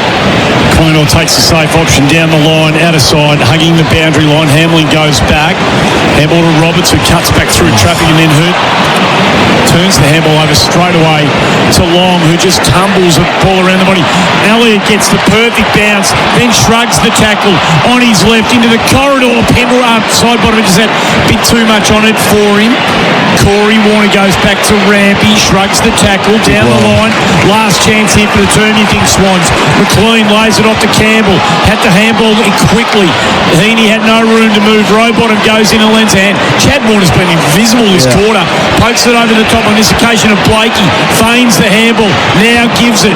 Chance for Roberts. 65 out. Hits the target at centre half forward.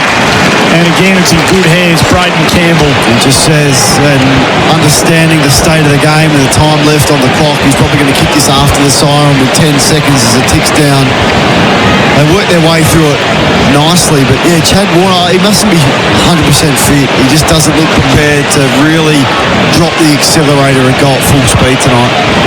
Well, it's a big moment here for Bendix, the best known brakes, to cut it to a gettable margin, but he's got underneath it, and I don't know he did cross the line in the end for a behind. No score, says the umpire. You can't knock it through. I think that's the reason why. Okay. Collingwood off hands. So no score to end the quarter, and Collingwood take a 25-point margin into the three-quarter time break. 13-11-89, Sydney 10-4-64. Major goal kickers only. Elliott's got 2, Hill's got 2, McCreary's got 2, and Mychek has got 2. McLean's got 3 for Sydney. Heaney and Hanley have got 2 apiece at three-quarter time. AFL Nation for 4 and 20 pies. I'll say that again, 4 and 20 pies. And Elders, you can rely on Elders.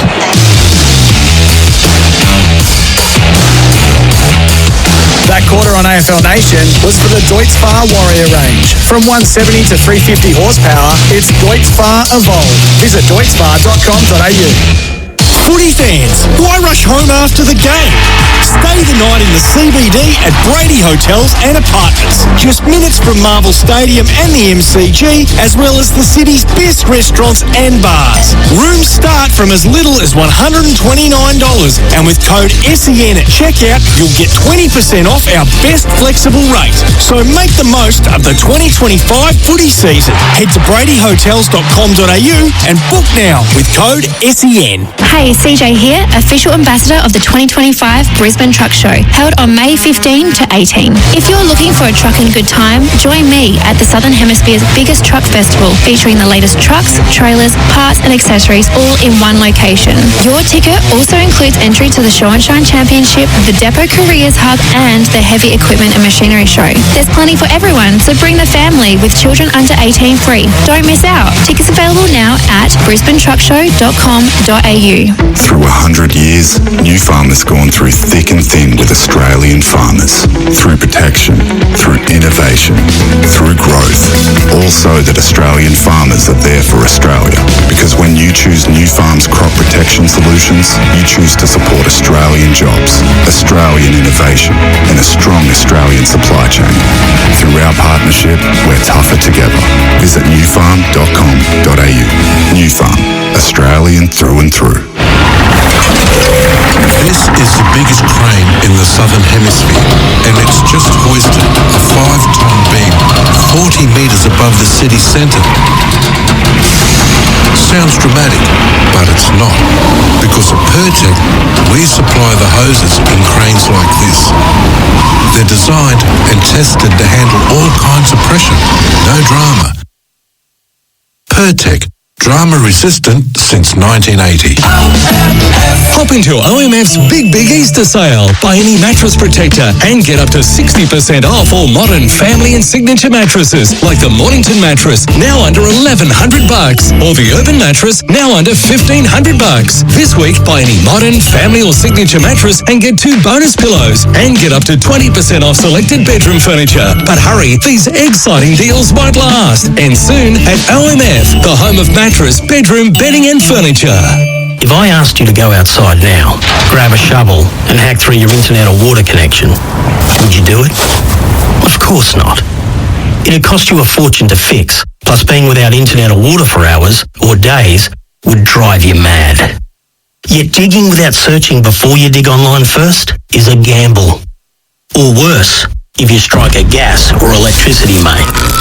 Before every job, search before you dig online every time. And never dig blind. At Azito, we know for you it's about leaving your mark. With over 100 tools for your home and garden, all powered by one battery to make it happen. Swing by your local Bunnings and add a brushless jet blower to your set. 36 volts of blowing power, powered by 2 18-volt batteries, all from only $1.99.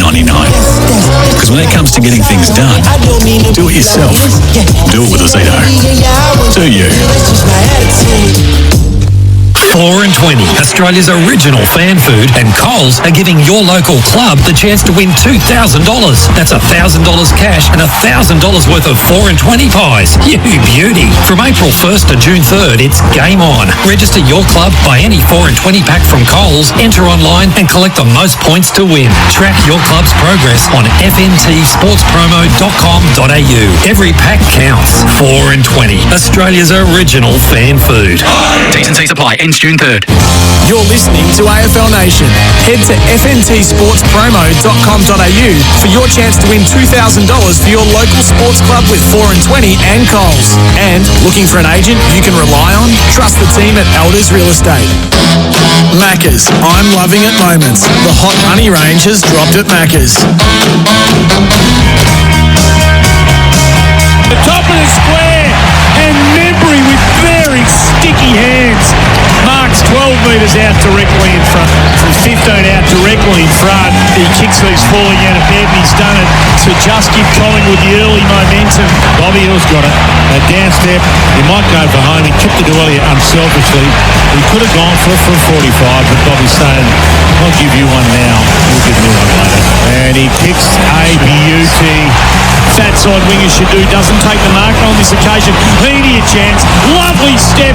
Brilliant finish. Three-quarter time at the Adelaide Oval. AFL Nation for the 4 and 20 sausage roll. And it's Collingwood 13-11-89 to Sydney 10-4-64. And Collingwood still with their sub to bring on our experts for MEGT, your apprenticeship experts. Brent Sanderson and Kane Collins for the bounce of the ball. Andy Marr taking away the last quarter. The tyre power, biggest to sail on. Yeah, the Pies scored from turnover in the third quarter. They just defended the ground so well. Still leading comfortably in contested ball. That's probably been another difference tonight, but it's just been the ease of which Collingwood have been able to score from their inside 50 entries. AFL Nation for 4 and 20 sausage rolls and Elders. You can rely on Elders. They need to get the first couple. Isaac Heaney's the man who's looked most likely. Has two bounces out of the centre square. Thumps it up to full forward. No one can mark ground level. McLean was good. Just a fumble by Jordan. Turnover by the Pies side bottom. Hacks it out into space. Bobby Hill's dangerous. Wick's done a pretty good job. Hill gets out the front. Wicks closes him down. And we'll have a ball up out of side of the ground. Hill's been likely. He's kicked two. Wicks has kept him honest. Ball thrown up. Side bottom tried to cruise through, couldn't take it with him. Heaney in there, holds it up. We'll have another ball up. Been everywhere, Heaney. He's the one. Geez, looked good tonight. Played an excellent game. He's been everywhere. Kane Collins from MEGT, hacked out of the stoppage by Pendlebury up towards half forward. Good hands. They're always in front. Their forwards tonight have always been in front for that little quick kick. McCreary's done it. Elliott's done it. McStay, Mycheck, Membry, they've all played in front tonight. Very simple thing that they've done well. That was Mycheck. Up towards the pocket he goes. Off hands, out of bounds, not a boundary. Throw in, 25 to 30 out from Collingwood's goal. 13-11, 89 the Pies. 10-4, 64 Sydney. The midfield's looked thin tonight, Tana, hasn't it, for Sydney? Like Heaney, we've been imploring someone to come with him. It hasn't been Warner tonight. And without Goulden, they've just looked thin. Jordan doing the job on Dacos. To Lipinski from Nick Dacos. Back to Mycheck. Lipinski cruises, snaps around the body. He's pushed it across the face of goal, and it goes out of bounds on the full. 25 points remains the margin on the tyre power scoreboard. The big Easter sale is on. Yeah, probably the only other one that's had an impact on the game has been Rowbottom. He's had some really good moments tonight, but when you look at Collingwood in comparison, they've been really good across the board through the midfield tonight. Carlton flies on the wing, playing as a forward now because they need him to kick some goals rather than stop some. And he gets on the end of the handball and runs the wing, has a nice Nothing bounce. to go to, Dwayne. Has he got a left foot as well? Not sure he has. He has to go outside of the right. Hey, it's pretty damn good. He got it to McLean, who dropped it. He dropped that. I can't believe he dropped that. That's harder to drop than mark. And McLean apologised. He should apologise to the whole stadium. Kick. Yeah. McCartan just took a bounce, full speeds, dropped it into the perfect spot. McLean's dropped the chest mark. Cameron, he kicked into his own man. Chris can't pounce. Chad Warner's got it, but he's pushed as he dropped it. And by set play on, Hayward hacks a kick high, and Corey Warner Not required, was it? Or touched? Well, the umpire going to explain that to Corey. They've got nothing going for them. Yeah, no, that's pretty odds against them as well. Going to turn this into a score if they can. Lipinski's kick smothered. Darcy Moore, good handball on that occasion. Cornsey to Howe. And they come out of defensive 50. Crisp on his right foot, not the preferred. Bice read it better than McCreary, takes the mark. He tries to thread the needle. Perryman read it nicely. Chipped in front of Hayward, takes the mark. In fact, it was Lloyd, the intended receiver. And halfback Perryman just chips it over the top to Pendlebury. He's done his job again tonight, the veteran. 22, used it well. Just waits for Crisp, just the required.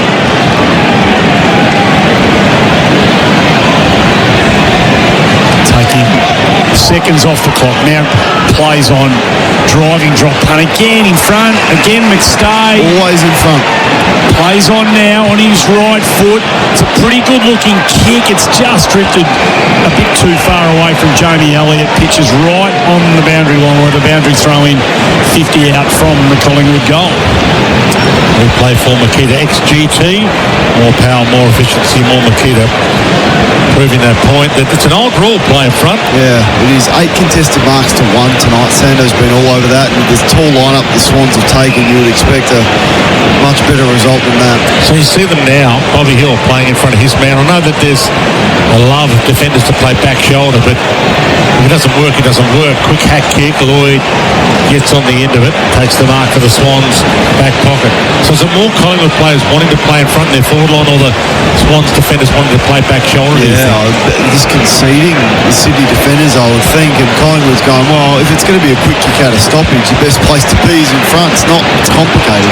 Coach Wicks goes to the contest on the wing, handing on hands and knees, shoots it out to Chad. Chad Warner, that looked a little high from here, looked a little high from there as well. So Chad's got it. Maynard was the high tackler, surprise. And Chad loops the handball out. Campbell normally goes by foot but goes by hand to Jordan. Chip to Heaney. They run for him. Isaac got McLean in the pocket. That's a bullet pass. He has been fantastic. McLean goes for the chest mark and might have been that awkward height between. Still got to extend your arms. Yeah, and if you don't take the mark, you still probably get a free kick because the defender wants to punch the arms in case you don't mark it. So he's just got to do that every time. Gee, the replay, the spoil for Makita XGT 40v Max from Darcy Moore was pretty sweet. It was flush as he was given a look at it and he took advantage of it. And that's so hot. Has been called insufficient intent. As Sydney were going forward, the back pocket outer side, Lipinski, the recipient, goes down the line. Now they've got a chance here. They are in trouble, Sydney, if this comes to fruition as Dacos finds side bottom. Elliott got out the front door, has to backtrack, just wheels around. McStay just pops in the hole, takes the mark. They're in between wing and half forward and suddenly just got to slow it down as numbers get ahead of the footy for him. He goes out wide. Pinsky's had a good night. Drives it back in towards the centre corridor looking for Sullivan over the top. Comes Crisp. He's wrapped up straight away. It's not coming out. We'll have a ball up 35 out in front of the Collingwood goal. There's a lot of numbers around the footy. Grundy wins it, looking for Jordan, wrapped up by Nick Dacos. We'll have another ball up. So who's evening up the numbers around the ball then?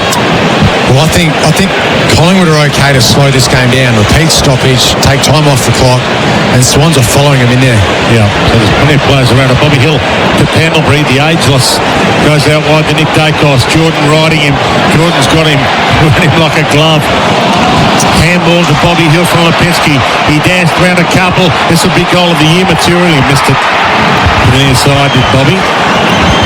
So did Collingwood have 11 goals at half-time? 13-11 at the moment, Collingwood to 10-4. Swans not really in it, but they're not out of it yet, given we've still got 15 minutes left. Yeah, they had 10 at half-time, Dwayne. 10 at half-time, they got 13 now.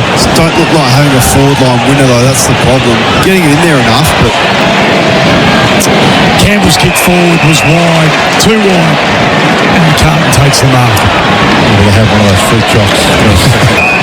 Have another pie. Yeah, 4 and 20, of course. We'll go down to the shop and get you one. Just went down the wrong way. Yeah.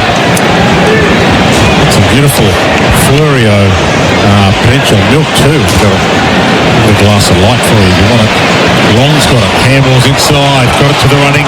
Will Hoskin Elliott. He's got out the back. Elliott goes up and gets it in front. They're so good, and it's sort of hard to explain the method behind it, but I guess the simplest way to explain it is when they win it in tight, their ability to go from inside to outside at speed is the best in the competition. We saw them win a premiership off that. They win it in tight, their teammates trust them to win it there, and then they spread before anyone else and they get it to the outside, which creates fast ball movement and one-on-one entries inside forward 50, and Elliott just read that so well. Head towards 300 career goals, Jamie Elliott. Got an amazing career. He's a sharpshooter, and that was never in doubt, really. It was a 45-degree angle, 40 metres out, and yet he slotted that as if the gap between the posts was a metre.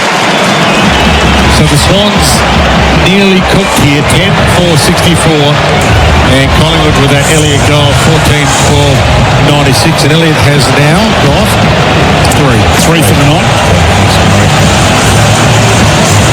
Yeah, Swans need to respond now, and every time we've called for a Swans response, it's been one man, Heaney. He just wouldn't mind some people jumping on alongside him. I think Brody Grundy's been really influential tonight as well. He's tried his heart out tonight against Darcy Cameron in the ruck. Rowbottom's had some really important moments, mostly defensively in this game tonight. James Jordan's been pretty good on Nick Dacos, but looking around the ground, I can't see too many other Sydney Swans players that'll come off the ground and say, gee, I had a really good game tonight. It's just too many passengers. Not a great team performance tonight by Sydney. Back in the middle we go. Nick Dacos gets the footy. Tim Nedlong, who's been our breakout player of the night for Australian outdoor living. He thumps it up towards half forward. Bice goes back, wants the boundary, gets it. Umpire says hold the footy. Yeah, it feels like it's going to really open up now. Feels like Collingwood are going to end up winning this by a big margin. They're going pretty well, the Pies, I reckon. Hoskin Elliott, top of the square. Up they go, Meyer check again. Just launched in the front of the pack. And those big hands of his just wrapped themselves around the Sharon. And he'll go back and kick another one. Another one from the top of the goal square. Another contested mark from a held-up ball outside of 450. 9 contested marks to 1. They've been so strong in the air. He's got 2 for the night. Surely makes it number 3 and puts Sydney away. They are building into 2025 very, very nicely, Craig McRae's team. And they bring up the ton with that. 15-12, 102, Collingwood 10-4-64. Sydney, I reckon Cornsey and Sando, when this one's done and the numbers are all added up, it's going to be a pretty comprehensive performance by this Collingwood footy team. Yeah, it's a smashing, really. When you look at the amount of scoring shots, 15 goals, 12 to 10 goals, 4. And now it looks like they are getting the reward of the scoreboard for the dominance that they've had in this game of footy. This is a problem, Kane, isn't it? Like everyone's watching this game, and now you know against the Sydney Swans, just put the ball to advantage, top of the goal square. And, I mean, who they got to come back? Milliken, Fox, Gordon's still 2 months away. I think McDonald might help him forward. Yeah. Happily and Mills are a while away. McKinnon is the other one who's a midfielder as well. Next week he'll be back. So from the knockdown, Chad Bonner tried to kick it off the deck. Clem missed it. That's a Carlos night. Roberts goes in. They get him straight away. We're going to be down to Marty for 3 or 4 weeks minimum. So Logan McDonald not a clean in yet. He's not available for Marty out. So the ball down the spine. McCartan got up there, couldn't mark it. Great crumb, Nick Dacos, front and square. Got it to Crisp, wobbled it away. Wiggs, he burst his way past a couple. He mungles it to full forward and standing under it, taking the saving mark. That was Darcy Cameron. That's 50. It was Grundy encroached. He went past the top of the square, which you're not allowed to do. How does he not know that? No, I know. How do players not know that rule? And it happens so often. It's not like it wasn't maybe not 15, so I can understand if you encroach thinking, it's only 14, but wow. Long drives the footy forward, end-to-end stuff by the Pies. They've got an appetite for it tonight. It comes back to my check, wrapped up straight away. Good effort by Chad Warner. Stop appealing for the footy, Chad, and just lock back into the next one. The umpire says knocked out in the tackle. He bumped him rather than tackle him, I think. Yeah. Still haven't used their sub either. You surely sub Pendlebury out now or Dacos. Speaking of him, he takes the footy over the boundary line. Someone here knocking across Brownlow votes is who's the best on What's ground? happened here? Has it been a free kick against Corey Warner? Insufficient intent, I think. Or pushing the back. He might have pushed Dacos in the back into the fence there, Sando. Yeah, I think the umpire thought it was just a bit dangerous. So ball had crossed the line and he went into the fence. Drops it into Membry, who was just nudged off the footy.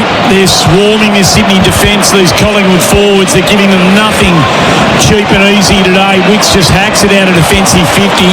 Good effort by Hayward, who gets back to help. He's at defensive half back. They've got to be clean here, clear out the back to Wicks. Got to get rid of it. He does. Flares it to the outer side of the ground. Corey Warner has to stop and prop, waits for the footy, goes and gets it, does nicely. Cuts back inboard around Lipinski on the bounce. Up towards centre half forward McCartan.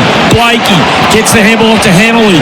They share it again. Cleary sees something out of the corner of his eye, can't get it there. Blakey steps back into a couple of Pies. Umpire says play on. Dispossessed. Row bottom into the pocket. Collingwood have got good numbers back there. Josh Dacos, one of them. So is McCartan, however, snares the handball around the body, scrapes it out of bounds, or the boundary throw in. That was relentless by Collingwood. I would show that edit on Monday morning in the team reviews. Just 7 or 8 back-to-back tackles. Excellent. That's their brand. And it doesn't take talent, just takes endeavour and intensity. That's what they gave then. So taken out of the air by Laddams. You've got to kick away, and it might roll all the way home. No, it's across the face only. They might do what my dad used to do with the review as well with me, a grass stain check on your outfit. Because they're wearing the all white tonight, Sydney. There's not enough grass stains and dirt. That's all right. The old Mark Williams used to check your knees as well. Get your knees dirty. Half time we check everyone's knees. Your knees are clean. Josh Dacos plays on, driving footy out of defensive 50. Grundy's tried hard tonight, stays in the contest. Airborne gets the handball off to Cleary to Roberts. Sweeping handball to Laddams. Has done a couple of nice things tonight, Laddams. Roberts, clever little kick to Jordan. Jordan goes into the pocket. Maynard makes body contact with Campbell. Ball hits the deck. Maynard stays in the contest. Just paddles along the ground to Lipinski. He tries to get it to himself. Campbell gathers the loose footy, flying shot at goal, goes through for another behind. Okay, a bit of a stupid question here maybe, but you're 6-7 goals down. Do you just drop the Dacos tag now with Jordan and just let Jordan play? Like just try and find some run through the midfield? Is there any point in tagging Dacos now? Not now, other than James Jordan will be furious if he racks up an easy, cheap 10 late, but that's the only reason. But team-wise, no, there's no point, and he's getting the footy anyway. Jamie Elliott looks to be the Collingwood player that has been subbed out, so just looking after him after a good night. He's kicked 3 goals. Ed Allen into the game and on the ground. And on cue, whilst you're talking about Nick Dacos, he did get it and heads wide. Bice jumps in, gets it to Roberts. Still fighting this fight, Sydney Swans, even though they know they can't win it now. Cleary, Laddams, back to Bice. Sends it inside 50. Ball through hands. Quaynor, he read it pretty well, knocked it to Maynard in the boundary. Would have been happy if it went out. Oh, that's a hard tackle.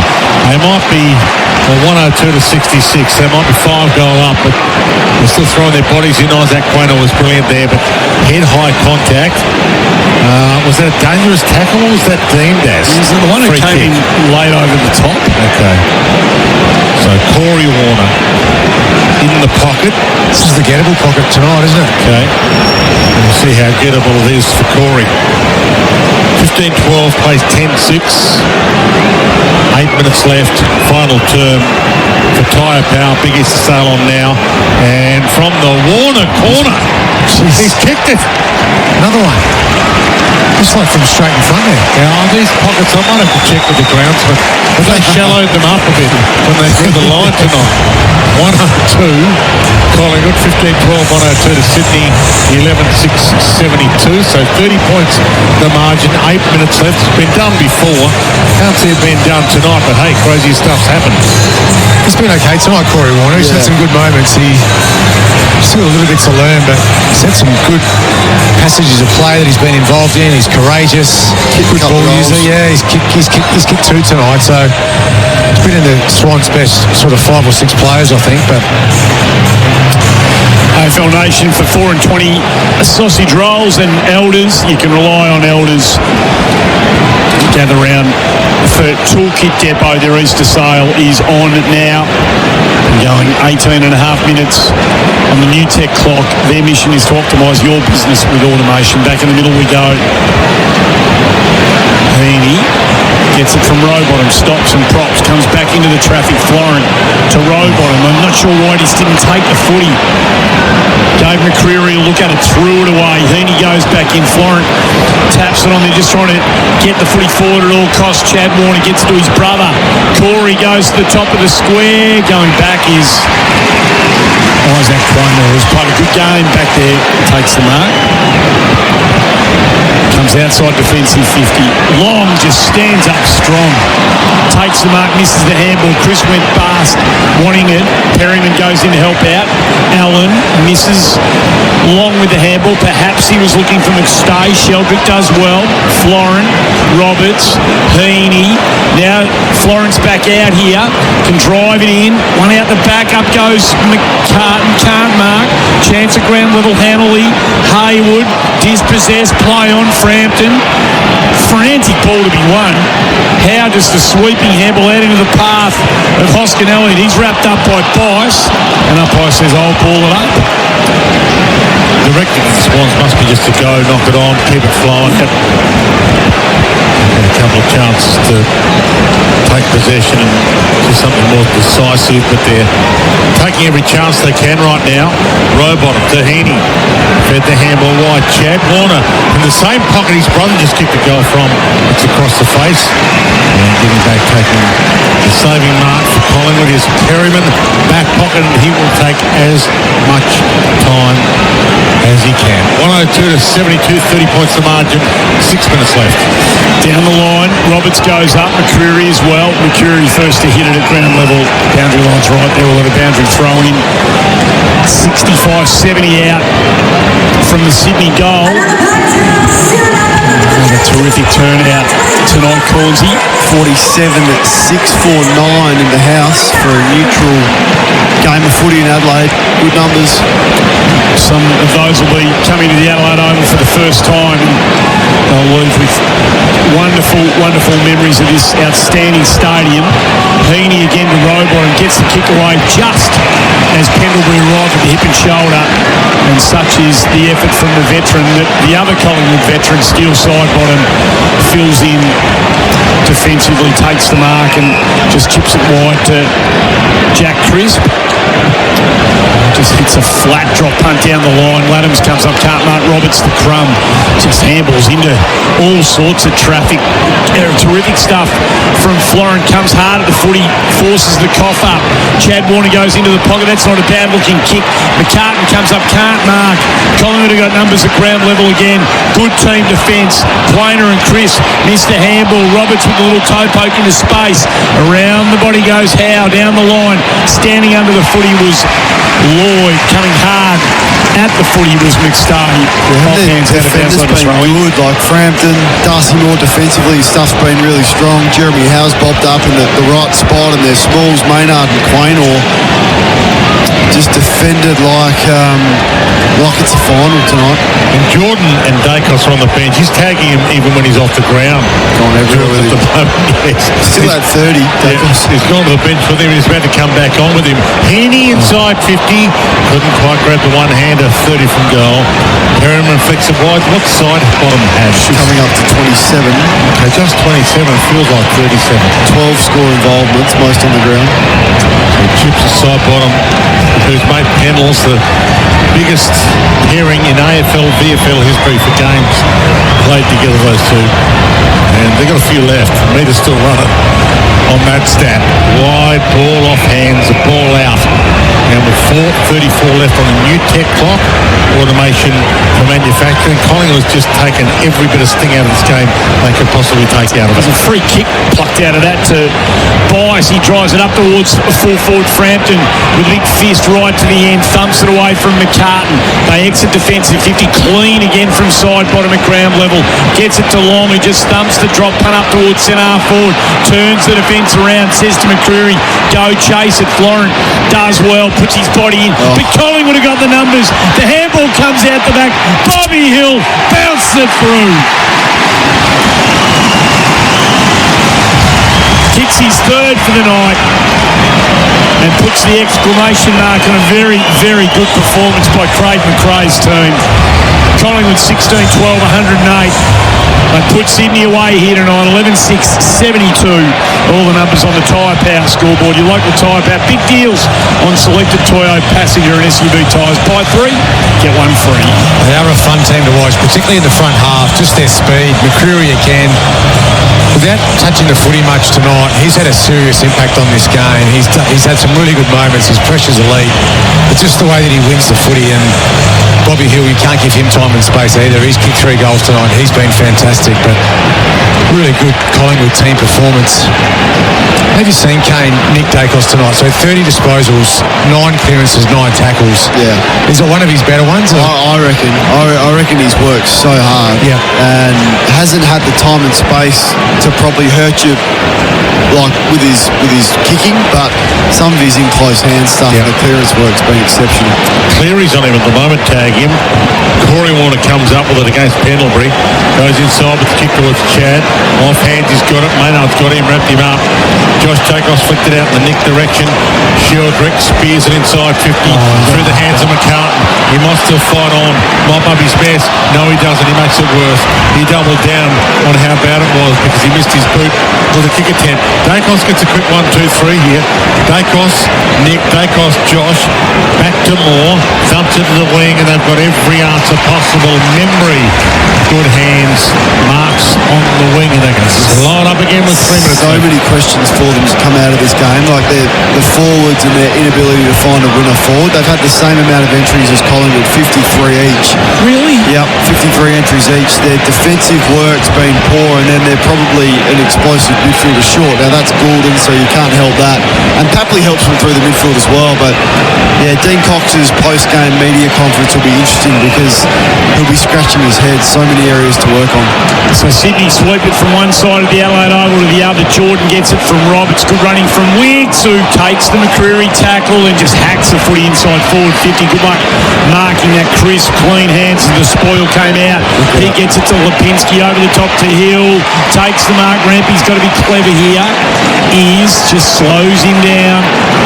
Bobby Hill goes to the top of the square. Collingwood have got good numbers here. Hoskin Elliott jumps. Hoskin Elliott first to Reader, but Jordan gets back. And they get numbers on the last line. And Cleary turns, hopefully, defence into attack for the Swans. Yeah, Dacos dumped behind play as well of the Nick variety. Wicks, Grundy, Blakey couldn't get that big run going. And he hasn't had a lot of it decisively, Nick Blakey, tonight. He's been quiet. Ball in the umpire's hands. Down to 1:45. The Collingwood chant, you can probably hear it in the background, just starting to gain a bit of volume. Robot have got it inside 50 in Frampton.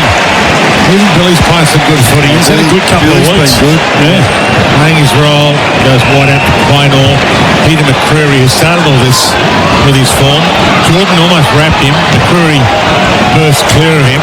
Heads to half forward, off hands. Here's Bobby. Here's Bobby! No. Umpire stops the highlight of the night. This is a free kick to Hamling on half-back flank of the Swans. With Collingwood leading 16-12 to 11-6. So they're going to improve to 4-1 in the season. Collingwood entrenched their spot in the top 8 early stages of the season. Sydney go forward again. Just a little check side from Hayward was clever to Campbell. He goes into the corridor and just a lovely kick as Sheldrick just found a bit of space. And he'll go back and have the set shot. Hopefully for his sake, put one on the board. And 12th on offer for the Swans if he can kick truly. Sub tonight came on when Joel Amani's hamstring gave way. So Sheldrick comes in on his left foot. It's a lovely looking kick. Straight through the middle. So well done to him. And the 12th on the board for the Swans. 12-6-72. Collingwood 16-12. 108 tyre power scoreboard. Big Easter style AFL Nation for 4 and 20 sausage rolls and Elders. You can rely on Elders. Just haven't had any time and space tonight, the Swans. They just couldn't buffer the Collingwood pressure for long enough. Rarely got good looks inside forward 50, and when they did, they couldn't capitalise. But Kane's right. I think it's going to be a long review for the Swans on Monday when they get home. There's maybe 4 or 5 serious questions they're going to have to answer over the next few weeks. They've got Port Adelaide back at the SCG next week. It'll be 2 and 3 when they leave Adelaide. Find a way to keep ahead of the ledger. AFL Nation for 4 and 20 sausage rolls to take us home. Here's Andy Marr. Oh, good on your pipe. Back in the middle we go. McStay just farms it out the back. Another one for Nick Dacos. Gets it to Pendlebury. Just over the top to Nick Dacos. He's got off the chain. They go forward against Sullivan. Toe pokes it to Membry, who not for the first time tonight represents as a Collingwood forward playing in front of his opposition defender. And Membry will go back and hopefully kick his second for the night. As Collingwood build on this impressive scoreline tonight. There's the siren. As the Pies send another little message to the competition, the 2025, that they're going to be in the mix for the big full stop. Membry comes in, it's on its way, he's pushing across the face of goal and through for a behind, but it matters not. Comprehensive stuff by the Maggies, and they run out comfortable winners here tonight. 16-13, 109. They've defeated the Sydney Swans 12-6-78. What's going on, Corns? You don't know how to cue a song here in Adelaide. No, I don't know what's happening. Where is it? Generally there's a song here. There it is. Collingwood forever. They know how to play the game. Side by side they stick together to uphold the Magpies' name. See the radicals are shouting as all America's shout. Oh, the premiership's a game. Oh, the good old Collingwood. Really good team performance by the Pies tonight. They shared the goal kicking duties around Jamie Elliott, Bobby Hill and Brodie Myercheck, 3 apiece. 2 to Beau McCreary, who did what he had to do tonight with a bit of polish. Singles each to McStay, Crisp, Membry, Hoskin Elliott, Nick and Lachlan Sullivan. 3 to Hayden McLean, 2 to Isaac Heaney, Corey Warner and Tom Hanley, and singles to Hayward, Sheldrick and Braden Campbell.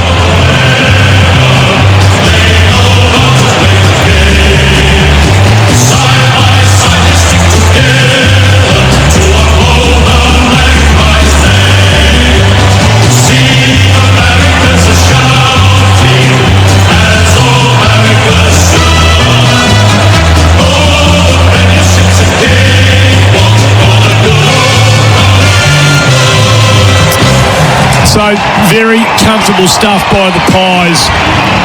They built right throughout the game here tonight. And we can hear Jared Walsh down at ground level with Bo McCreary.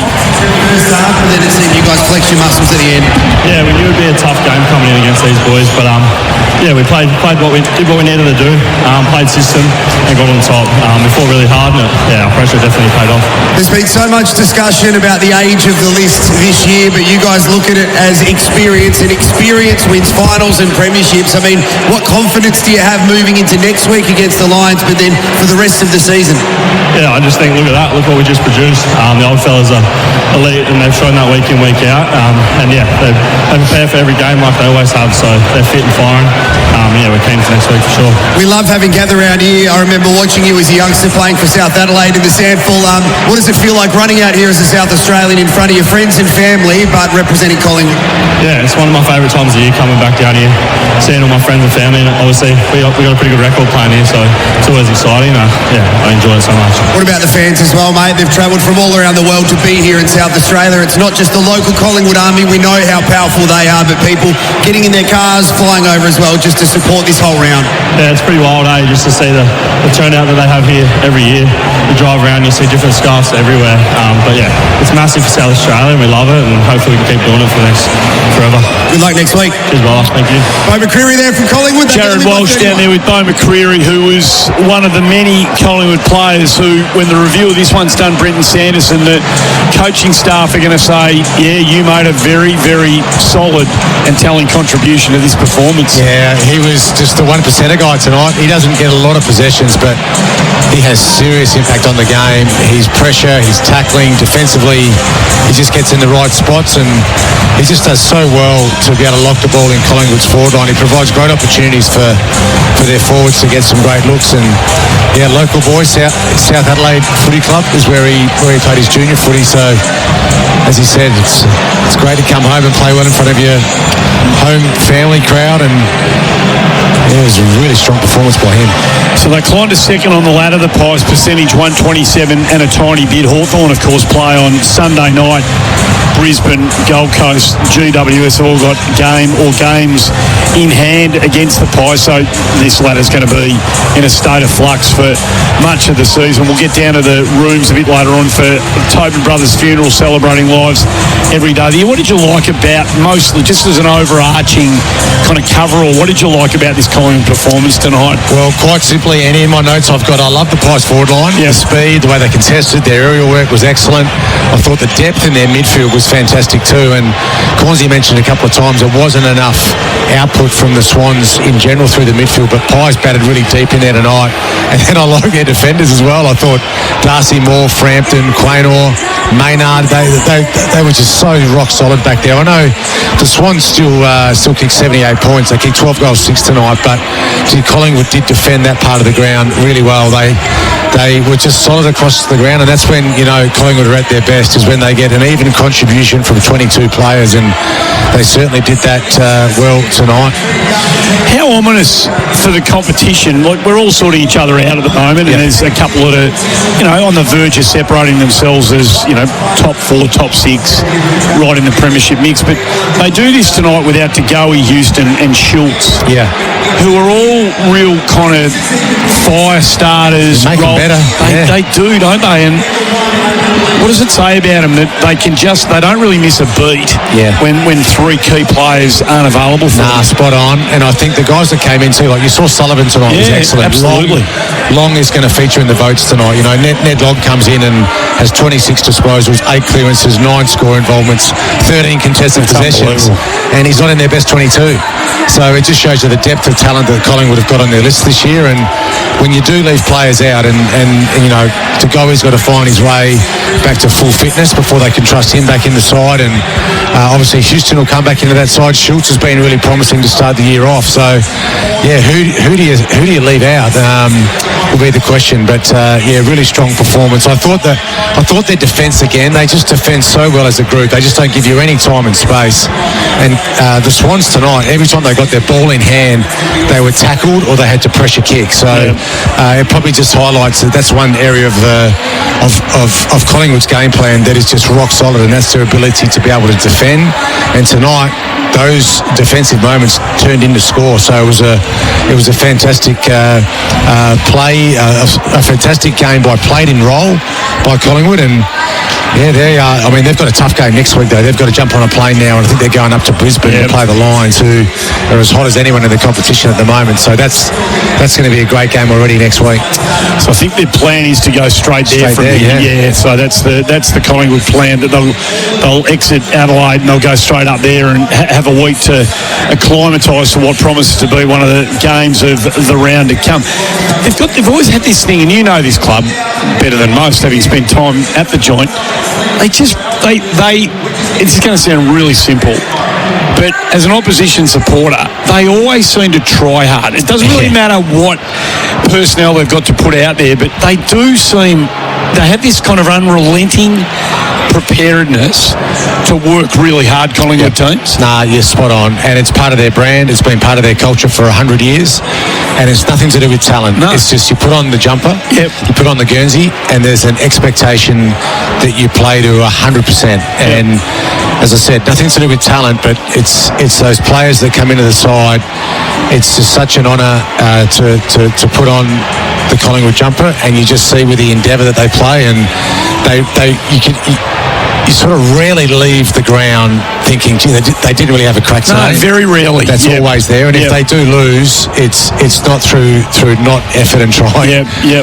And that's, I think, consistent with the Collingwood brand, and it has been for a long time. And typified tonight by Nick Dacos to such a large degree. You and Cornsey have been talking about the game that he played tonight. Clearly the heavy tag from James Jordan, and it wasn't one of those just silky performances tonight from Nick Dacos, but you look at the end of the night and the stat line he's produced. Yeah, he does get a couple of chains, like he does the sort of give and go, the handball forward to get the handball back. So sometimes you can sort of pad your stats a little bit that way, but it was a really gritty game from him tonight. It wasn't the typical outside brilliance, but to have the 9 clearances, 9 tackles, 34 disposals, he kicked 2 points, but yeah, he was a really important player for the Pies. Get down to the Collingwood rooms as the boys are assembling down there. I think we can pick up the audio. I know fans love this stuff when they hear their team sing the song after the game. They've got big smiles on their faces, so let's see if we can pick that up down in the Collingwood rooms.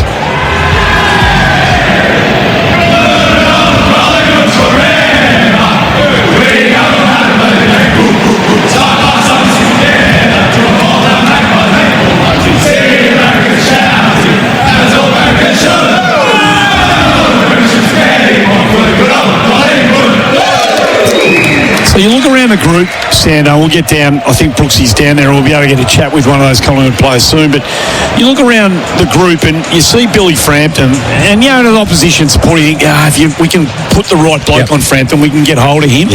But then when he plays like he did last week, he took on Curnow, got the better of him as the game wore on, did his job tonight. When you invest something and you get a bit back from these guys, and you look at what they put out there tonight, they don't want for much, do they? No, and I think that's, I mean, when you look at the guys that are out of the side as well, so you still got Mason Cox, who can't find his way back into the side now. Oleg Markov's a premiership player from 2 years ago, so and plus we mentioned those guys that are injured. Frampton's done plenty of time in the VFL, and he just has to keep playing at his best and wait for his opportunity to get back into the side, and I guess that's that I'm not going to let you down attitude that these players have when they come in, and then you do the recruiting and you bring in a guy like Harry Perryman, who we didn't mention him much tonight, but he was rock solid as well. He just sort of almost typifies that Collingwood brand. He plays relentless, he plays tough, puts his body on the line, almost like Braden Maynard does, you know. Lipinski had some of those moments tonight, you know, back with the flight, courageous, standing under the footy, so it sort of typifies the way that they play. Lockie Sullivan was another one, I think, who got an opportunity tonight that came in and really played well. So yeah, it's a side it's hard to get into, but when you do, you don't want to leave anyone to take your spot back. And we'll get down to the Collingwood rooms, I think, at some stage, not too far away, but just on the Swan. So they had really good contributions tonight from Brodie Grundy, Isaac Heaney. James Rowbottom will always do what James Rowbottom does, but it seemed to drop off quite quickly tonight. When you're looking around, you and Cordsey were looking around at various stages, wondering who was going to get Sydney back into the game tonight, and they didn't. They weren't putting their hands up all over the place this evening. Nah, I wrote down 7 names in my book, and normally when you win, you probably write down about 15 or 16. So you sort of say Heaney, Grundy, Rowbottom. I thought Corey Wagner had his moments. McLean kicked 3 goals but made some errors tonight. I thought Campbell was okay. I thought he definitely had some moments, and I like the kid Riley Bice. I think he's a good player and had some moments tonight. But sort of outside of that, most of those other players were fairly quiet. So there's still a lot to improve on from the Swans, and they just have to learn from a poor performance tonight. So 2 wins from their first 5, so they're out of the 8 now. Their percentage is just over 103. It does feel like, and they're carrying some injury. Errol Gordon makes a massive difference to this team. Papley makes a huge difference. But they're both out for a long time. They're not coming back in the short term. It does feel like they've come off. Yeah. I mean, we know what happened grand final day last year, but it does feel like they've dropped a rung or two since the end of 2024. No, you're right. And some of these players have got to get going a little bit too, and I do understand, and this happened to the Swans a couple of years ago when they had a grand final defeat and they didn't make the finals the next year. They really did fall away, and then they came back really hard again. So sometimes that can happen with a younger group, but I don't think they can use that excuse anymore, Andy. I think now the way that the game's played, you have those setbacks, and if you lose the grand final, I think there's enough experience in this side now that they've just got to find a way to bounce back. Even guys like Joel Hamling, who's played close to 100 games. Tom McCartan has played 136 games.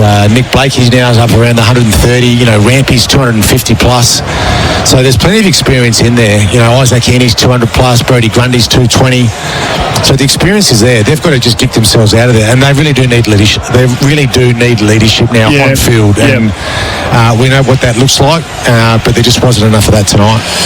So they've got to find something forward to the footy, and you mentioned it a couple of times tonight that their defenders were ceding kind of critical starting positions and space to the Collingwood forwards. It seems like they're trying to get Jake Lloyd a bit higher up the ground. It seems like they're trying to fashion some players who maybe are not necessarily natural defenders to play that role, and I guess they're going to make a blue from a starting position every now and again when they're not instinctively that is not their instinctive position that they've been used to playing for a long time. No, you're right. And Lloyd, who's been a great defender, a bit of run and punch there for years, he's spent most of tonight on the wing. But if you can shut down Blakey, it's then who's the next one off half-back? And we know most of the top clubs now have those sort of 2 or 3 players that are the run and punch players off half-back. But at the moment, Sydney haven't quite got that. Cornsey mentioned a few times tonight, he's just thought that Chad Warner couldn't get out of first gear. He sort of lacked that sort of dynamic. Did you share that view? Oh, for sure, yeah. Whether he's 100% fit or he's just down in confidence, but they did use him a lot just forward of the ball tonight, and I guess to sort of Collingwood's credit, every time he did get his hands on the footy, he was almost immediately tackled. So yeah, they've got some work to do behind the scenes, the Swans. They've got to wait for those injury reinforcements to come, but like you said, Andy, it's going to be a few more weeks before they start to get back to full strength, and they lose Joel Amati tonight, who was their leading goal kicker. Haywood's next on 7. He was fairly quiet tonight as well. So where are their goals going to come from? Their tools didn't have much of an impact tonight, except for McLean and the 3 goals. But yeah, they've got to find some answers, the Swans. 16-13, 109. Collingwood has defeated the Sydney Swans 12-6-78 pretty comprehensively. We'll get down to the Collingwood rooms very, very shortly. Jack Crisp standing by to join us there. Darcy Cameron continues his outstanding season. We've got there's a little clutch of ruckmen who have separated themselves in the competition early this season, and from an All-Australian perspective, it's very early to start looking forward to that sort of stuff, but Cameron's put his name front and centre for consideration for a guy like that. If he keeps going on the trajectory he's on and the form that he's producing right now, it's going to be hard to certainly keep him out of the squad and maybe even keep him out of the team. No, you're right. I thought he was in the best 3 or 4 ruckmen last year. Yep. He had a great battle tonight with Brodie Grundy. I thought Brodie and him just toiled all night together, but you're right. Darcy Cameron, it was a milestone game tonight too, wasn't it? He might have been his 100th game. Okay, right. 100th for the prize, but he was exceptional. 24 hit-outs tonight, 20 disposals, 5 clearances. As I said, really, really strong game on the back of a really good matchup against Brodie Grundy. I might just start working our way through some of these categories as we wait for Jack Crispy. He's not too far away, we're told. Toughest of the day for Truckline. For your truck and trailer parts, visit truckline.com.au. Was there one of those, I imagine it's going to go to a Collingwood player, was there one of those pies who just felt like the toughest operator out there tonight for you? Well, I thought Ned Long. I thought his game was just excellent. For a guy only playing his 17th game of AFL footy, he really stood out when it mattered to. His first quarter, he had 4 clearances in the first quarter. Yeah. He was the one Collingwood midfielder, along with probably Still Sidebottom in that first quarter, that really did set him alight. But, toughest of the day for Truckline, I'm going to go with Ned Long. A couple of weeks ago, he came on a sub and had heaps of it in a short period of time. Yeah. And in the post-game press conference, Craig McRae, might have been the midweek chat, McRae said, look, we just can't leave him out of the team anymore. He needs to play. Yeah. So he had been seeing all of the signs that everybody, the 47,000 people here tonight and the hundreds of thousands of people listening or watching have heard of or seen as well tonight. So it must be lovely for a coach to see it and reward the player with a start, and then the player produces. He's only 22 years old too. I know. So Collingwood have found another one. Squeezed out of Hawthorn. Just one of those midfield they couldn't. I think he was a relatively hot, maybe a second-round draft pick the year he was picked up by Hawthorn. And he played 5 games in 2 seasons for Hawthorn. They actually delisted him at the end of 2023. So obviously Collingwood saw something in him. He had a year, I think, with Collingwood's VFL program, and then they've put him on the list. But he looked a class above tonight. He looked good, didn't he? Yep. Got a crucial moment for us for New Farm, Australian through and through.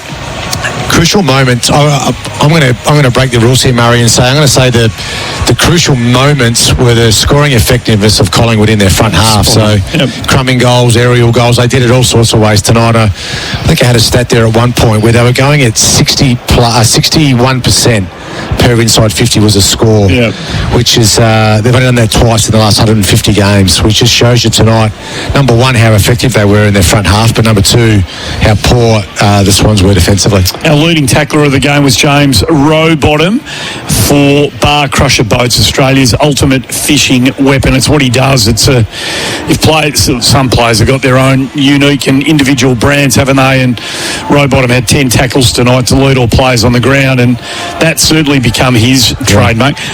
Nick Dacos with the 9. That's if you're a Collingwood supporter, or any of the people at that in the footy opposite, you are looking at that number and saying, that's a big tick. Yeah, you love it when your A-grade plus guys, your elite guys lead the club in tackles. Yeah, that just highlights the balance that you've got between offence and defence, and he certainly had that tonight. And you know how important it is for the senior players who set the standard when the young blokes walk into the joint and then the baton gets passed, right? They set the standard, and then it's been a great standard, and we need you now to carry the baton. Well, Scott Pendlebury had 8 tackles tonight, so if he at 36 is prepared to be doing that, then every single Collingwood player who plays with him and beneath him will be doing exactly the same thing, right? That's how it works. Spot on, and that's what we talked about with that Collingwood brand, that culture, that desperate endeavour that doesn't matter who you are or what your role is in the team. If someone's there to tackle, you tackle them, and that was what we saw tonight with Dacos and Pendlebury. Remarkable. Game-sealing moment for Loctite. Loctite, fast, strong and reliable adhesives that go beyond the bond. Was there a moment you can remember where you just thought, that's it, they've put them away here now? And I wrote it down in my book. So it was the third quarter. Bro McCreary had an intercept intercept possession, and he kicked a goal from about 55 metres on the run, and I put him a game over. Yeah. Yes. And that was, I think, probably in the third quarter when I just thought the Pies were home. Yeah, that'll do for Loctite Adhesives. Beyond the bond, we're just about running out of time here for Jack Crusoe. He's not there in 45 seconds. We'll probably have to get to a break. The power play rankings tonight for Red Energy, 100% Australian electricity and gas. I've got them in front of me if you haven't got them in front of you. I've got them. Dacos. I got Dacos, Grundy, Cameron, Ned Long, Pendlebury and Sidebottom were the most damaging players on the ground tonight. So, yeah, most of those were Collingwood boys. And Jack Chris was the next one. And we have got the great man who just runs out every single week and plays for the Pies and racks up getting 20, 25, 30 touches every week. And he's been good enough to join us downstairs for Temper.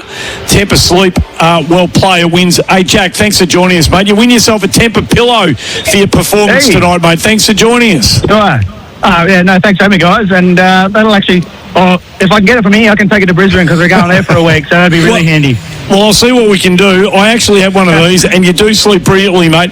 Well played tonight. I mean, this clearly was a big game on paper. You know, we know about Sydney and where they've sat in the competition for a long time, and we know that you guys are building really strongly into 2025. Gee, you must be thrilled as a group to have put them away the way you did with what was a really strong four-quarter performance.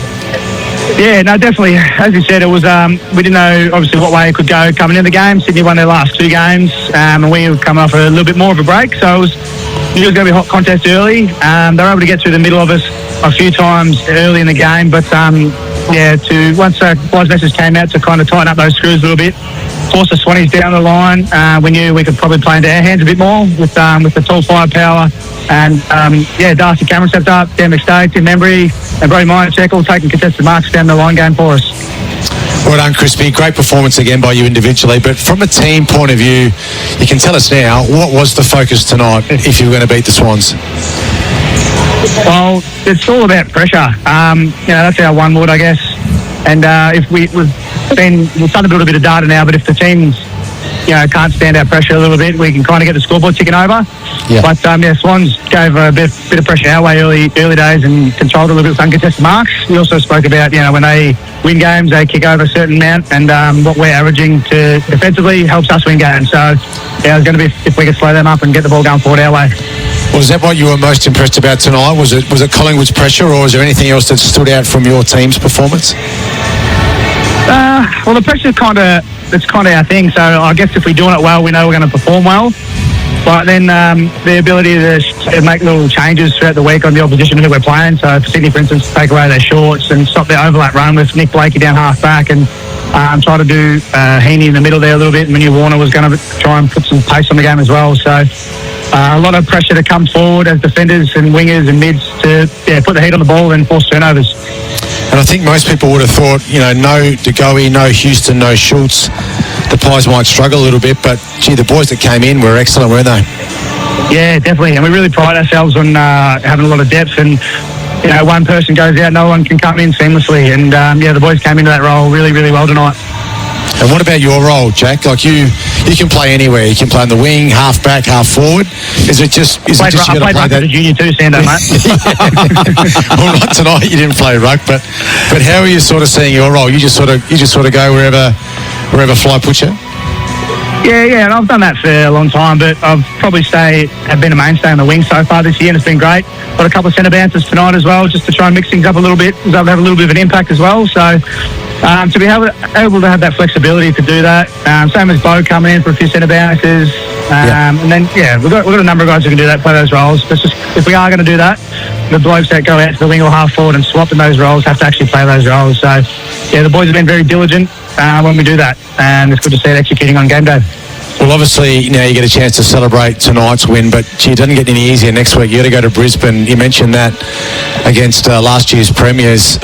You're going to fly up there and have 5 or 6 days up there. Who sort of makes that decision? Or was that suggested by the coaching staff or the club come to the players? Or do you guys get a say in that, or was it sort of a player-driven thing? Yeah, no, I think it was probably spoken about for a while. I remember we were talking about it last year, even doing it. around our mid-season buy. But trying something new, I guess. And because had back-to-back travels on 6 days, probably kind of made sense a little bit. And then we've been able to. A lot of guys are bringing their families up because of school holidays as well. So it's not like we're just dropping everything at home and coming up. Everyone's kind of made. We've got enough planning to go into it that what boys can plan for it. So I reckon it's going to be good. Might get some sunshine up there, hopefully. Yep. I think it's going to be 30 degrees in Melbourne though, but it might be raining the weekend up the Goldie. So see what happens. Hey, well played, mate. It was an outstanding performance tonight when you're putting 16 goals on the board against this mob. You're going pretty well, and you are our Temper Pillow player of the day and player of the night, mate. So I don't know whether Brooksy, who's down there with you, has got a pillow down there for you, but we'll certainly get it to you at some stage. Well played tonight, mate. I appreciate that, guys. I'm looking forward to sleeping well. No kids interrupting me. You're a good man. Jack Crisp, our Temper Pillow player of the night. A great night's sleep with Temper. The difference is Temper. A great night's sleep night after night after night. The difference is a Temper. He did a wonderful job.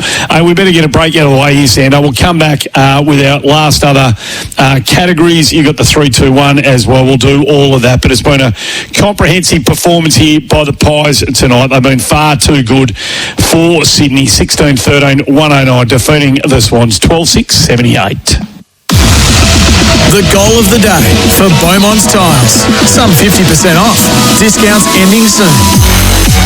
Nor's Pendlebury goes into the pocket. Here they've got some players who are just sagging off their defenders here. One of them was Hill. Snap around the body, kicks another one. Oh, it's too easy. 26 points. It has blown out now. That quarter on AFL Nation was for Tyre Power. Big Easter sale now on with 25% off on selected Toyo tyres. Tyrepower.com.au. When being on the road is your business, keeping your truck in top shape is everything. With stores right across the country, Truckline stocks over 70,000 parts for North American, Japanese and European trucks and trailers. So that means you can get the quality parts and expert service you need to keep your business moving. Truckline, the truck parts you need Australia-wide. Visit truckline.com.au today. A Kogan stick vac is just like a stick vac. Both stick vacs do very similar stick vac things, but with slightly different little logos, colors, and adapters. One's a Kogan MX12 Pro cordless stick vac. The other stick vac has a price that sucks. Get what you want for less. Shop Kogan.com today. Kogan.com. Click and awesome. With over 25 years' experience in end-of-fight technology, DLF Seeds are Australia's leading experts. AR37 End-of-Fight boosts pasture production and persistence by reducing insect pressure, increasing your farm's return on investment, and giving you a competitive edge. AR37 powers the varieties you know and love, like Mohaka AR37, Reason AR37, and Base AR37. For high-quality stock feed, more milk in the vat, and less stress, you can count on DLF Seeds. For certainty through science, sow DLF Seeds. DLFseeds.com.au. ESPN now streaming on Disney+. Stream the latest and greatest of NBA, UFC, MLB, NHL, WNBA, and more. Oh, what a step from Curry! Cheer on. The greatest day! Party on. Oh, Edwards, it's showtime. Room service. Dream on. One destination for a new generation of streaming. ESPN on Disney+. The long wait is over. Turn it on. It's never been more important to buy Australian than right now. Our local manufacturers and growers produce world-class products known for their quality, safety and reliability, all while generating local jobs, supporting our communities and helping Australian families now and into the future. So look for the trusted green and gold kangaroo logo. Buy Australian now. Visit australianmade.com.au. Jane loves flowers, but her allergies don't. Bless you. So it's lucky that Jane can now enjoy the benefits of Panasonic air conditioning. With its allergen-inhibiting Nano-EX technology, Jane's now floating in the freshness of pollen-free, clean air.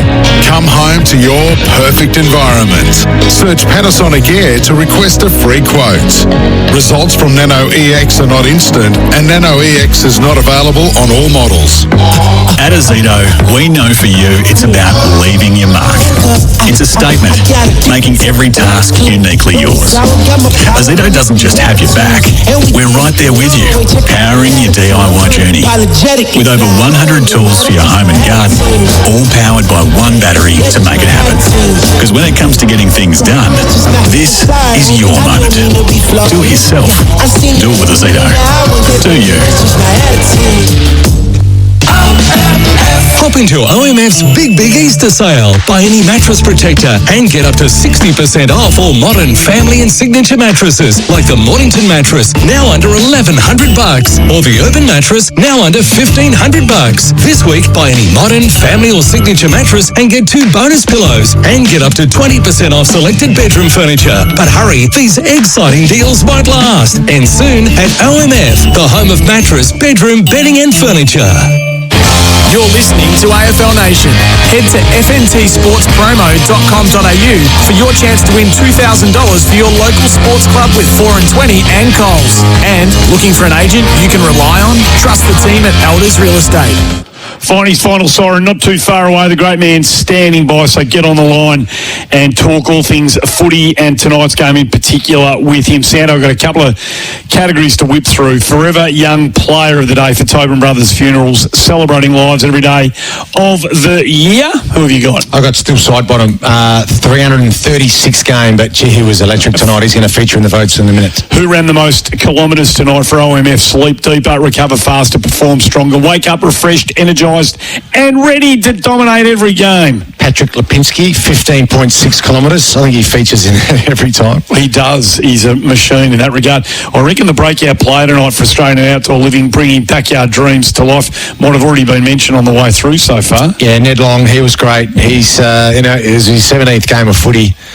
He was fantastic. At one stage, he was the most influential Collingwood midfielder, and then a few others caught up. But gee, he's a nice young player. He's going to be a serious Collingwood midfielder. And what about your votes for the AFL Nation Player of the Year? Well, I gave one to Ned Long, 26 disposals, 8 clearances, 13 contested possessions, and 9 score involvements. He got 1 vote.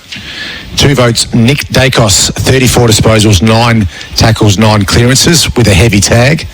And the 3 votes I gave to Still Sidebottom. I thought for 4 quarters he was sensational, and he had 28 disposals. It wasn't like he had a huge volume of touches, but gee, he was so good the way that he impacted the game.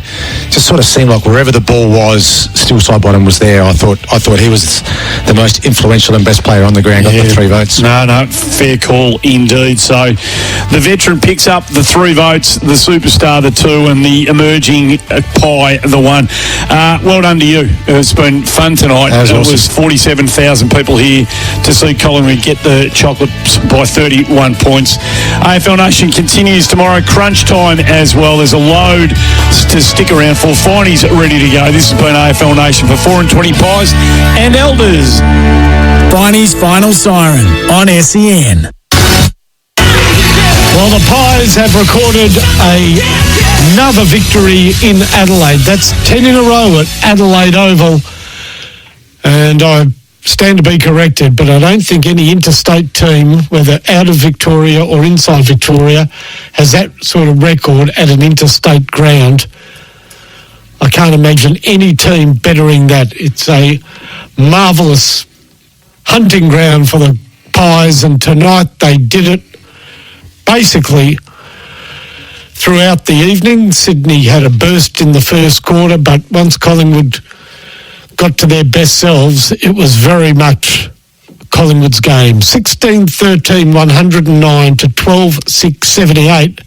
And from where I sit, Collingwood are a wonderfully drilled team, plenty of top-end talent, A-grade stars, but also a number of players that know their roles, know what they're doing, and add to the team And the collective unit has now put themselves certainly amongst the names being talked about as contenders this season. There's a group, don't get me wrong. There are some very good sides out there. We're here for Alan Mance.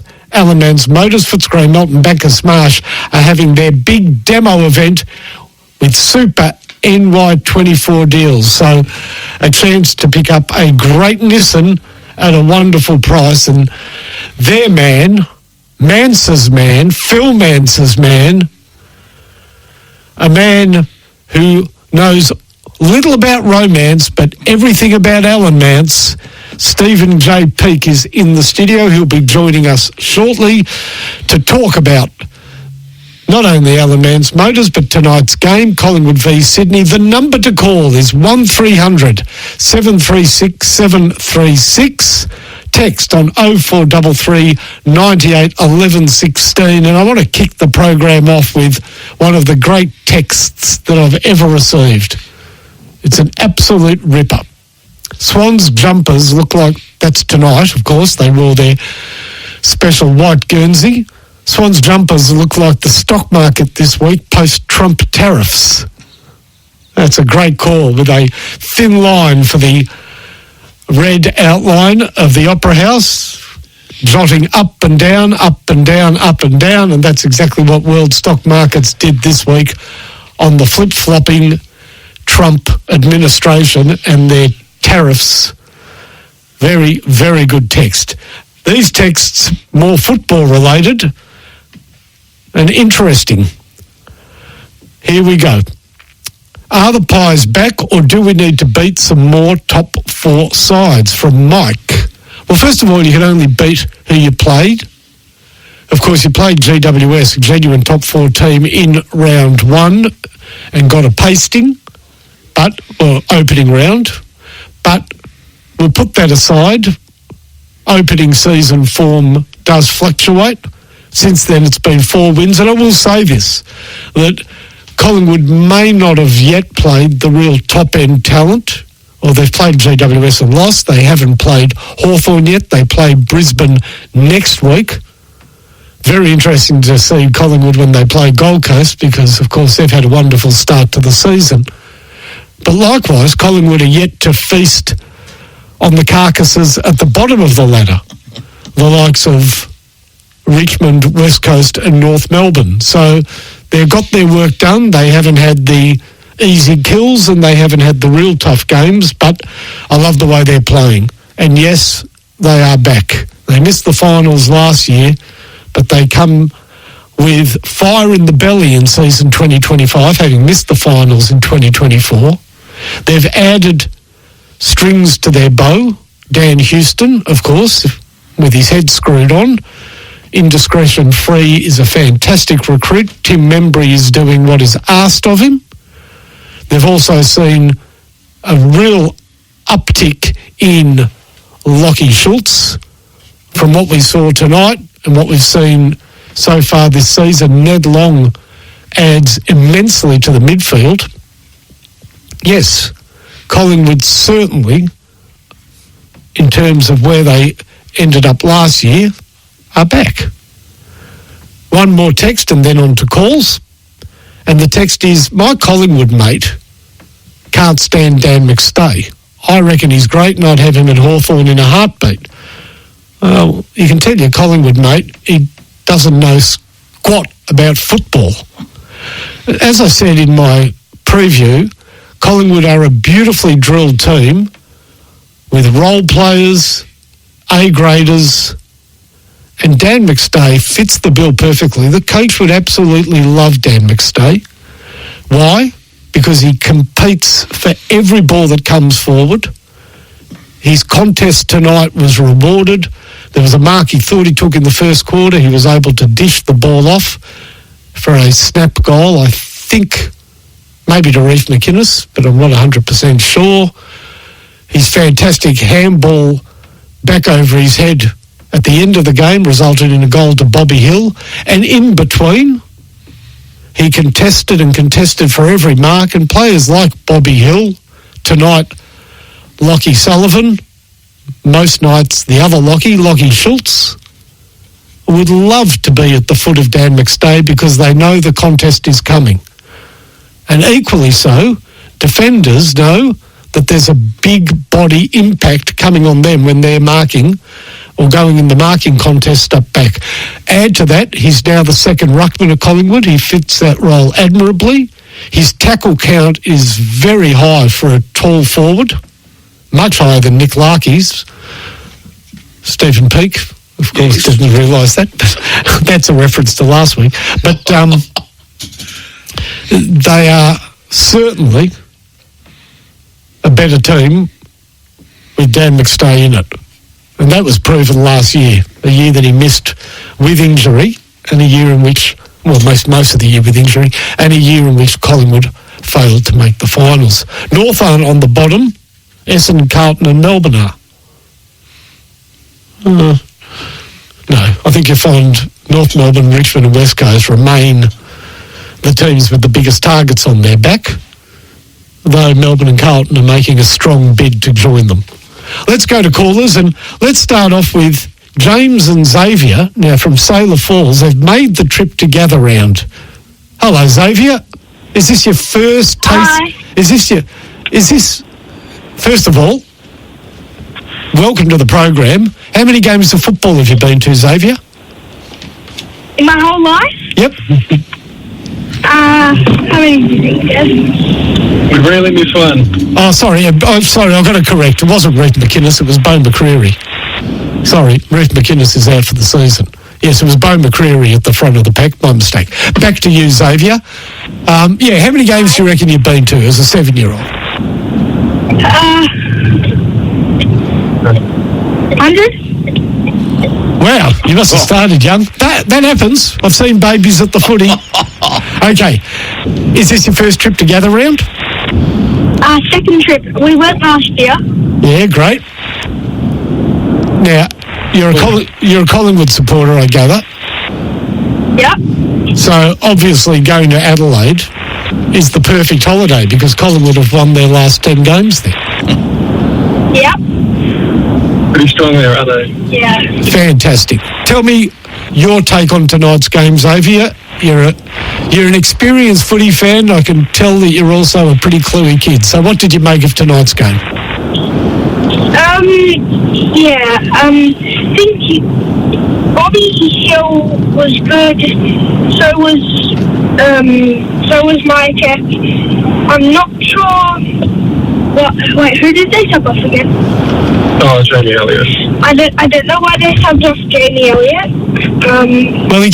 Just on that, he kicked 3 goals. Jamie's probably the player, even though we absolutely, fingers crossed, hope that he gets a great run with injury. But over the last 2 or 3 seasons, he's been dogged by injuries, bad back and various other problems. So I think when the game was safe, the coach made the safety move and took Jamie off. But it's not because he didn't have a good game. He was fantastic tonight.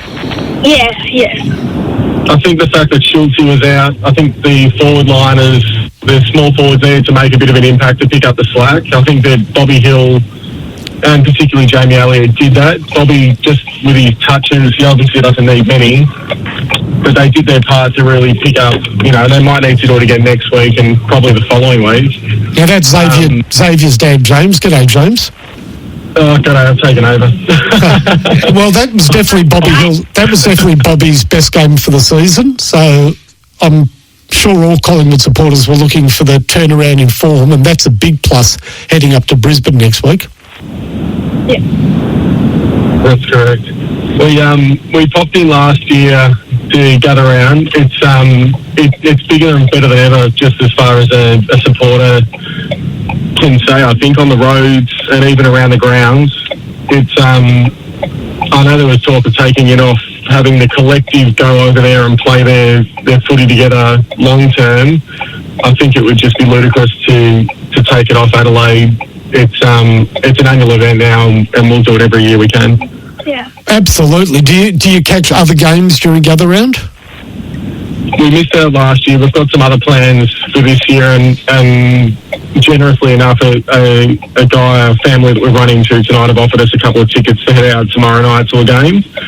So we'll shoot out and watch the Melbourne SEN game tomorrow night. So first and foremost, get our tickets for Collingwood, which is hard enough at the best of times, especially interstate when they get snapped up quickly. And we do our best. We will do our best to continue to go to more games when the opportunity presents. Brilliant. You know what's really interesting? The fans absolutely love it. The city loves it. But I know as a fact the players love it as well. They get to socialise, see each other a bit. Remember, a lot of these players from opposition teams came up through the junior system together. They're actually mates. So it's the players look forward to it immensely as well, which is unique. There's no other round like it. And long may it continue. Adelaide's done it brilliantly. Adelaide did the Grand Prix brilliantly till we in Melbourne stole it off them, but there's no stealing this one. You're right. It should stay in Adelaide. I heard a suggestion that to get things up and running in Tasmania, they should give Tasmania a go, but that would be crazy, wouldn't it, James? Oh, they'll have to find their own, not to take away from, I'm sure they can, you think that the schedule is just showdowns, or every player wants to be more even, or every team wants to be more even. I think there's still room to be able to have things like this that would still keep it fair and provide opportunity for other states and other grounds, other cities to take advantage of people wanting to come there in droves. I don't think you have to take it away from Adelaide. We'll probably just reinvent it and try and add to it more.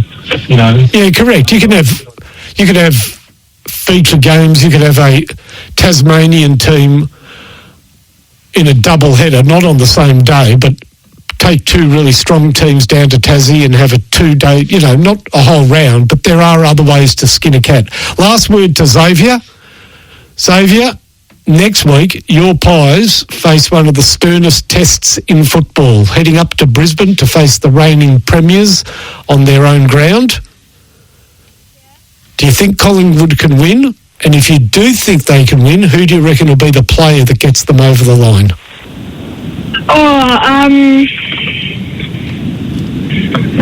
I reckon we can do it, but Brisbane have been real good this year. Not sure. Who do you think? Just one player. There's one player who can turn the game for you. I reckon Brody Mychek and O'Macquarie. Brilliant. Or Jamie Elliott. Well, they're good choices because they certainly played key roles tonight. Xavier, at 7 years old, you're more erudite and you make more sense than a 70-year-old that's sitting about 10 feet away from me. Thanks a lot for the call, mate. And James and Xavier, enjoy Gatherend. Mentioning Stephen J. Peake, that was all tongue-in-cheek, of course. I love having Stephen on the program. How are you, Stephen? Very good, thank you, Mark. Yes, very good game tonight. Great game, and Collingwood, I'm not saying they're back to their premiership best, but in a season where there are some really strong teams, Collingwood will be a very interesting opponent because, to me, they seem beautifully drilled. Beautifully drilled, yep. They really know their business, don't they? They do, and the coach gets virtually close to 100% out of just about every player. They all do a job. Correct. And that's the drill bits are very important, but their fitness levels now and their ability to do their job as players and to mark their men, very good because they stopped that Sydney midfield tonight pretty well. Spot on. We're going to take a break. Just before that, to that point, I've had a close look at Isaac Quaynor over the last couple of weeks. He's certainly not the dashing player that he was 2 or 3 seasons ago, but that doesn't mean he's not doing a good job. In fact, in a way, he may have more spine, more steel about him than he did previously. Cut out a bit of risk factor. Correct. And sacrificing his own game for the team cause seems to be a formula for success at football teams and an indication that the coach has them right in the palm of his hands. We're going to take a break.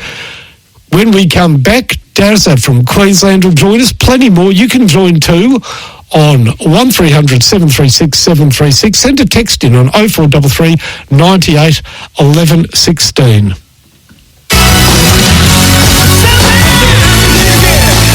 Super deals on NY24 models at Alan Mance Nissan. Demo event on now. Visit alanmancenissan.com.au.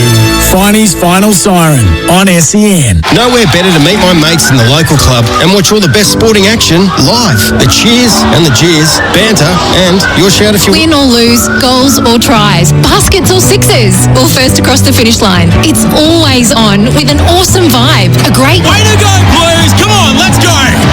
There's no losers with such a huge lineup of live sport on the big screen at your local club where sport belongs. With over 25 years' experience in end-of-fight technology, DLF Seeds are Australia's leading experts. AR37 End-of-Fight boosts pasture production and persistence by reducing insect pressure, increasing your farm's return on investment, and giving you a competitive edge. AR37 powers the varieties you know and love, like Mohaka AR37, Reason AR37, and Base AR37. For high-quality stock feed, more milk in the vat, and less stress, you can count on DLF Seeds. For certainty through science, sow DLF Seeds. dlfseeds.com.au. It's never been more important to buy Australian than right now. Our local manufacturers and growers produce world-class products known for their quality, safety, and reliability, all while generating local jobs, supporting our communities, and helping Australian families now and into the future. So look for the trusted green and gold kangaroo logo. Buy Australian now. Visit australianmade.com.au.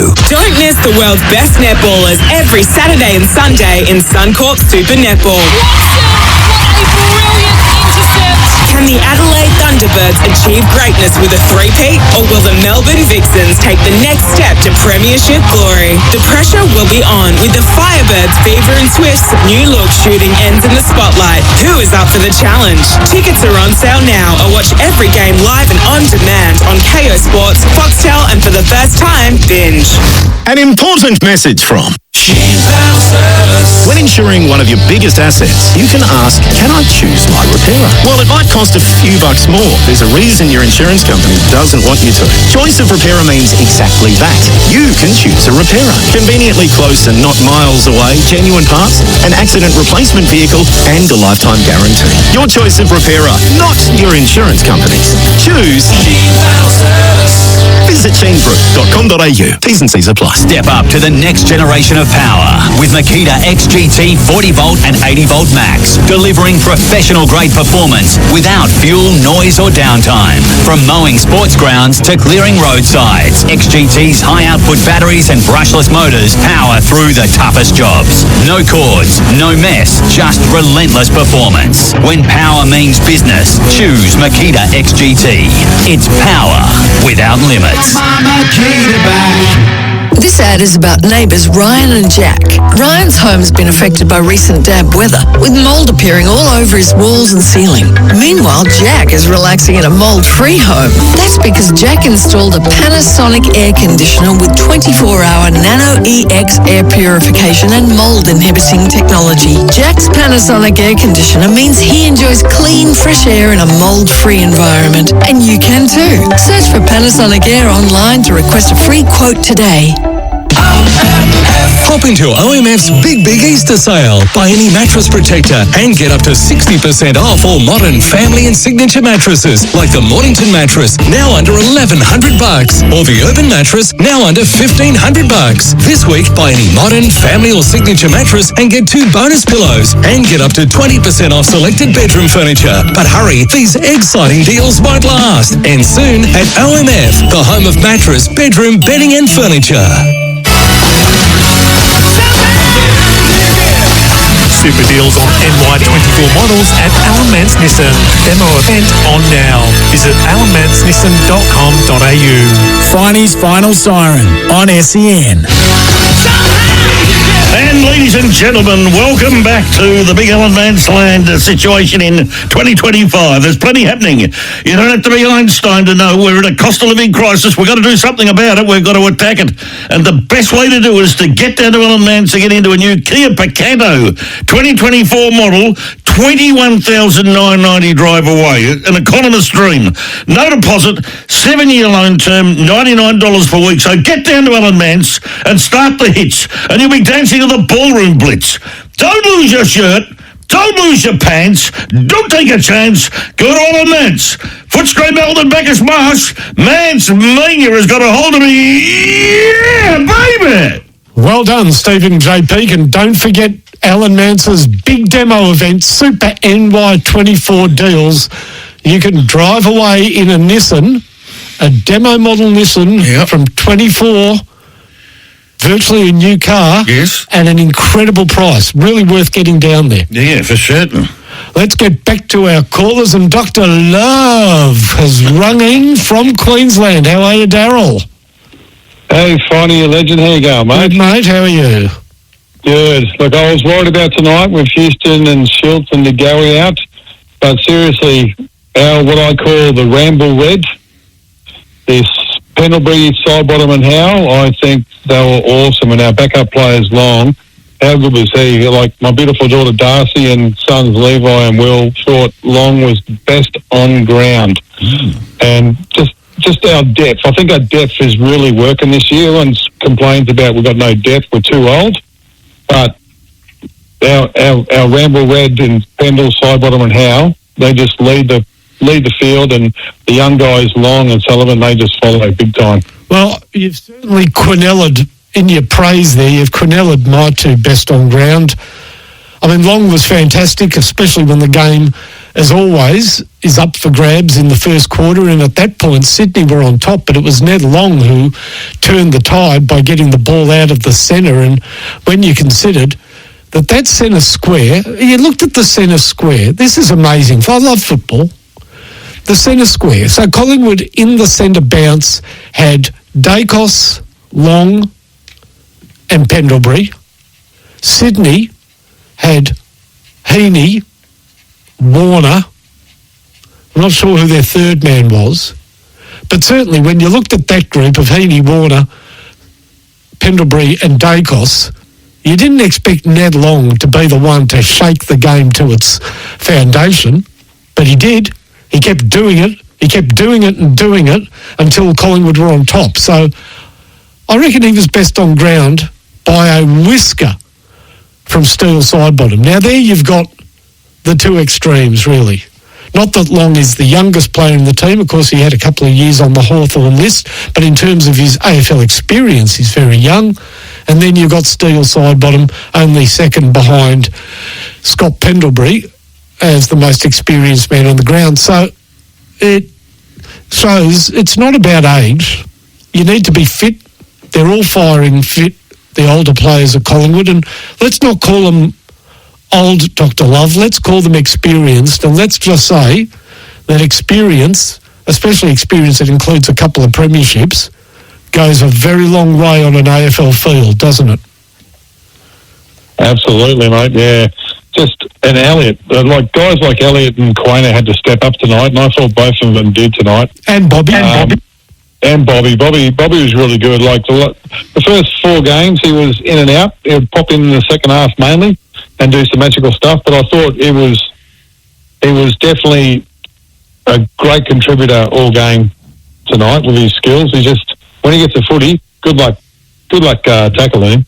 Yeah, very important when Collingwood play pointy end football this season, and they've got a pointy end game next week against Brisbane, that Bobby Hill plays a role. And tonight, let's not sell tonight short. You were playing last year's runners-up. Sydney made the grand final. Now, Sydney have got injuries, yes, and I'll talk about Sydney shortly, but it's a tough game, and Sydney had lost their first 2 games, got back on track with 2 wins. So it was a fortnight that Bobby Hill has to stand up in, and part 1 of the big fortnight, playing last year's grand finalists, Collingwood win and Bobby Hill stands up. So that is exactly what you want from the Norm Smith medalist of 2 seasons ago. Look, the other thing that impressed me about Collingwood tonight, and has impressed me about Collingwood really for the last 3 years, of course last year wasn't quite right, but the team that won the premiership, and again this team this season, seems so full of players that know what their teammates are doing. I was just discussing during the break with Peaky, you've got 3 tall forwards, but they never fly against each other. Membry comes hard and wide on leads. Mychek leads not as deep as Membry. He works the forward 50, and Dan McStay is the long option. And the Smalls understand that Dan McStay may take a mark. He took a beautiful mark in the second quarter, but they understand ultimately that McStay will bring the ball to ground. And for 3 tall forwards, and also Darcy Cameron, who sometimes drift forwards, I never see them fly against each other. It's very well drilled, isn't it, Daryl? Yeah, absolutely, Finey, yeah. And just full credit to our list managers, like they get players in like Membray, who we had injuries with McStay and Mychek last year. Membray is there, and unfortunately he's keeping out Coxie. I thought was pretty good a couple of weeks ago, but we've got backup now, and I think in the pre-season draft, I think we're going to pick up what's the Melbourne player, the Tomlinson or whatever his name is, to replace Lisa McInnes. Adam Tomlinson. So I think those draft picks that we got with Houston, and also Perriman is doing a great job in tagging and that sort of role. I think. I mean, Billy Frampton played his role tonight. Draft picks. Sorry? Billy Frampton played a good role tonight. Oh, Billy Frampton was awesome, wasn't he? He's a great backup player in that regard. When we play tall forward line, Frampton's first call. He's awesome. And let's be fair. Sydney did not have powerful tall forwards, and they lost one of them very early in the game. So, with McLean really the only tall forward, Collingwood defenders should have been able to counter that, and they did. But Billy Frampton's a premiership player, and he's proven throughout most of his time at Collingwood, give him a job, and he can do that job. Yeah, and you know what? When I saw McCartan go forward, straight away I thought we're going to win this game, because all of a sudden they're going to be really short in the back line with McStay and Membray and Mychek. As soon as they threw McCartan forward, I was pretty confident we were going to finish that game off. Now, you know I love you, Dr. Love, but given that he played most of his career at St Kilda, I'm just going to tell you his name's Tim Membry, not Membray. I don't want to be I don't want to be a smart ass, but he's spent more of his life at our club than yours, so we've handed him over. We've handed him over. Yep. You've got a great player. And such a good bloke too. Oh, mate, he is an absolute diamond. I've had the good fortune of meeting Tim Membry, and he is loved at St Kilda, loved by St Kilda supporters. And if you want to call him by his nickname, it's Skunk. Yep. He's known as Skunk. Skunk, is it? Yeah. Yeah, well, we go down for Anzac Day footy every year, and we make sure we go and see their last training session. So I'm hoping to have a little chat to Tim. Yeah, great. Beautiful. Yep. Yeah. Well, talk to him about tattoos. He loves it. Yes. Oh, beautiful. Good on you, Daz. Thanks, Marty. See you, mate. Now, let's focus on the Sydney Swans for a moment, because we know that they are bereft of some of their key players. Obviously, Goulden, a huge loss, but he's not back for a couple of months, so they're going to have to make do without. Now, to lose him, then to lose McInerney was a serious double whammy, because McInerney's a natural wingman and certainly would have been not filling the role because he played with Goulden, but he would have been very important to step up in Goulden's absence. No McInerney at the moment. Tom Papley he's his own special energy machine, his own special vibe. A talisman. Excellent description. He's talismanic. Now, young Hanley is a bit of a Tom Papley lookalike, kicked a couple of nice goals tonight and certainly has a future in the game. But without Tom Papley, that's a problem. They lose Joel Amadi tonight with a knock to the hamstring. They kept describing it on TV as a corky to the hamstring. I think I don't think you get ruled out of a game that quickly with a cork, but anyhow. So they have their issues, but beyond that, my concern for the Swans is they've got a couple of ageing defenders that have been great. Yep. But I guess Rampy and Lloyd are both coming down the other side of the mountain now, and they are short in the back line. So what Darryl said was correct. As soon as McCartan is forced to go forward, and he's no natural forward, he'll compete there, he'll mark there, he won't necessarily kick goals there, but you are very much robbing Peter to pay Paul. The coach had to do it. You can't win the game by not scoring, so his hand was forced with the injury to Amati. But I think that there's just a lack of height at either end of the ground, a lack of tall quality up forward, and a lack of height to back it up down back. Yep. You know, I mean, I don't think in an ideal world they'd be playing Peter Laddams, who was not terrible tonight. And he does something very odd, Peter Laddams. For a tall, gangly ruckman, whenever gets the ball, he puts on the twinkle toes and tries to do a mini Blakey. It's quite entertaining, but I don't know if it works every time. Let's go to a very keen Swans man, Gary in Carnegie. Good evening, Gary. Finey, how are you, mate? Good, mate. Beaten by a better side. I think you're right about, I think Rampy was showing signs of being done last year, and I think it showed up again tonight. Yep. We're just beaten by a better team, the pressure, we turned the ball over. I just felt for Heaney, because Heaney just was amazing. Everything he did was amazing. And one thing I'll say about him, people going about good kicks of the footy, he's so good on both sides. Oh, superb. He's actually elite and so good to watch. But, you know, what gets me is this other organisation called Champion Data. I was watching his stats all night. The Still side wasn't best on the ground. I'll go he. And they rated him about 7th at half-time, 7th at the end of the game. So... Oh, yeah, the Champion Data ratings are based on a formula that does not... Oh, you'll have a look. Most games, the number one ranked player is the ruckman. So the number one ranked player tonight on the ground, I think, was Brodie Grundy.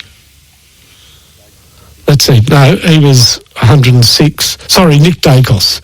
So, yeah, I mean, it's always going to favour somebody that gets the ball a lot. Nick Dacos, for mine, wasn't in the best three on the ground. You mentioned Heaney, and I've mentioned Long and Sidebottom. And to be honest, I could shuffle those three around. I could actually make a very good case for Heaney being best on ground.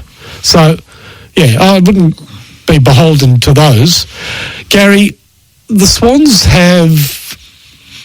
I guess a question mark over their depth, and I don't want to be hard on younger players. The guys at the moment that I'm talking about are the two that I mentioned. Not that they're not in the team, but maybe a best 23 might not have Rampy in the side, but I guess Corey Warner's had a fair run at it. He was pretty good tonight, better late in the game, but he's a fringe player. Yep. I like the look of Hanley. He's an up-and-comer. Matt Roberts. No, I'm not going to include Matt Roberts. He's been good. He's a good player. Who's the other kid I'm looking for? And they are kids. Caden Cleary, again, not terrible, far from terrible, but you can tell me, Gary, are you confident with the depth of the Swans? No, what's the reserves last week in store? And albeit there's 7 or 8 good players out. So, look, I think Melican has to go. Hopefully he's right next week. He goes back in. Yep. You're right about Hanley. I've known about him for a while. I thought Rolly Bice was very good again. Yeah, he's very good. Being exceptional. I had a tongue-in-cheek. I didn't have a crack at Rolly Bice at all. I think it's a fantastic pickup. But I was on with the boys yesterday afternoon, Andy Gaze, Andy Marr and Cam Mooney. And it was mainly aimed at Cam Mooney because as brilliant as he was against North Melbourne, he said he described it as the best kick in the competition. He's not, he's only played 4 or 5 games, but he's a great pickup. The ones that I'm not sure about in the depth department. I don't think Taylor Adams adds anything to the side when he's available. He didn't make the team at the end of last year. And, of course, we wait to see what happens when Callum Mills finally returns, Gaz. The other one, let's say, was McQueen, who kicked 3 and then dropped, when we're coming back at him, dropped 2. Oh, that chest mark. But it shouldn't have been chest marks to make them out in front. Oh, the first chest mark was a chest mark because he moved his player under the ball. Yeah. The second one, he should have had his hands out. But the first one, Gary, we played a fair bit of cricket against each other, and I would have loved your Middle Park boys to catch like Hayden McLean caught in that last quarter. The other one too with the drafting, we needed a key forward, and then one of our boys from Ormond, Harry Armstrong, who was sort of knight, just didn't even really speak to him. Yeah, I know Harry. And he's done all right for Richmond. Yeah. No, he'll be a really good pick. I've got to make a move, Gaz. Great to speak to you. Great to speak to everybody who calls in, and we'll do more of that after the break. Super deals on NY24 models at Alan Mance Nissan. Demo event on now. Visit alanmancenissan.com.au. Finey's Final Siren on SEN. ESPN now streaming on Disney+. Stream the latest and greatest of NBA, UFC, MLB, NHL, WNBA and more. Oh, what a step from Curry! Cheer on. Oh, Tony! The greatest day! Party on. Oh, Edwards, it's showtime. Room service. Dream on. One destination for a new generation of streaming. ESPN on Disney+. The long wait is over. Turn it on. Through 100 years, New Farm has gone through thick and thin with Australian farmers. Through protection, through innovation, through growth. All so that Australian farmers are there for Australia. Because when you choose New Farm's crop protection solutions, you choose to support Australian jobs, Australian innovation, and a strong Australian supply chain. Through our partnership, we're tougher together. Visit newfarm.com.au. New Farm, Australian through and through. If I asked you to go outside now, grab a shovel and hack through your internet or water connection, would you do it? Of course not. It'd cost you a fortune to fix, plus being without internet or water for hours or days would drive you mad. Yet digging without searching before you dig online first is a gamble. Or worse, if you strike a gas or electricity main. Before every job, search before you dig online every time. And never dig blind. An important message from when insuring one of your biggest assets, you can ask, can I choose my repairer? Well, it might cost a few bucks more. There's a reason your insurance company doesn't want you to. Choice of repairer means exactly that. You can choose a repairer. Conveniently close and not miles away, genuine parts, an accident replacement vehicle, and a lifetime guarantee. Your choice of repairer, not your insurance company's. Choose Visit chainbrook.com.au. T's and C's apply. At Azito, we know for you it's about leaving your mark. It's a statement, making every task uniquely yours. Azito doesn't just have your back, we're right there with you, powering your DIY journey. With over 100 tools for your home and garden, all powered by one battery to make it happen. Because when it comes to getting things done, this is your moment. Do it yourself. Do it with Azito. Do you? This weekend, don't just take a punt, bet with confidence thanks to Tipper. They're flipping tipping on its head. There's no gimmicks and no subscriptions. For just $1, you can flip a tip from expert tipsters on demand. And if that tip doesn't profit, you'll get your buck back. Get $5 free credit when you create an account. Tipper, the tipping marketplace. Download the Tipper app. That's TIPR. Chances are you're about to lose. For free and confidential support, visit gamblinghelponline.org.au. Footy fans, why rush home after the game? Stay the night in the CBD at Brady Hotels and Apartments. Just minutes from Marvel Stadium and the MCG, as well as the city's best restaurants and bars. Rooms start from as little as $129, and with code SEN at checkout, you'll get 20% off our best flexible rate. So make the most of the 2025 footy season. Head to bradyhotels.com.au and book now with code SEN. 4 and 20, Australia's original fan food, and Coles are giving your local club the chance to win $2,000. That's $1,000 cash and $1,000 worth of 4 and 20 pies. You beauty. From April 1st to June 3rd, it's game on. Register your club, buy any 4 and 20 pack from Coles, enter online and collect the most points to win. Track your club's progress on fntsportspromo.com.au. Every pack counts. 4 and 20, Australia's original fan food. T&C supply ends June 3rd.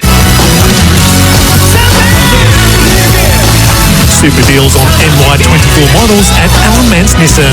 Demo event on now. Visit alanmancenissan.com.au. Finey's Final Siren on SEN. Oh, my very good friends, I want to mention this vehicle to you again, the 2025 Cherry Tiggo 4 Pro Ultimate. It's a beauty. $118 per week, competitive interest, 7-year loan, no deposit, no final payment. It's a great vehicle, 1.5 litre, 4-cylinder turbo intercooled, 5 seats, 5-door automobile from China. Excellence and innovation, smooth and responsive in any situation. The Tiggo 4 Pro is ready to go, go, go. Perfect harmony between style and substance. Get out of that trance and get down to Alan Mance. They've got 14 different motor vehicle licenses down there. It'll make shake some time and might give you the shakes. But you'll select and buy and drive. You'll thank me for the advice forever and a day. Alan Mance is driving satisfaction.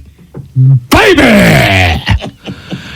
Back to callers in a second. I'm always interested, I thought the umpires were fine tonight. I'm always interested in a couple of decisions a night, and there were 2 decisions that had me shaking my head in disbelief. Not at the umpire, but at the rules. Well, one at the umpire, that he paid the free kick, and he actually got it wrong, I think, by the letter of the law. And the other one was, I think he probably made the right decision, and it just shows how inflexible and stupid the rule is. There was a free kick against Brody Mychek. The ball was loose, Brody had the ball, was knocked on, and he desperately, eyes only on the ball, punched the ball further afield to the teammate out of the centre square. He was on hands and knees, went to the ground and punched it. A Sydney player came in late, went over the top of him, and got the free kick for contact below the knees.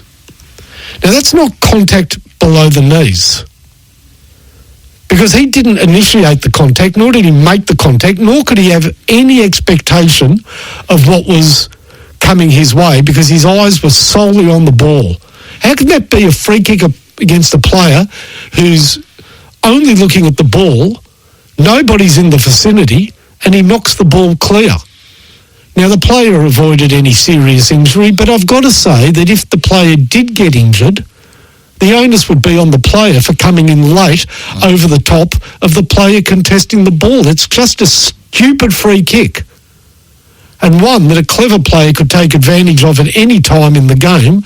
When a player is forced to go to ground to contest the ball, just run in late and trip over him, like a drunk coming home from the pub falling over his dog on the way in, and get a free kick. It's absolutely counterintuitive and the wrong decision. That was one. Number 2, there was a free kick against Darcy Cameron for knocking the ball out of bounds without, or sort of on the full, you would call it, from the ball up.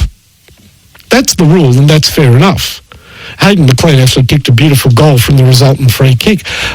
But if you look at the replay, Hayden McLean touched the ball before Darcy Cameron did. It was a very closely contested ruck duel.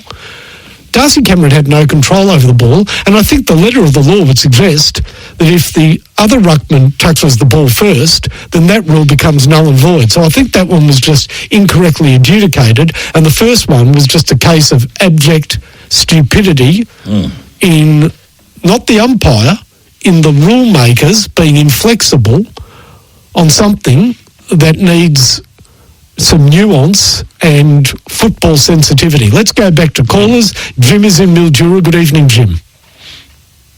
G'day, Finey. How are you? Very well, thanks.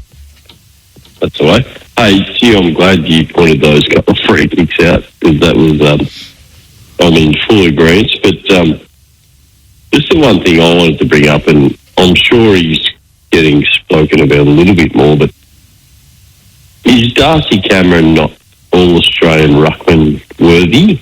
He's doing some things over the last couple of years that I don't reckon he gets credit for, and yeah, gee, he makes our team a hell of a lot better.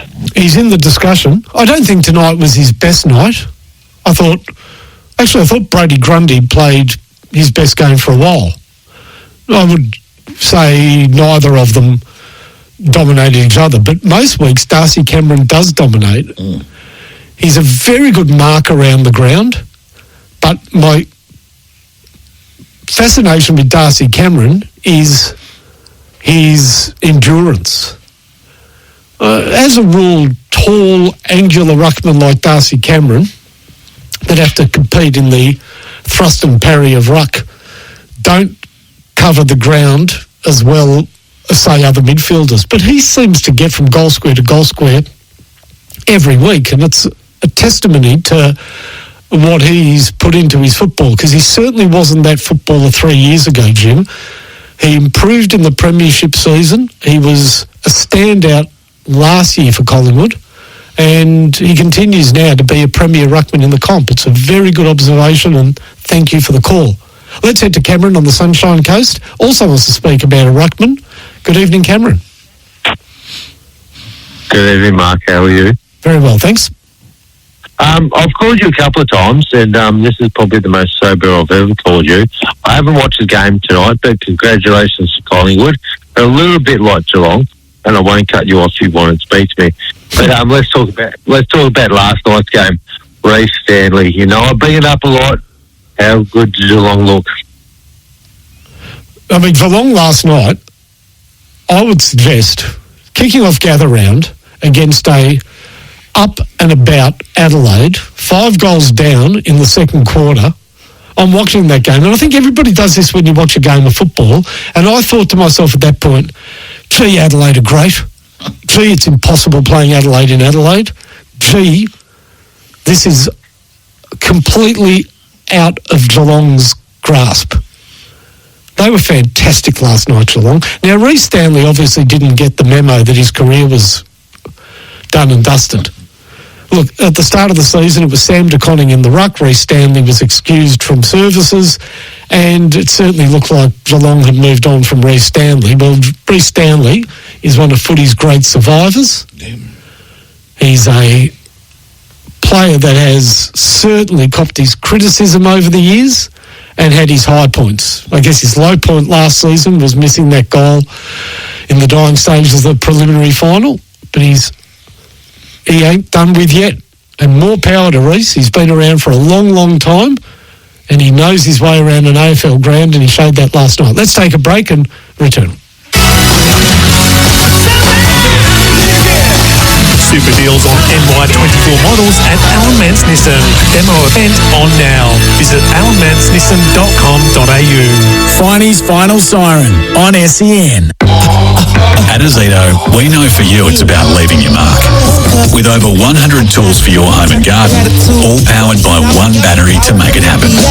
Swing by your local Bunnings and add a brushless jet blower to your set. 36 volts of blowing power, powered by 2 18-volt batteries, all from only $1.99. Because when it comes to getting things done, do it yourself. Do it with Azito. Do you? ESPN now streaming on Disney+. Stream the latest and greatest of NBA, UFC, MLB, NHL, WNBA, and more. Oh, what a shot from Curry! Cheer on. Ohtani, the greatest day! Party on. Oh, Edwards, it's showtime. Room service. Dream on. One destination for a new generation of streaming. ESPN on Disney+. The long wait is over. turn it on. When being on the road is your business, keeping your truck in top shape is everything. With stores right across the country, Truckline stocks over 70,000 parts for North American, Japanese and European trucks and trailers. So that means you can get the quality parts and expert service you need to keep your business moving. Truckline, the truck parts you need Australia-wide. Visit truckline.com.au today. With over 25 years' experience in end-of-fight technology, DLF Seeds are Australia's leading experts. AR37 End-of-Fight boosts pasture production and persistence by reducing insect pressure, increasing your farm's return on investment and giving you a competitive edge. AR37 powers the varieties you know and love, like Mohaka AR37, Reason AR37, and Base AR37. For high-quality stock feed, more milk in the vat, and less stress, you can count on DLF Seeds. For certainty through science, sow DLF Seeds. dlfseeds.com.au. If I asked you to go outside now, grab a shovel and hack through your internet or water connection, would you do it? Of course not. It'd cost you a fortune to fix, plus being without internet or water for hours or days would drive you mad. Yet digging without searching before you dig online first is a gamble. Or worse, if you strike a gas or electricity main. Before every job, search before you dig online every time. And never dig blind. Don't miss the world's best netballers every Saturday and Sunday in Suncorp Super Netball. Can the Adelaide Thunderbirds achieve greatness with a three-peat, or will the Melbourne Vixens take the next step to premiership glory? The pressure will be on with the Firebirds Fever and Swift's new look shooting ends in the spotlight. Who is up for the challenge? Tickets are on sale now, or watch every game live and on demand on KO Sports, Foxtel, and for the first time, Binge. Jane loves flowers, but her allergies don't. Bless you. So it's lucky that Jane can now enjoy the benefits of Panasonic air conditioning. With its allergen-inhibiting Nano-EX technology, Jane's now floating in the freshness of pollen-free, clean air. Come home to your perfect environment. Search Panasonic Air to request a free quote. Results from Nano-EX are not instant, and Nano-EX is not available on all models. Hop into OMF's Big Easter Sale. Buy any mattress protector and get up to 60% off all modern family and signature mattresses, like the Mornington mattress, now under $1,100, or the Urban mattress, now under $1,500. This week, buy any modern family or signature mattress and get 2 bonus pillows, and get up to 20% off selected bedroom furniture. But hurry, these exciting deals won't last. And soon at OMF, the home of mattress, bedroom, bedding and furniture. Super deals on NY24 models at Alan Mance Nissan. Demo event on now. Visit alanmancenissan.com.au. Finey's Final Siren on SEN.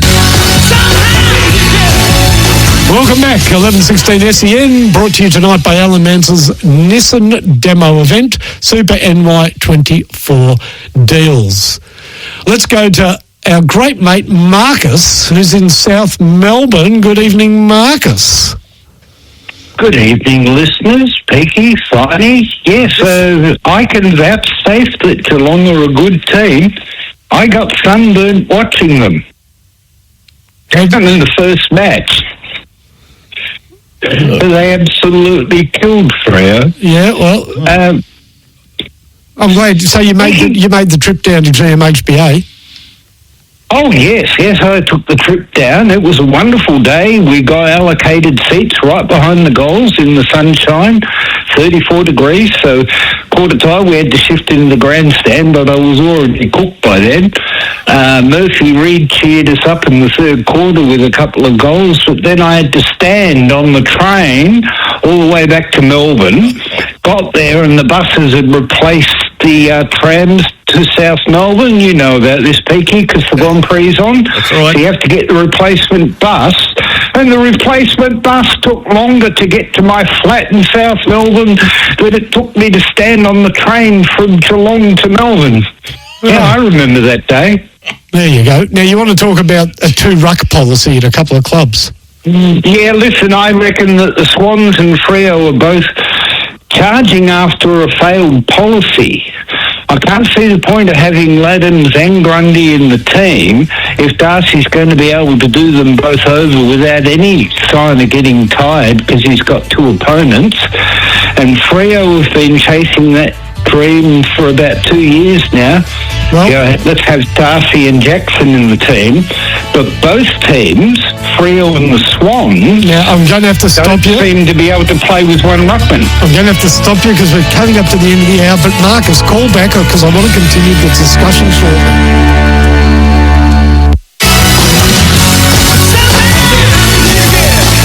Super deals on NY24 models at Alan Mance Nissan. Demo event on now. Visit alanmancenissan.com.au. Finey's Final Siren on SEN. Trying to choose new flooring, window furnishings or rugs for your home? Choices Flooring's Room View makes it easy to find the look you've been searching for. Whatever the space or your flooring needs, simply take a photo of the area in your home and select your flooring styles, window furnishings or rugs from the thousands of colours, styles and texture options. Using Choices Flooring's Room View, you can see your selections right in your own home. Then send your favourites to your local Choices Flooring store to book a free measure and quote. ESPN now streaming on Disney+. Stream the latest and greatest of NBA, UFC, MLB, NHL, WNBA and more. Oh, what a shot from Curry! Cheer on. Ohtani, the greatest day! Party on. Oh, Edwards, it's showtime. Room service. Dream on. One destination for a new generation of streaming. ESPN on Disney+. The long wait is over. Turn it on. Have you or a loved one been injured in an accident that wasn't your fault? Bryden's lawyers understand the stress and uncertainty that comes with a personal injury claim. Whether it's a car accident, slip and fall, or medical malpractice, Bryden's lawyers have the knowledge and expertise to help you get the compensation you deserve. Call 1-800-848-848 today or book an online appointment at brydens.com.au. Bryden's lawyers. Who helps you in your time of need? We do. G'day, Merv Hughes here. New Farm's been there for Aussie growers for 100 years. Through prosperity and heartache, drought and flame. Through the unprecedented and through innovation. New Farm's high-quality crop protection products are formulated right here in Australia because Aussie growers are tougher together through choosing Australian. New Farm understands local conditions and the importance for Aussie growers to have the right products at the right time. New Farm, Australian through and through. To learn more, visit newfarm.com.au. It's never been more important to buy Australian than right now. Our local manufacturers and growers produce world-class products known for their quality, safety and reliability, all while generating local jobs, supporting our communities and helping Australian families now and into the future. So look for the trusted green and gold kangaroo logo. Buy Australian now. Visit australianmade.com.au. Got a truck off the road? Truckline's got the parts you need to get back on track fast. We'll keep you moving with over 70,000 parts in stock for North American, Japanese and European trucks and trailers. Get the quality parts you need and the service you deserve from our team of experts who really know their stuff. Truckline, the parts you need Australia-wide. Visit truckline.com.au today. For pros who demand serious power and runtime, Makita Direct Connect delivers. With over 100 tools, it's built for all-day performance. No fuel, no cords, no downtime. From professional landscapers to lawn maintenance specialists, Direct Connect keeps you powered up and ready for any job. Experience the future of professional cordless power. Makita, rule the outdoors. My Makita bag. Footy fans, why rush home after the game? Stay the night in the CBD at Brady Hotels and Apartments. Just minutes from Marvel Stadium and the MCG, as well as the city's best restaurants and bars. Rooms start from as little as $129, and with code SEN at checkout, you'll get 20% off our best flexible rate. So make the most of the 2025 footy season. Head to bradyhotels.com.au and book now with code SEN. Super deals on NY24 models at Alan Mance Nissan. Demo event on now. Visit alanmancenissan.com.au. Finey's Final Siren on SEN. Welcome back to the Final Siren. Don't forget this hour, the 3-question Lenny's Fine Foods quiz with a great Signet power bank to be won, valued at $44.95. A Signet power bank will keep your phone, tablet and earbuds powered 24/7. Challenging quiz with a different type of question tonight. An interesting new format being embarked upon tonight with one of the questions. We'll see how that plays out. And don't forget Lenny's Fine Food. Come in and try that famous Reuben sandwich amongst a number of other choices with filled bagels. You can get the famous hot pastrami or smoked brisket sandwich with either coleslaw or sauerkraut in the Reuben style. There's a hot chicken schnitzel sandwich, the famous smoked salmon bagel, a lovely Italian vegetable ensemble. You name it, we do it. As well as 30 different soups, meals, ready-to-go treats, a great range of Lebanese mezza, things like meat kibbeh, vegetable kibbeh, meat cigars, meat sambusek, cheese pastries, cheese and spinach pastries, all made by Georgette, a famous Lebanese chef and caterer. So we've got a big range there. Come in, try it, enjoy it. That's what I say. 636 Inkerman Road in North Caulfield. Now, Marcus has graciously, I should say, I'm grateful, he's gracious, hung on, because that's an interesting topic, the two ruckmen, especially seeing that St Kilda are courting TDK, Tom de Koning, with huge money, and they've already got an established ruckman. Back to you, Marcus. Yes, I feel about 2 kilos heavier having heard that menu. That menu, it's wonderful. You sounded like you were still on the Grand Prix track. I heard a very fast vehicle in the background there, Marcus. Oh, you get that in South Melbourne. They all think the Grand Prix is on as they go up Ferris Street. They're like that. Oh, well, yeah. They're like that. Yes, and the two ruckman thing, I've noticed this with Freo, and it's one of my few criticisms of Justin Longmuir, who I consider to be a really good coach of young players and maturing them through, but they aim for the two ruckmen. But the trouble is, in the last 2 or 3 years, they haven't had two ruckmen. They haven't really had the chance to have Darcy and Jackson both playing. And when they're stuck with one ruckman, the whole team seems drilled on how to play with two. And the Swans struck me as the same thing tonight. I couldn't see the point of Grundy going head-to-head with Cameron. Yep. So I think that was a fair and close thing. But fair dinkum, Adams looked like a fifth leg on a cow today, didn't he? They couldn't put him anywhere. They couldn't hide him. No, I mean, look, Adams has had a career mainly in the shadows. I find the way he plays odd. Whenever he gets the ball, he looks to dash around and do something a bit fancy with his footwork. He's not slow, and he actually did a couple of decent things tonight. He's not terrible, but there's just no use plonking him in a forward pocket. It's not 1974. It's very old. It's very old school thinking, isn't it, Marcus? Well, we discovered that when we put Reedy in. Leah Reedy had won the tap outs in the Waffle last year. Yeah. Very good tap ruckman. But whenever he gets into the senior matches, he gets belted round by the big bodies. And guys like Sherry and Witts will just shove him aside with their bums. And if he can't mark and kick goals, so if you've got Paul Salmon, that's all right, isn't it? But Correct. There are very John Nichols in the grand final. There are very if few. They can't catch the ball and kick goals. They're not much good, are they? We've heard all my football life. I've heard the dream, the unicorn of we're going to take this ruckman because he's such a good mark around the ground.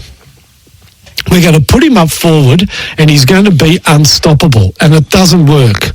And do you know the club that, well, I'll tell you how this failed dismally on a couple of occasions.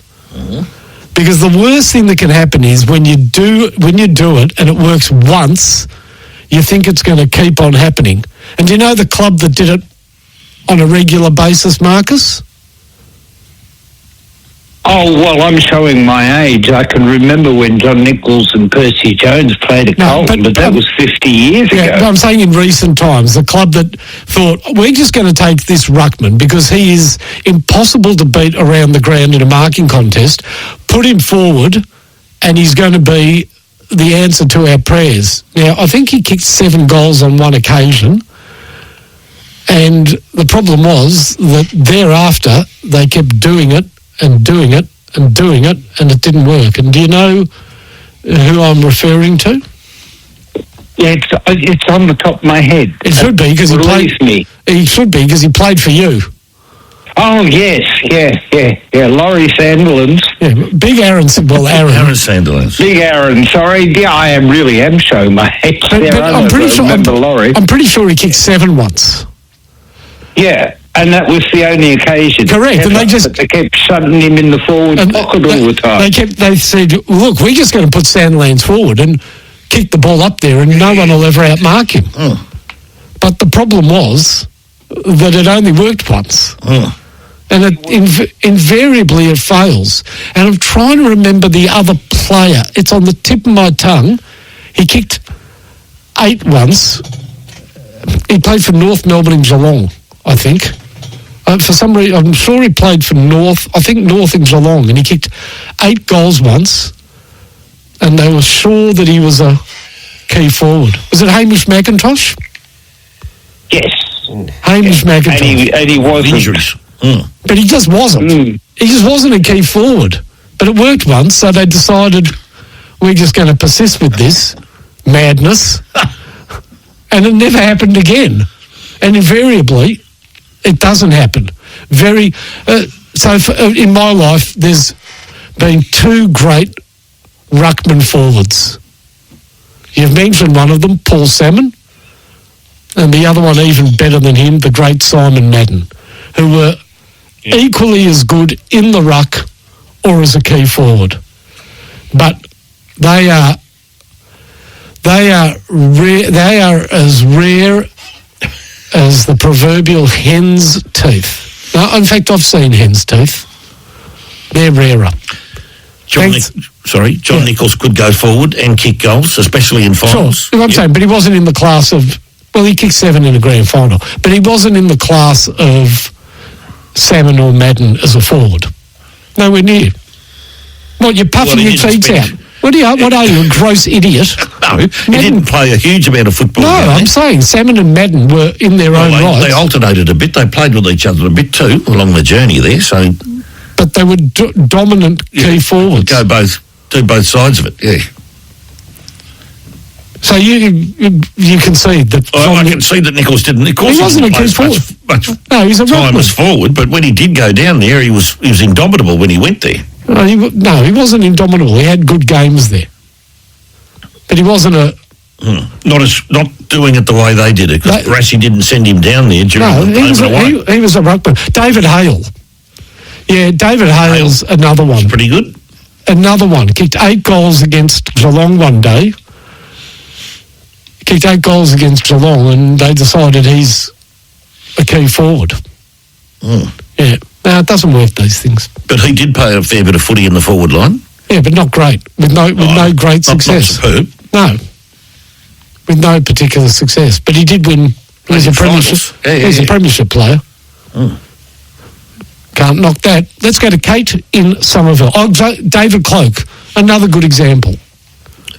More a forward than a ruckman to me. 90% a forward. Yeah, but could definitely ruck. Could ruck, yeah. Yep.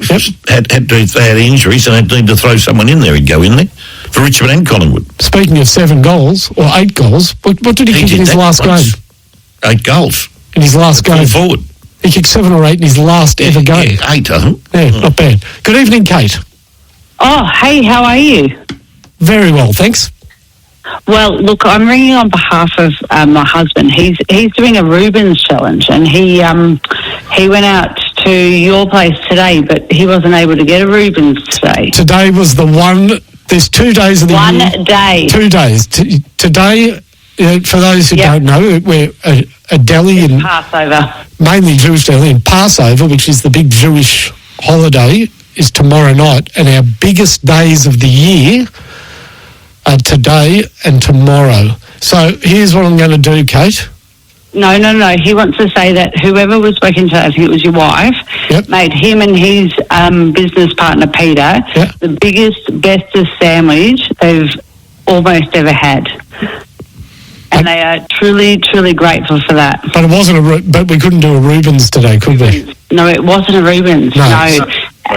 It was close. It's a number 2 on their challenge. Right, so you tell Trav, I can hear Trav in the background. Travis, come. Yeah, he's here. Travis, come back and I will shout you a Rubens. He'll shout you a Rubens. Because you know what? I have to hear about it. I have to hear about it every week. We are going to win. I promise you, we are going to win. We are going to win the Rubens challenge. So if you come in, you must. If you come in any other Friday, I'm there all day Friday. So come in on any other Friday, Trav. Blushing. Come in any Friday, I'll be there, and I am I'm laying my reputation on the line. You must, because we heard the ad and we were like, hang on, I've got to ring up. But he came home today and he said, oh my goodness, they did it. Your wife, is it your wife? Yeah, yes, Natalie. Yeah, she made them.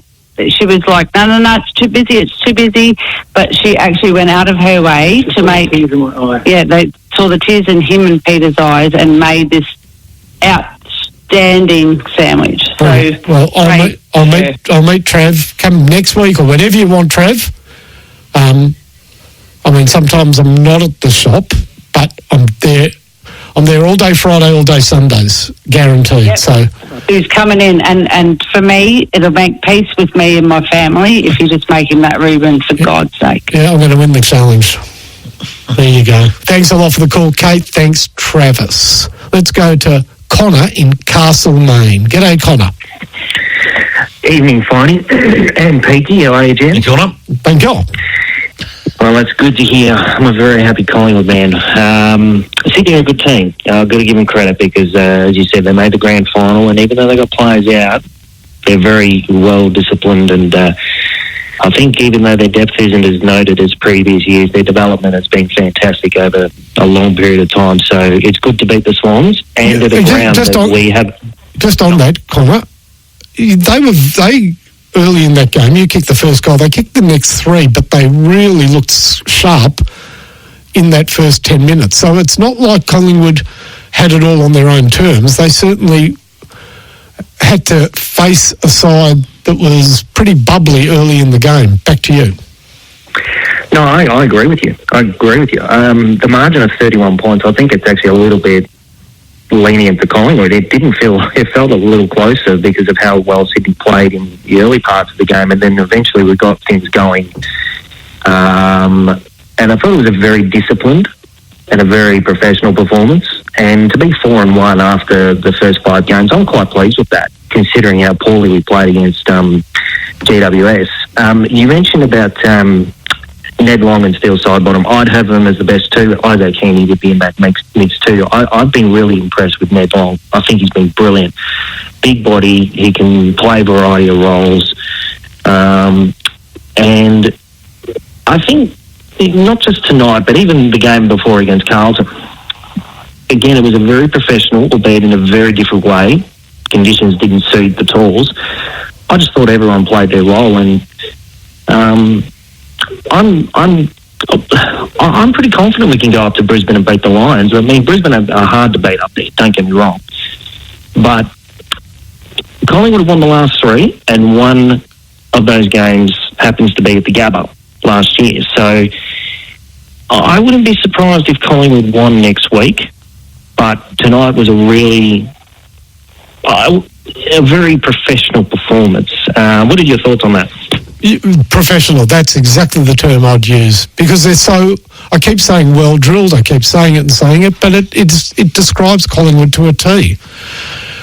People, I'll tell you players that sometimes come under the spotlight of Collingwood. People are critical of Darcy Moore sometimes. Now, Darcy Moore, again tonight, made a handballing error, cost a goal, that's okay.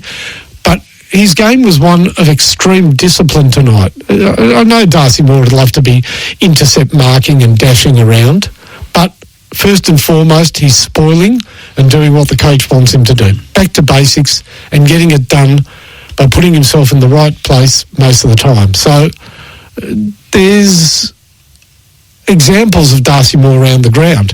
Isaac Quaynor, as I said, certainly not the dashing player he was 3 or 4 years ago. He's sacrificed that for more of a team role as prescribed by the coach. It's interesting that Collingwood have, I would say, 5 or 6 players that I would call low possession players, and sometimes fans and commentators run their eyes up and down the stats sheet at the end of the game and think that's where the quality's to be found. They've got 6 players that are low possession getters that are key members of the team, and they're not going to, I'm not going to say they're best 3 on ground, but there is a way of describing their roles and output as perfect. I thought, again, Dan McStay tonight played a perfect game given the role he's given. I thought Quaynor played an excellent game given the role he's given. Same for Darcy Moore. Now, none of them got high possessions. And that to me, well, you call it professionalism, and I couldn't agree more, Connor. Add Billy Frampton, that's another one in that group. You know, these are guys, it's just not going to do anybody any good to read the numbers and then think that that's where the quality of output comes from, because you're not going to get it on the stat sheet, but you will get it if you watch the game. Yeah, I agree. But to mention Billy Frampton, I'm a fan of Billy's. And, you know, you've said to me in the past that he sometimes needed faith after leaving Port Adelaide and Adelaide, and he comes to Collingwood, he does his job, and he does it, I think, at times serviceable to very well. And, you know, you mentioned players that don't get a lot on the stat sheet. Lockie Schultz, he didn't play tonight, but he's a great example of it. His last 3 matches prior to getting injured were exactly what I expected of him. And I think some of the criticism from my own fellow Collingwood fans is a bit silly, because he's playing, last year he was playing out of position because we had injuries and we had form issues. This year, you're seeing the benefits of what Lockie can bring to the team. Membry, you would know him very well. Well, he's another example of somebody that's not going to get a heap of the ball, but can still play a very important role if he sticks to the script, which is exactly what he did tonight. And probably the best example is Bo McCreary. Oh, I love Bo McCreary. He's one of my favourites. He just reminds me of, whenever he tackles, just reminds me of Gordon Tallis. Just tackles like a madman, and you don't want to get in his way. So, yeah, look, he was very good. I thought he was very good tonight. Bobby Hill was great. Darcy Cameron, as has been mentioned, I got asked by one of my co-workers that about his ruckman, Tom DeConing. Yep. And I said I would put Darcy Cameron ahead of Tom DeConing, with all respect to him, every day of the week, because he has shown over a body of work he can take the contested mark, he can help out in the back line, goes around the ground, and even in, I think it was a couple of seasons ago, he was kicking goals. If he's able to add goals to his repertoire now, I think he would have to be the best ruckman in the competition, and I hope Collingwood just sign him up and give him a pay rise, please. Well, that's the thing. Yeah, he's in the shop window at the moment. I'm sure Collingwood will sign him and set him pay him the money he's due and make him a Collingwood player for life. Because you're right, I'm not saying he's the best ruckman in the comp, because I think there's a few that fit that bill. It depends on what sort of week they have, and he's amazingly lifting himself from the ruckman that they had to play when Grundy left. Well, they chose him. They were happy to see off Grundy with faith in Cameron, and from that point onwards, Darcy Cameron has repaid that faith, and I think it's only fair that Collingwood repay his faith by paying him what he deserves. Connor, thanks for the call. We're going to take a break. When we return, now there's quite a few callers hanging on, and all of those callers will be respected and got to, but prior to the calls, so do hang on. You're all welcome to play the quiz, but you're also welcome to hang on and be part of Talkback, because when we come back is the Lenny's Fine Food 3-question challenge. Super deals on NY24 models at Alan Mance Nissan. Demo event on now. Visit alanmancenissan.com.au.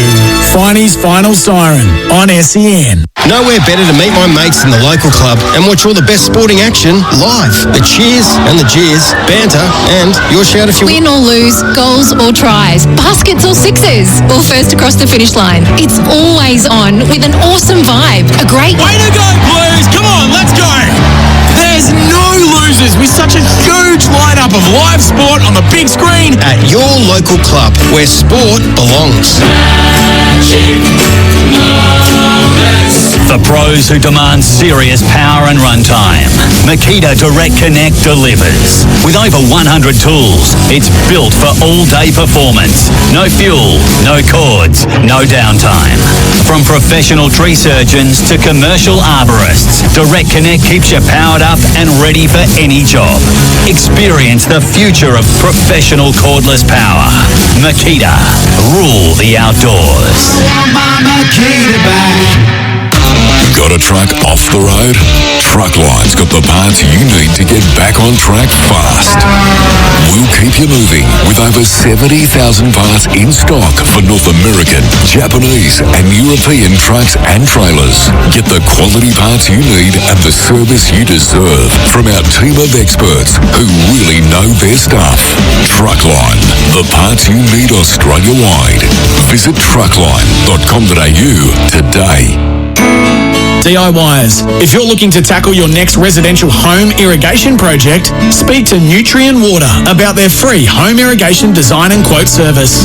Designs are carried out by an experienced team of home irrigation specialists using professional grade components. Simply download the free planner, then submit your details. They'll then get back to you with a detailed quote for you to consider. To get started, go to nutrienwaterstore.com.au. Mate, if I say the word laser, what do you think of? Laser tag? Pew pew. No, you clown. Laser cutting. Close. Laser welding? Correct. Roofing and Sheet Metal Centre can laser weld stainless steel in gauges down to 1.2 mil. Stainless steel roofing and rainwater products have a longer lifespan, are more resistant to corrosion, plus they look great. And with a lighter gauge stainless steel, you can get these benefits for less. Visit rscentre.com.au/stainless steel. With over 1 billion vehicles on the road worldwide, finding one of yours can be tricky. But with vehicle tracking systems by Radius Telematics, they'll not only find your vehicle, but they'll also tell you where it's been, where it's going, and how long it's taken, including location and speeding alerts, even driving behaviour, plus so much more. Speak to Michael and the team about dashcam and asset tracking technology that'll help keep your business's valuable assets safe and secure. For more, visit radius.com today. Are you suffering from an injury that wasn't your fault? At Bryden's Lawyers, we understand the challenges you face. Our team of experienced personal injury lawyers are here to protect your needs and provide guidance and support every step of the way. For a risk-free, no-obligation assessment of your claim, contact Bryden's Lawyers today at 1-800-848-848 or visit brydens.com.au. Who helps you in your time of need? We do. Terms and conditions apply. Don't miss the world's best netballers every Saturday and Sunday in Suncorp Super Netball. Can the Adelaide Thunderbirds achieve greatness with a three-peat, or will the Melbourne Vixens take the next step to premiership glory? The pressure will be on with the Firebirds Fever and Swifts' new look shooting ends in the spotlight. Who is up for the challenge? Tickets are on sale now, or watch every game live and on demand on KO Sports, Foxtel, and for the first time, Binge. Super deals on NY24 models at Alan Mance Nissan. Demo event on now. Visit alanmancenissan.com.au. Finey's Final Siren on SEN. Welcome back to 11:16 SEN. Stephen J. Peake having his last program ever at the station after disagreeing with me during the break. You are on thin ice, Peake. Well, I'm looking at statistics. I'm looking at. Again, I told you not to look down the stats column. It'll make a fool of you. Mm-hmm. You are trying to tell me that Peter Moore was as good a forward as Simon Madden. No, I didn't put it like that. Good. Don't, because you're treading a very... I'm always on thin ice. Very thin ice. You're treading a, what's it called? A something line? Something line? I think, whatever it is, white line fever. Whatever it is, you're treading it. A time now for the Lenny's Fine Food Late Night Quiz.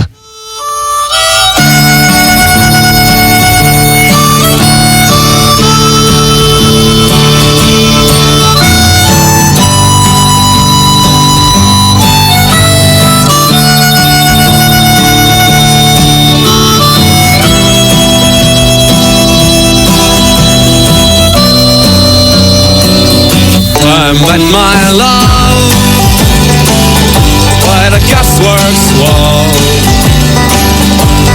Dreamed a dream by the old canal. I kissed my girl by the factory wall. Dirty old town, dirty old town. The Pogues. What a fantastic band. Now, I didn't play that because it's Gather Round. Don't get stuck into me.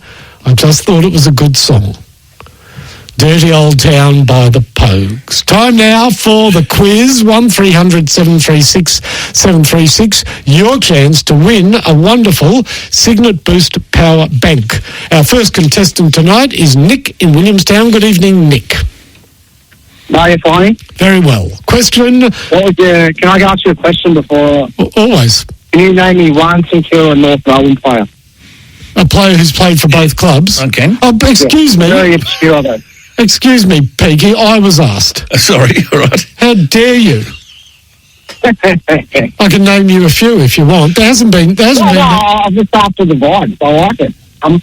Yeah, it's interesting you should ask that, because that's very much the theme of the new question, but it's not St Kilda North. So I'll give you some St Kilda players who played for both clubs. You ready? Yeah, exactly. Nick Del Santo. Yep. John Collins, Jon Collins. Barry Pascoe. Yep. Bob Pascoe. Yes.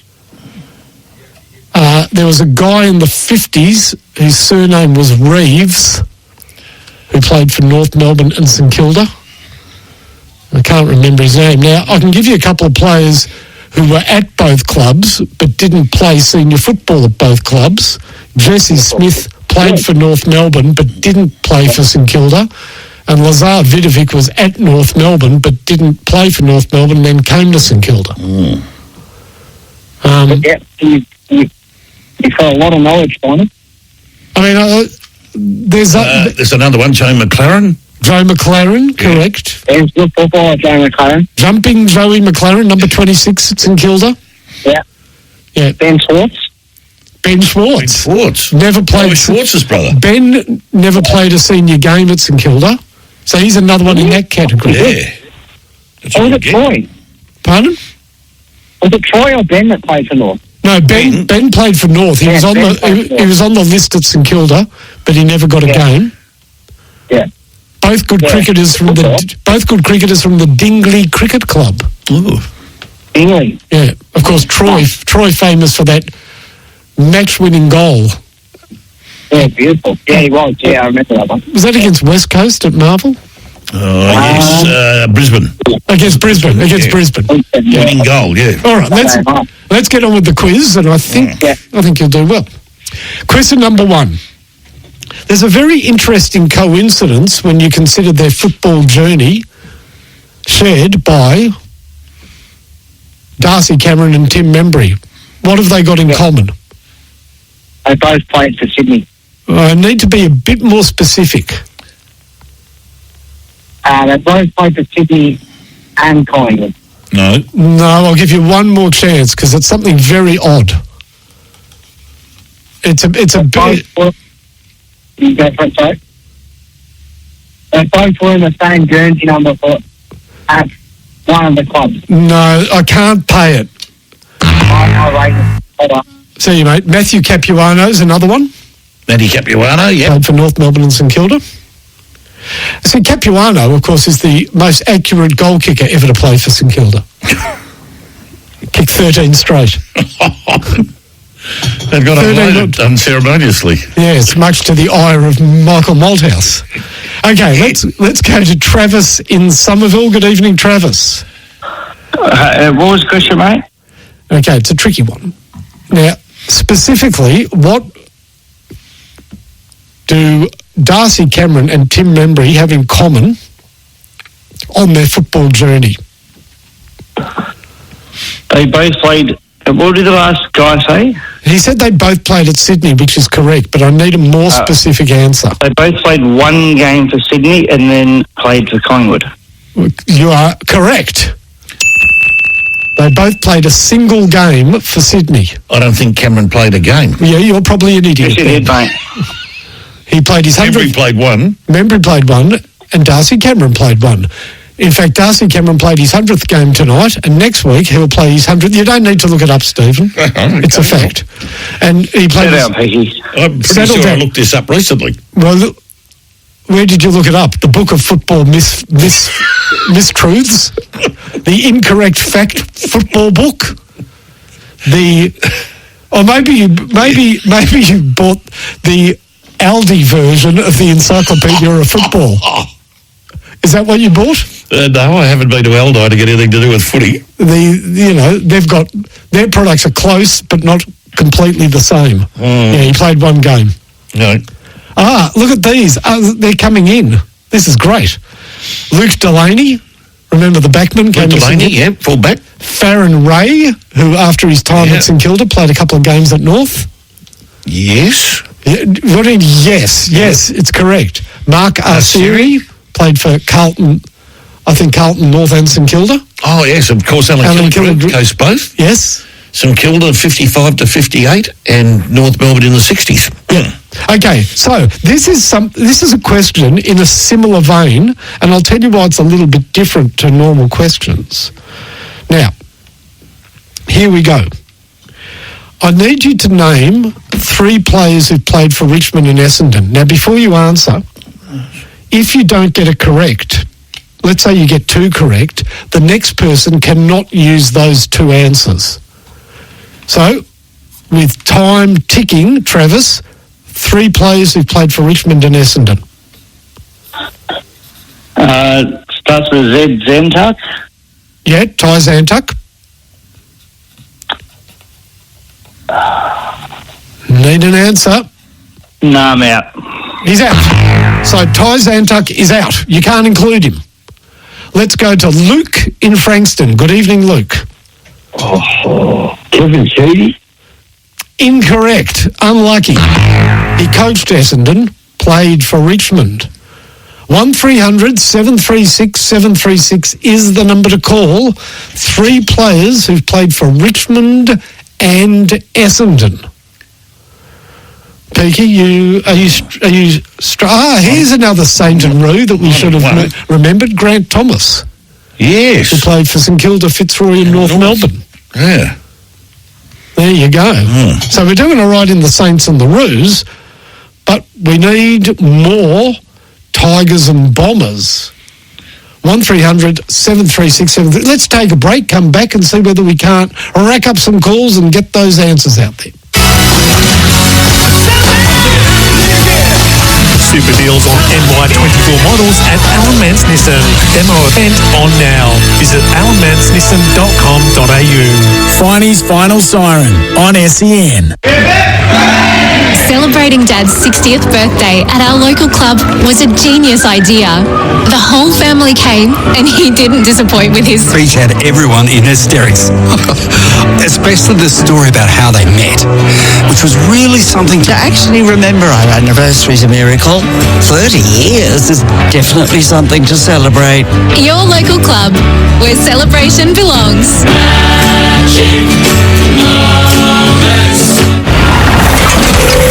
This is the biggest crane in the Southern Hemisphere, and it's just hoisted a 5-ton beam 40 metres above the city centre.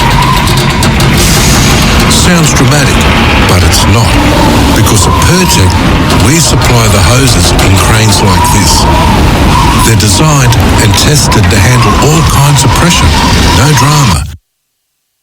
Pertec. Drama resistant since 1980. DIYers, if you're looking to tackle your next residential home irrigation project, speak to Nutrien Water about their free home irrigation design and quote service. Designs are carried out by an experienced team of home irrigation specialists using professional grade components.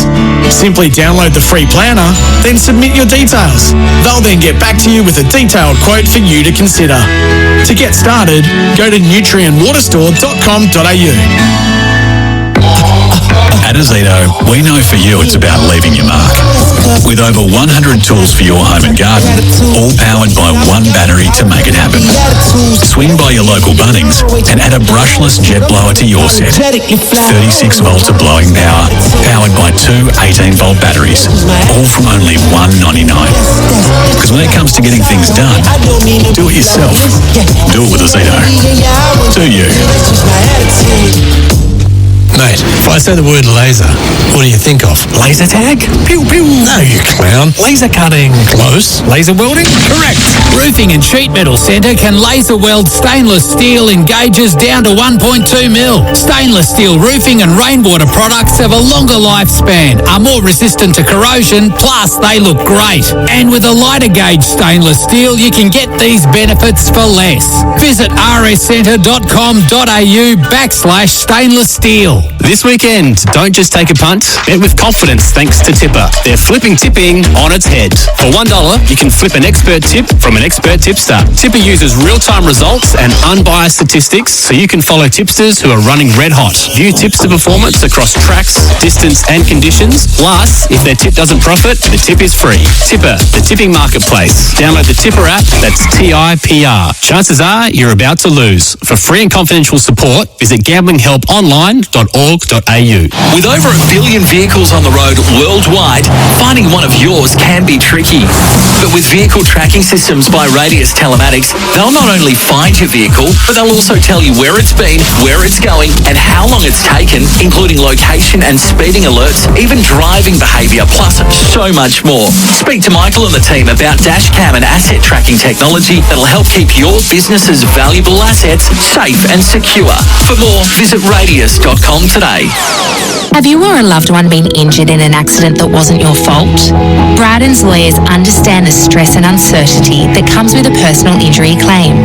Whether it's a car accident, slip and fall, or medical malpractice, Bryden's lawyers have the knowledge and expertise to help you get the compensation you deserve. Call 1-800-848-848 today or book an online appointment at brydens.com.au. Bryden's lawyers. Who helps you in your time of need? We do.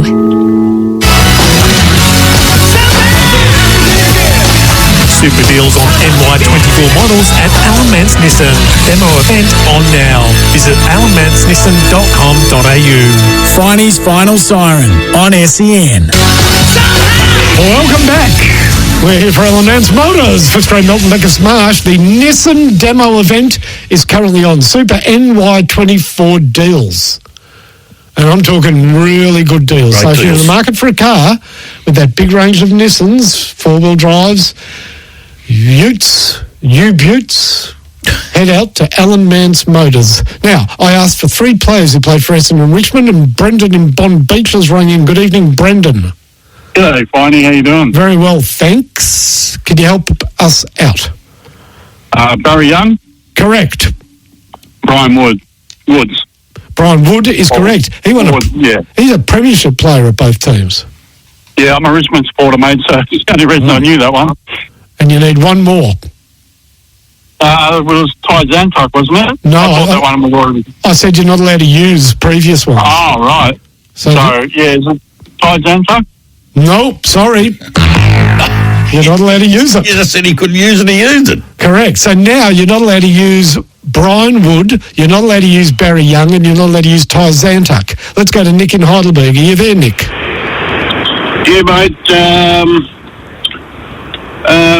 Basher Hawley. That's one. Thompson. Which Thompson? Can't remember his first name. You've got to give me his first name. Bad luck. You're thinking of Michael Thompson. Mickey Thompson. Oh, yes. Didn't he play 99 games for one club and a few for the next? Don't know, but he didn't get it, so... I'm being cruel. Now you can't use Basher Hawley. Let's go to Neil on the road. G'day, Neil. G'day, Finey. How are you? Neil, how are you, mate? Yeah, mate. I haven't got a very good horn on this one. Oh, Neil used to ring in on his truck and give me the big horn. Yeah. He gave me the big horn, did Neil? Good to hear you, mate.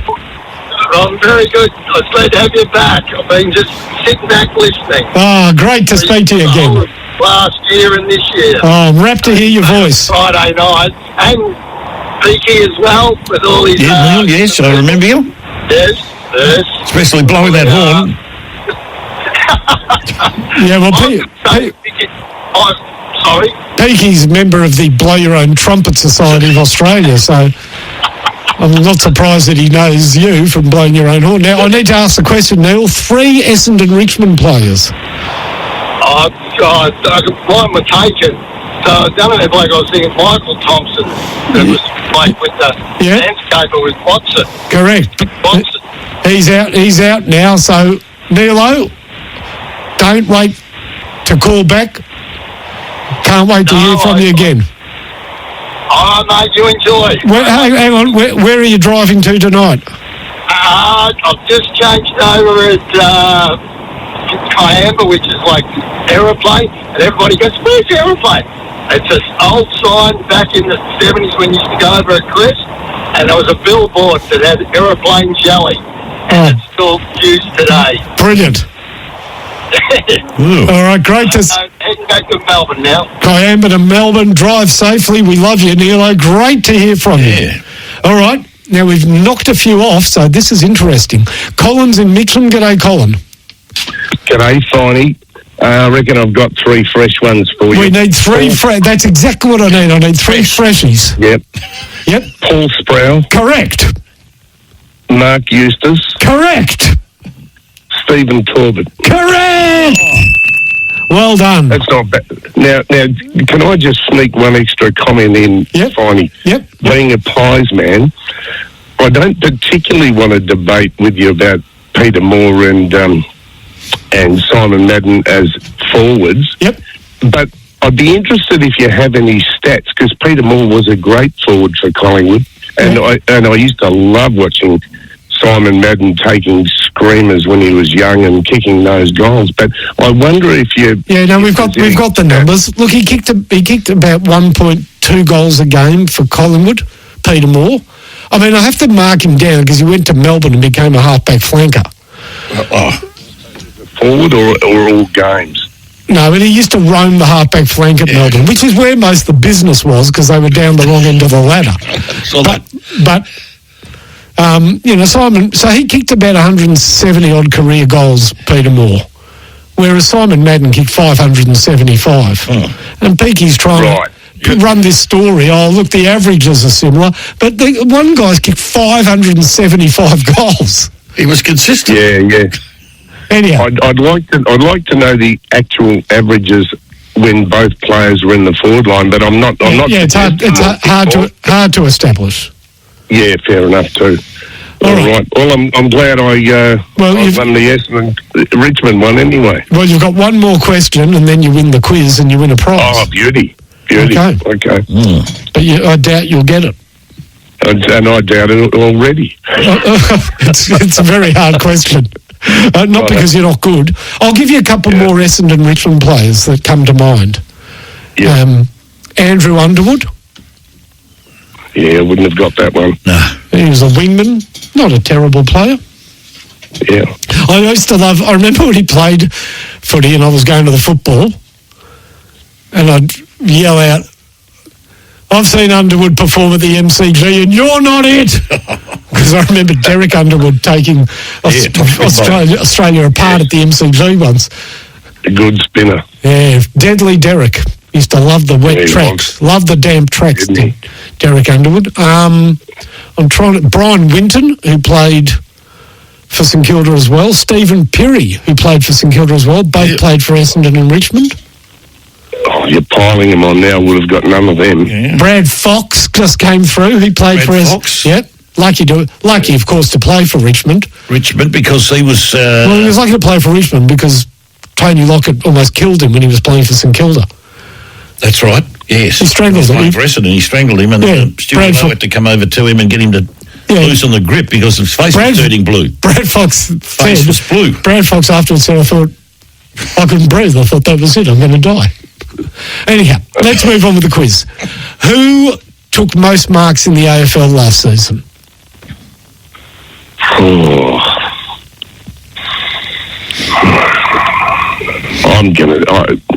I'm not confident at all. Yep. I'm going to say Curnow with no confidence. Yep. Curnow is incorrect.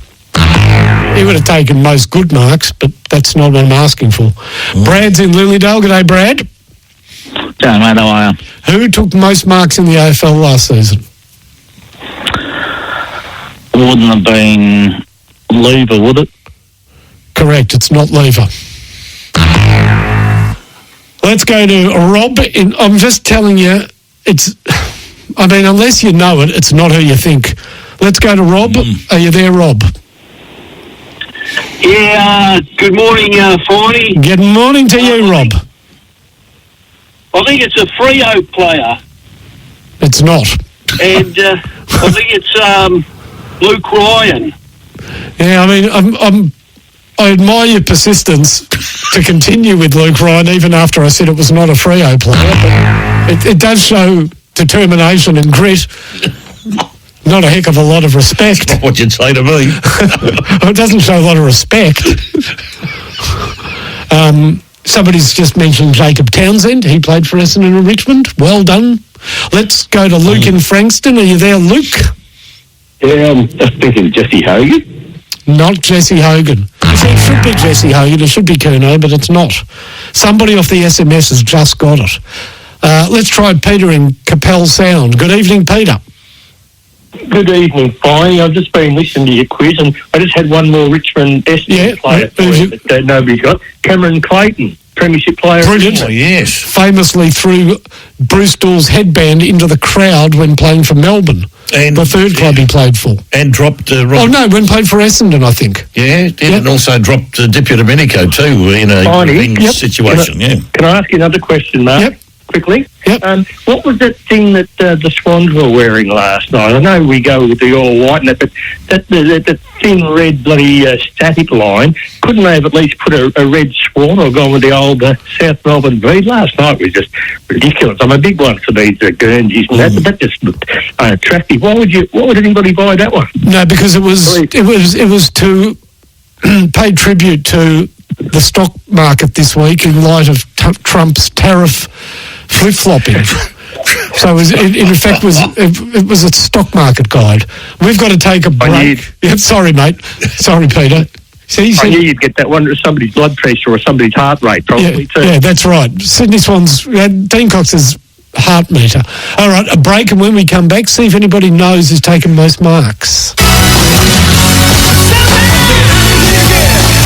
Super deals on NY24 models at Alan Mance Nissan. Demo event on now. Visit alanmancenissan.com.au.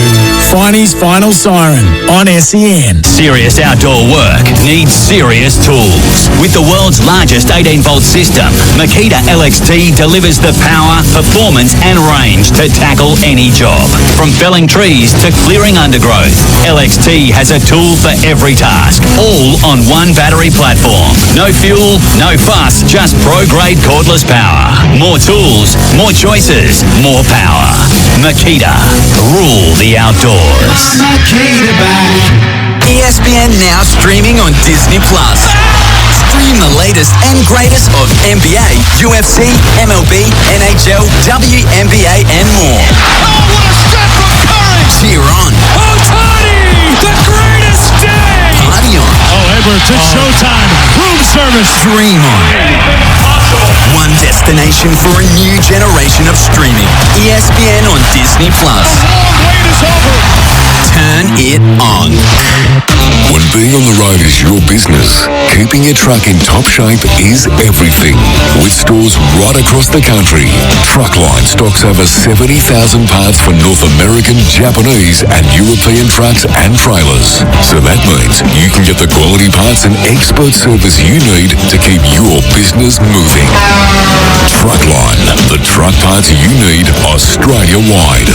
Visit truckline.com.au today. DIYers, if you're looking to tackle your next residential home irrigation project, speak to Nutrien Water about their free home irrigation design and quote service. Designs are carried out by an experienced team of home irrigation specialists using professional grade components. Simply download the free planner, then submit your details. They'll then get back to you with a detailed quote for you to consider. To get started, go to nutrienwaterstore.com.au. Mate, if I say the word laser, what do you think of? Laser tag? Pew pew. No, you clown. Laser cutting? Close. Laser welding? Correct. Roofing and Sheet Metal Centre can laser weld stainless steel in gauges down to 1.2 mil. Stainless steel roofing and rainwater products have a longer lifespan, are more resistant to corrosion, plus they look great. And with a lighter gauge stainless steel, you can get these benefits for less. Visit rscentre.com.au/stainless steel. If you have been the innocent victim of an accident, let Bryden Sawyers help you recover the compensation you deserve. At Bryden Sawyers, we understand the physical, emotional and financial toll that personal injuries can have on you and your loved ones. That's why we are committed to achieving the best outcome for you and your family. Contact Bryden Sawyers today at 1-800-848-848 or visit brydens.com.au to book an appointment. Who helps you in your time of need? We do. Don't miss the world's best netballers every Saturday and Sunday in Suncorp Super Netball. Can the Adelaide Thunderbirds achieve greatness with a three-peat, or will the Melbourne Vixens take the next step to premiership glory? The pressure will be on with the Firebirds Fever and Swift's new look shooting ends in the spotlight. Who is up for the challenge? Tickets are on sale now, or watch every game live and on demand on KO Sports, Foxtel and for the first time, Binge. This weekend, don't just take a punt, bet with confidence thanks to Tipper. They're flipping tipping on its head by turning you into an expert tipster. It's so easy. Just make your free account so punters can follow you, submit your tips whenever you're ready, and if your tip pays off, you'll earn a payout. Tipper, the tipping marketplace. Download the Tipper app. That's TIPR. Chances are you're about to lose. For free and confidential support, visit gamblinghelponline.org.au. Super deals on NY24 models at Alan Mance Nissan. Demo event on now. Visit alanmancenissan.com.au. Finey's Final Siren on SEN. Welcome back. We're running out of time. Big thank you to Alan Mance, Phil Mance, and the big team down there, Footscray, Melton and Bacchus Marsh. Now, who took most marks in 2024? Let's go to Darren in Rosebud. Are you there, Darren? Yes, mate. Sorry, I can't help you with the marks, but I caught the conversation for Richmond Essendon players. Give me another one. And from the football cards, two immediately came into my head was Gary Parks and Alan Noonan. Brilliant and brilliant. Ooh, well done. Gary Parks. Alan Noonan. Mark's in Espindale. Are you there, Mark? Yes, I am, Mark. I think it's Jake Lloyd at Sydney. It's not Jake Lloyd. Let's go to Jeff in Malvern. Are you there, Jeff? There you go, Mark. Who took most marks last year, Pulse? Zorko. Correct, Dane Zorko. Oh, brilliantly done. I'd love to speak longer to Jeffrey from Malvern, but time is a Guinness. Jeffrey's won a Signet Power Bank valued at $44.95. Signet Boost Power Bank will keep your phone, tablet and earbuds powered 24/7. And now, a health update for Tempo. The difference is Tempo, and the injury from tonight's game was a hamstring injury to Sydney Swans forward Joel Amati, who came off early in the game, clutching at the top of his left leg. They said it might have been a corky, but I think it might have been more serious. That was a health update for Temper. A big thank you to Stephen Peake. We'll be back next week at 9 o'clock, remember, on Good Friday to talk about the doubleheader.